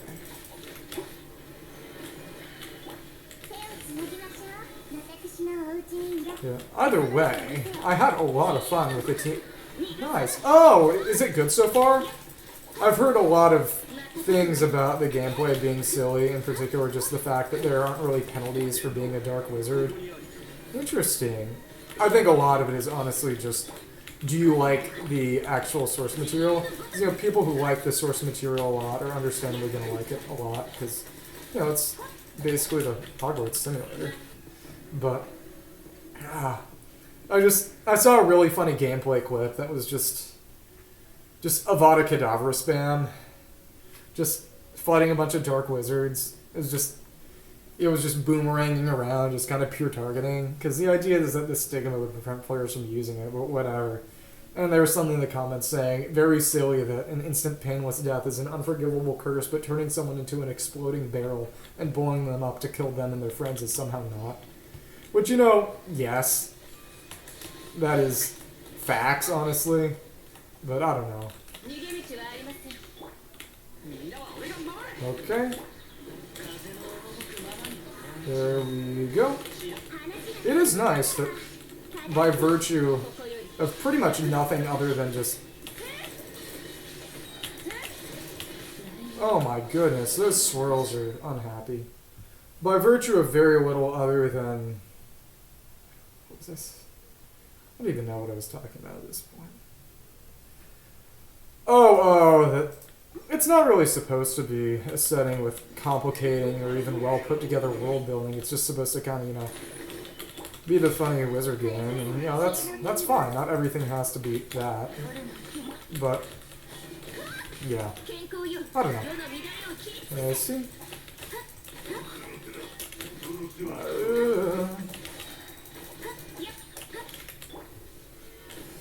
Yeah. I'm just happy I'm not really going for just... Not like... I think speed would be the wrong word. No, speed is the right word. Yeah, thank you. Thank you for staying on for so long despite the fact that it's taken so long. God bless. Hopefully my advice should be... Your advice should be able to save me, but again, we'll see. Oh, I needed to... harder. Yeah. Have a good night. Have a good night. I'm glad you were showing up.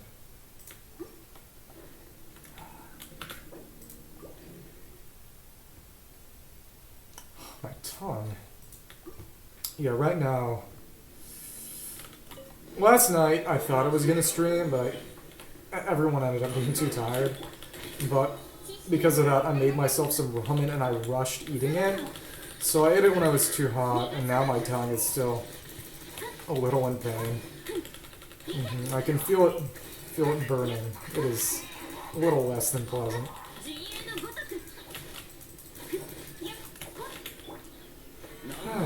So hopefully I can... Wow, that energy recharge is nice. I remember prioritizing energy recharge when I built Naida, but it's still a little surprising to see it pop off that much. And there we go. Hopefully everyone should get caught up in it. There we go. Just in a pure sense of hitting them with my reactions.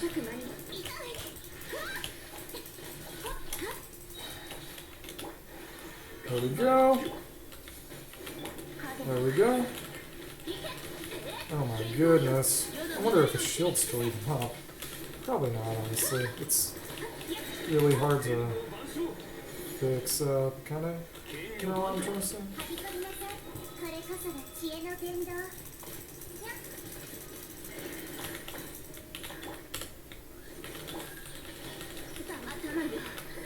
Oh my goodness, I couldn't get it in time. That sucked.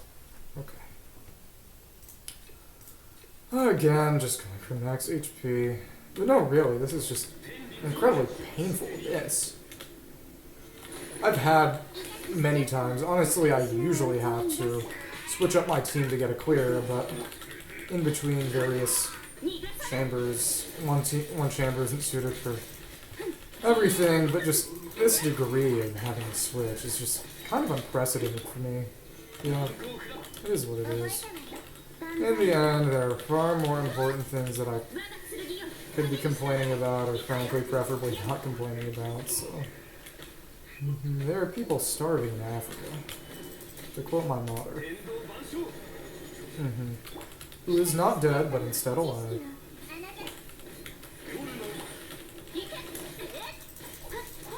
Okay. Oh, wow, okay. Interesting, that... Okay.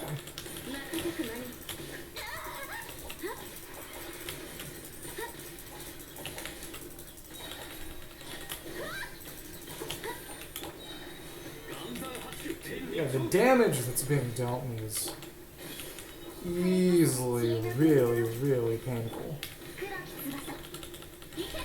Okay, there we go. It's kind of down there now.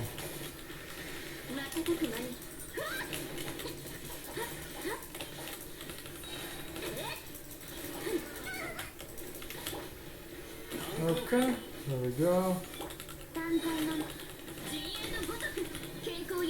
Hopefully this clinches it, but who knows really. Okay, cool. We'll see if that isn't enough. It's not a problem of getting burst back, it's a problem of not dying.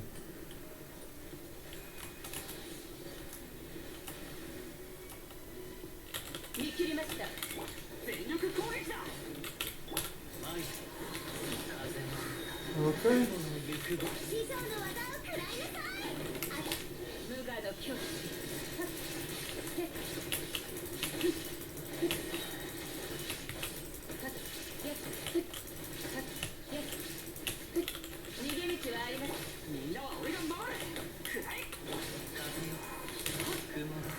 Okay. There we go. Wow, that actually was really nice.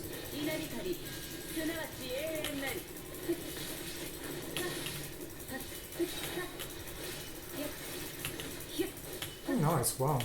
Okay, cool. Now I can just go about this with relative ease and not have to worry too much about everything going on. Hopefully, we'll see. The important thing is just getting my burst back.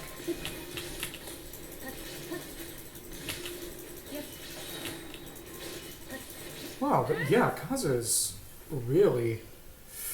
Yeah. I was always under the impression that, you know, of course, Kaza has annoying energy recharge requirements, so you'd want to use him with a character who can satisfy them, so of course you do well with Raiden. But it's also really, really funny that he works so well with Raiden, considering, well, Raiden killed his friend. Even though he, very plainly, it's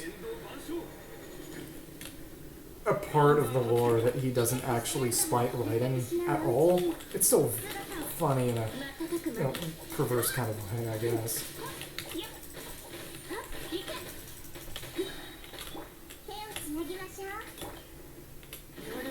Okay, there we go, and there we go. Okay. Okay, okay, okay. There we go. Okay. Nice, nice, nice, nice. Yeah, but it really does... It's kind of funny how important crowd control is in this game. You might not... You originally kind of wouldn't think it. It's not immediately apparent.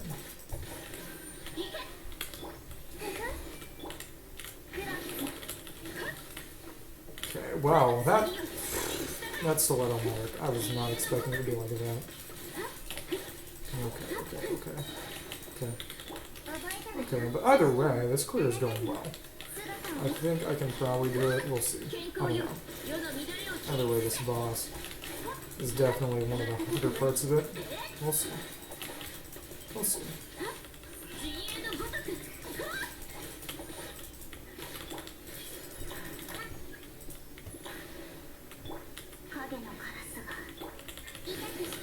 Okay, there we go. There we go. Hopefully this should be the end of it. I should be able to just obliterate them in a way they cannot revolt. There we go. And now I'll be able to just suck them. Hopefully, we'll see.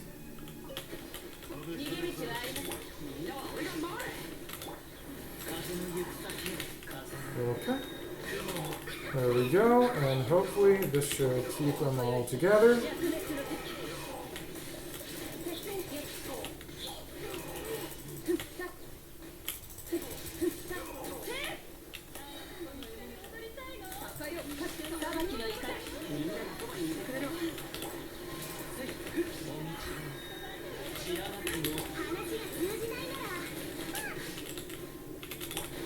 Okay, hopefully should be the end of all that garbage, and I can just kill him. Okay.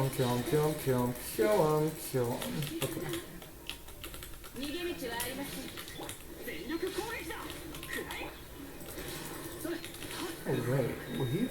That is interesting. Okay.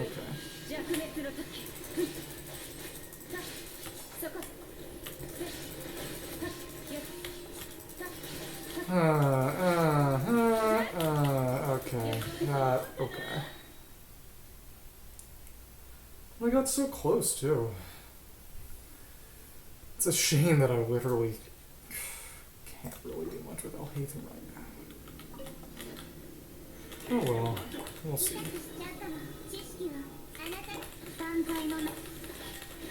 Okay.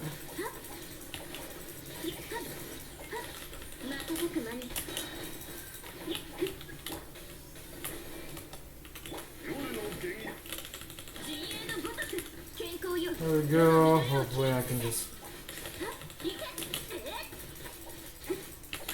There we go.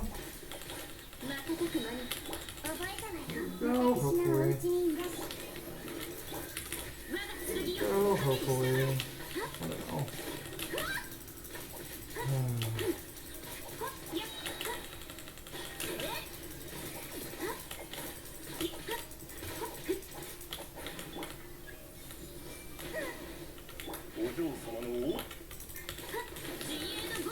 Okay, at least it worked out in the end, somewhat.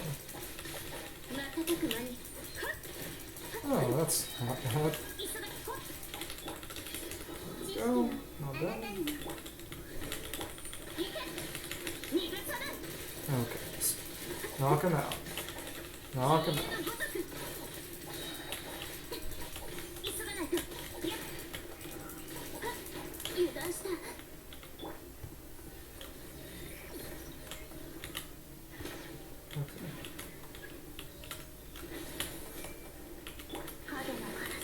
Okay. Oh, not the crow. Not the crow. Okay. Okay. Hopefully this should work out better now that I... Okay. If I can get them all to just come on to the other side. I can go on one side so they'll come to me. Should hopefully work better. Okay.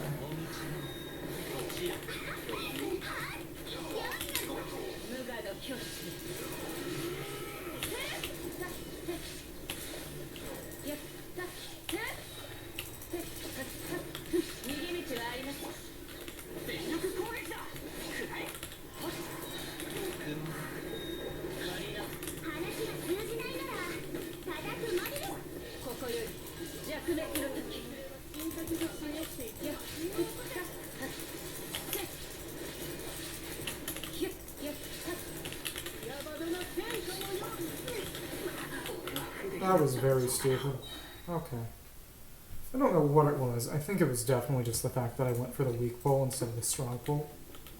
That definitely made... Honestly, I'm sure it made a little bit of difference.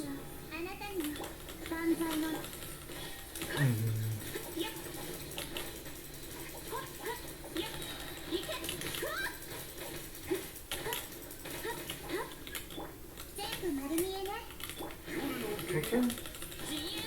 Okay, there we go.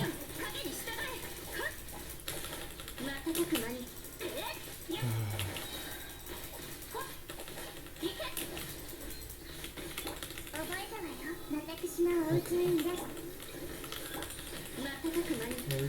go. There we go. Hopefully this should be a little better.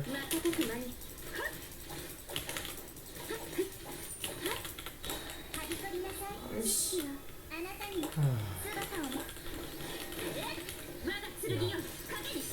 And hard and fast.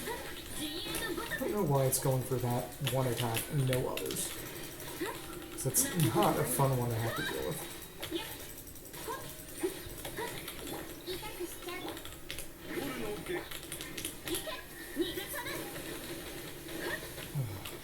That was absolute ass, honestly. I apologize for swearing, but it was unpleasant. Really, really unpleasant.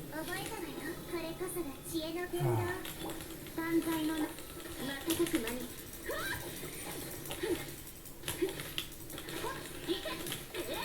'cause it really is just a pure time loss. But if you have to, you have to. There's no way around it.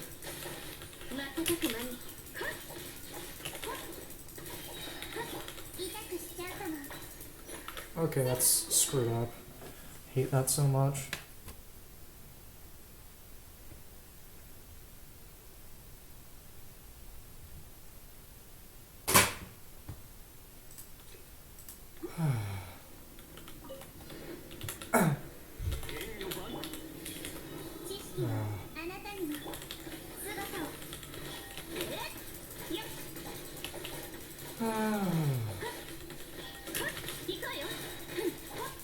But it really is a weird sort of luck of the draw via what attack rotation you get, and that can really make a difference regarding how much you're able to hit it without having to rely on shields and therefore get a little damage loss, honestly. There we go. Nice. Hopefully it...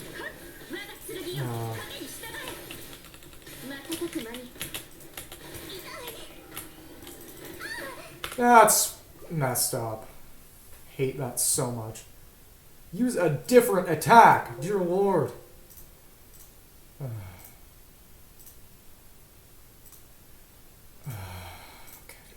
Okay. Let's try that one more time. One more time. Yeah, until I'm out of life or...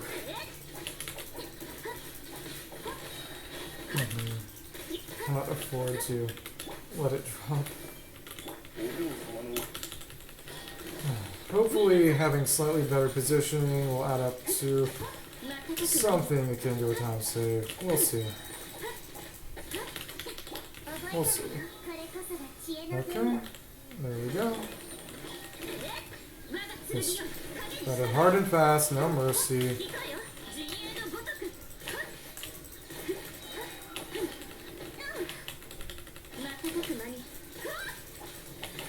Okay.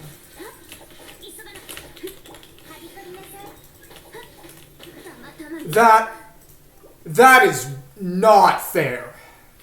You... Oh, I am not forgiving that. Honestly, I know no one's watching at this point, But this really does kind of prove the difference to me. That, early on there was that, purely skill-based combat, and now everything's just kind of going to crap, because... for better or worse.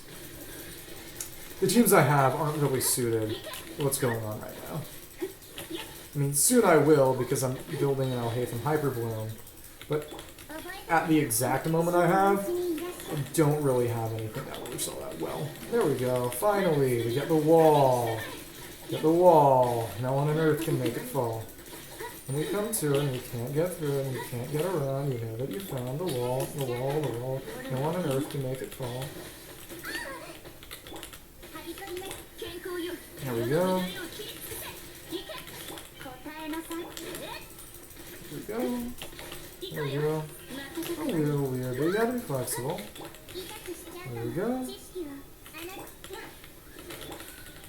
Nice, there we go. And there we go.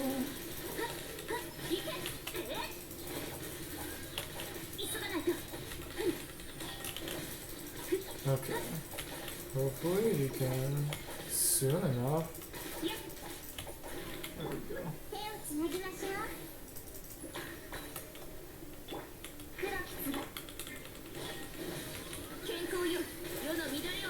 Oh, where? Where did it go?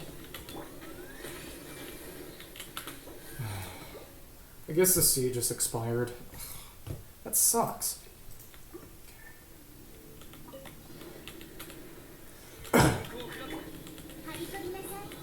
Maybe I should have gone for burst damage instead of HP.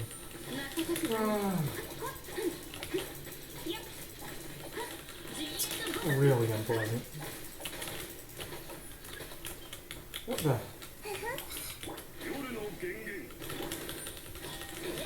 That was really annoying not being able to go through them. And they block you a lot more effectively than other enemies do too. I really don't like that.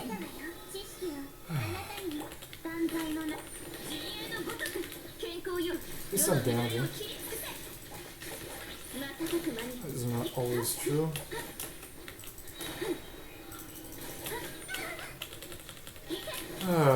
Poise is not nice.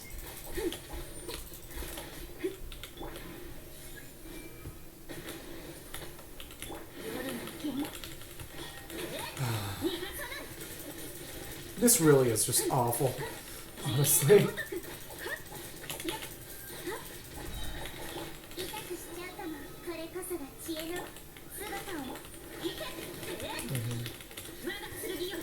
I don't know what it is that makes it so that it just goes up like that. It's bizarre.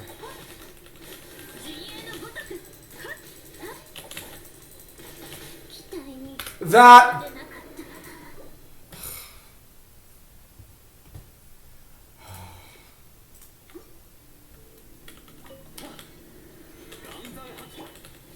The worst part is honestly that my tongue is just nasty feeling right now.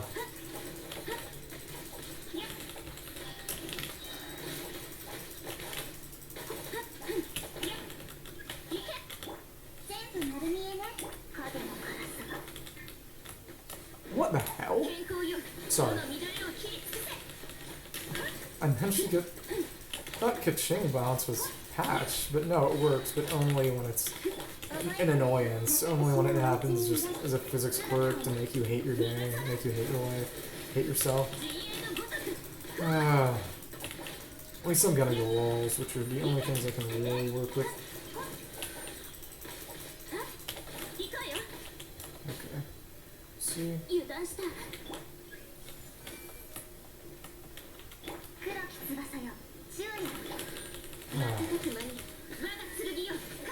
I don't know, man.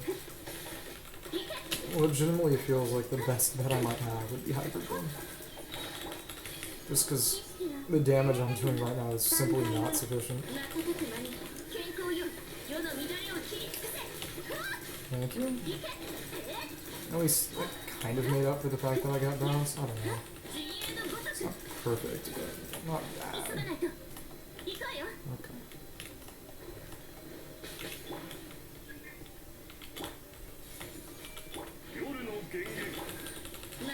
Okay, hopefully this should help a little. I don't know.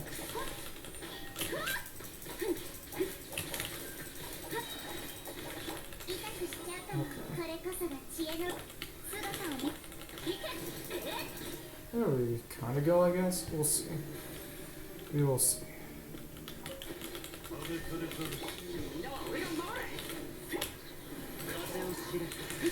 Okay.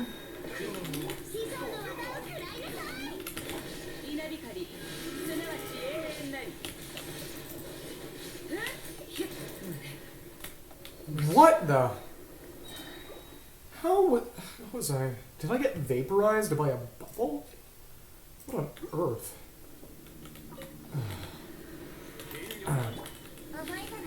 Yeah, but just... I was able to do pretty well with just pure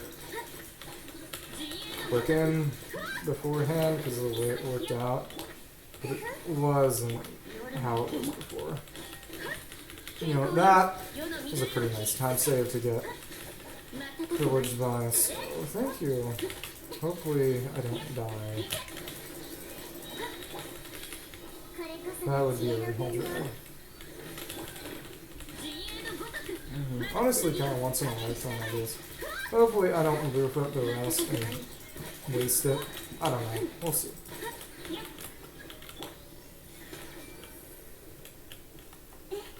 There we go. Yeah. I don't know what it is, but this Kaching is getting weirdly clipped. I don't even know what it is specifically, but it's just a little less than pleasant, you know.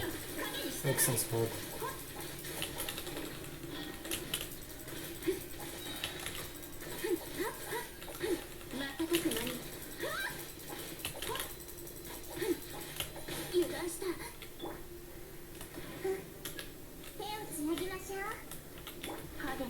There we go. Hopefully this gives me a bit more time to deal with the next chamber because it's only a little bit that I needed and everything was going to work out after that. Yeah. Here we go. Hopefully the few extra seconds I got just there should help me work things out just a little. Okay.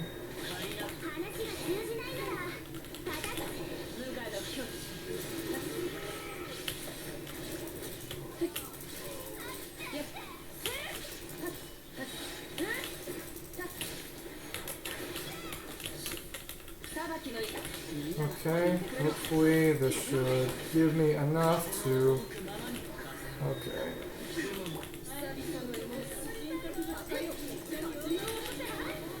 Okay.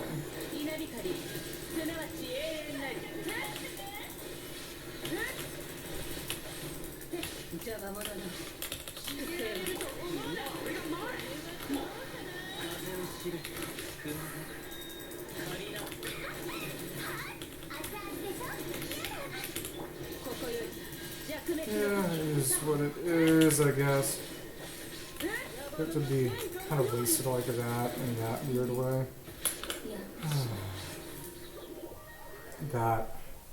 That sucked. That really sucked.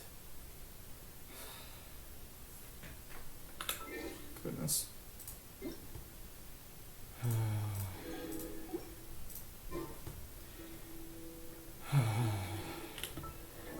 Just honestly feels like my best hope is just how many more days do I have for this? Let's level up Shinobu really fast and just...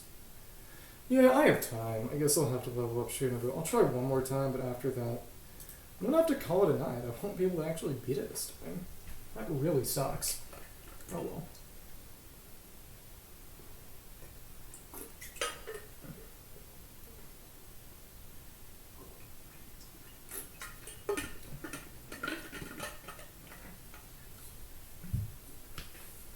Because I really just do have to beat that one chamber fast enough.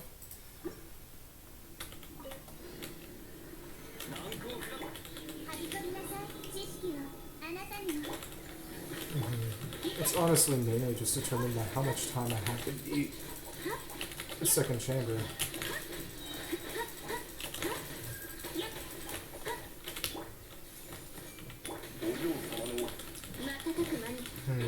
Alright.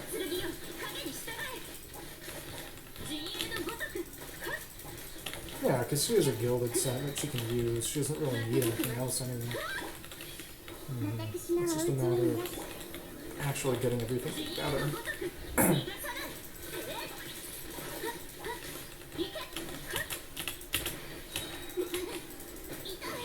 Yeah, screw it. I no longer have any interest in bashing my head against a wall like this. It's not based on skill at this point. It's based on what team comp I have, and I don't have a team comp that works with it. Good night.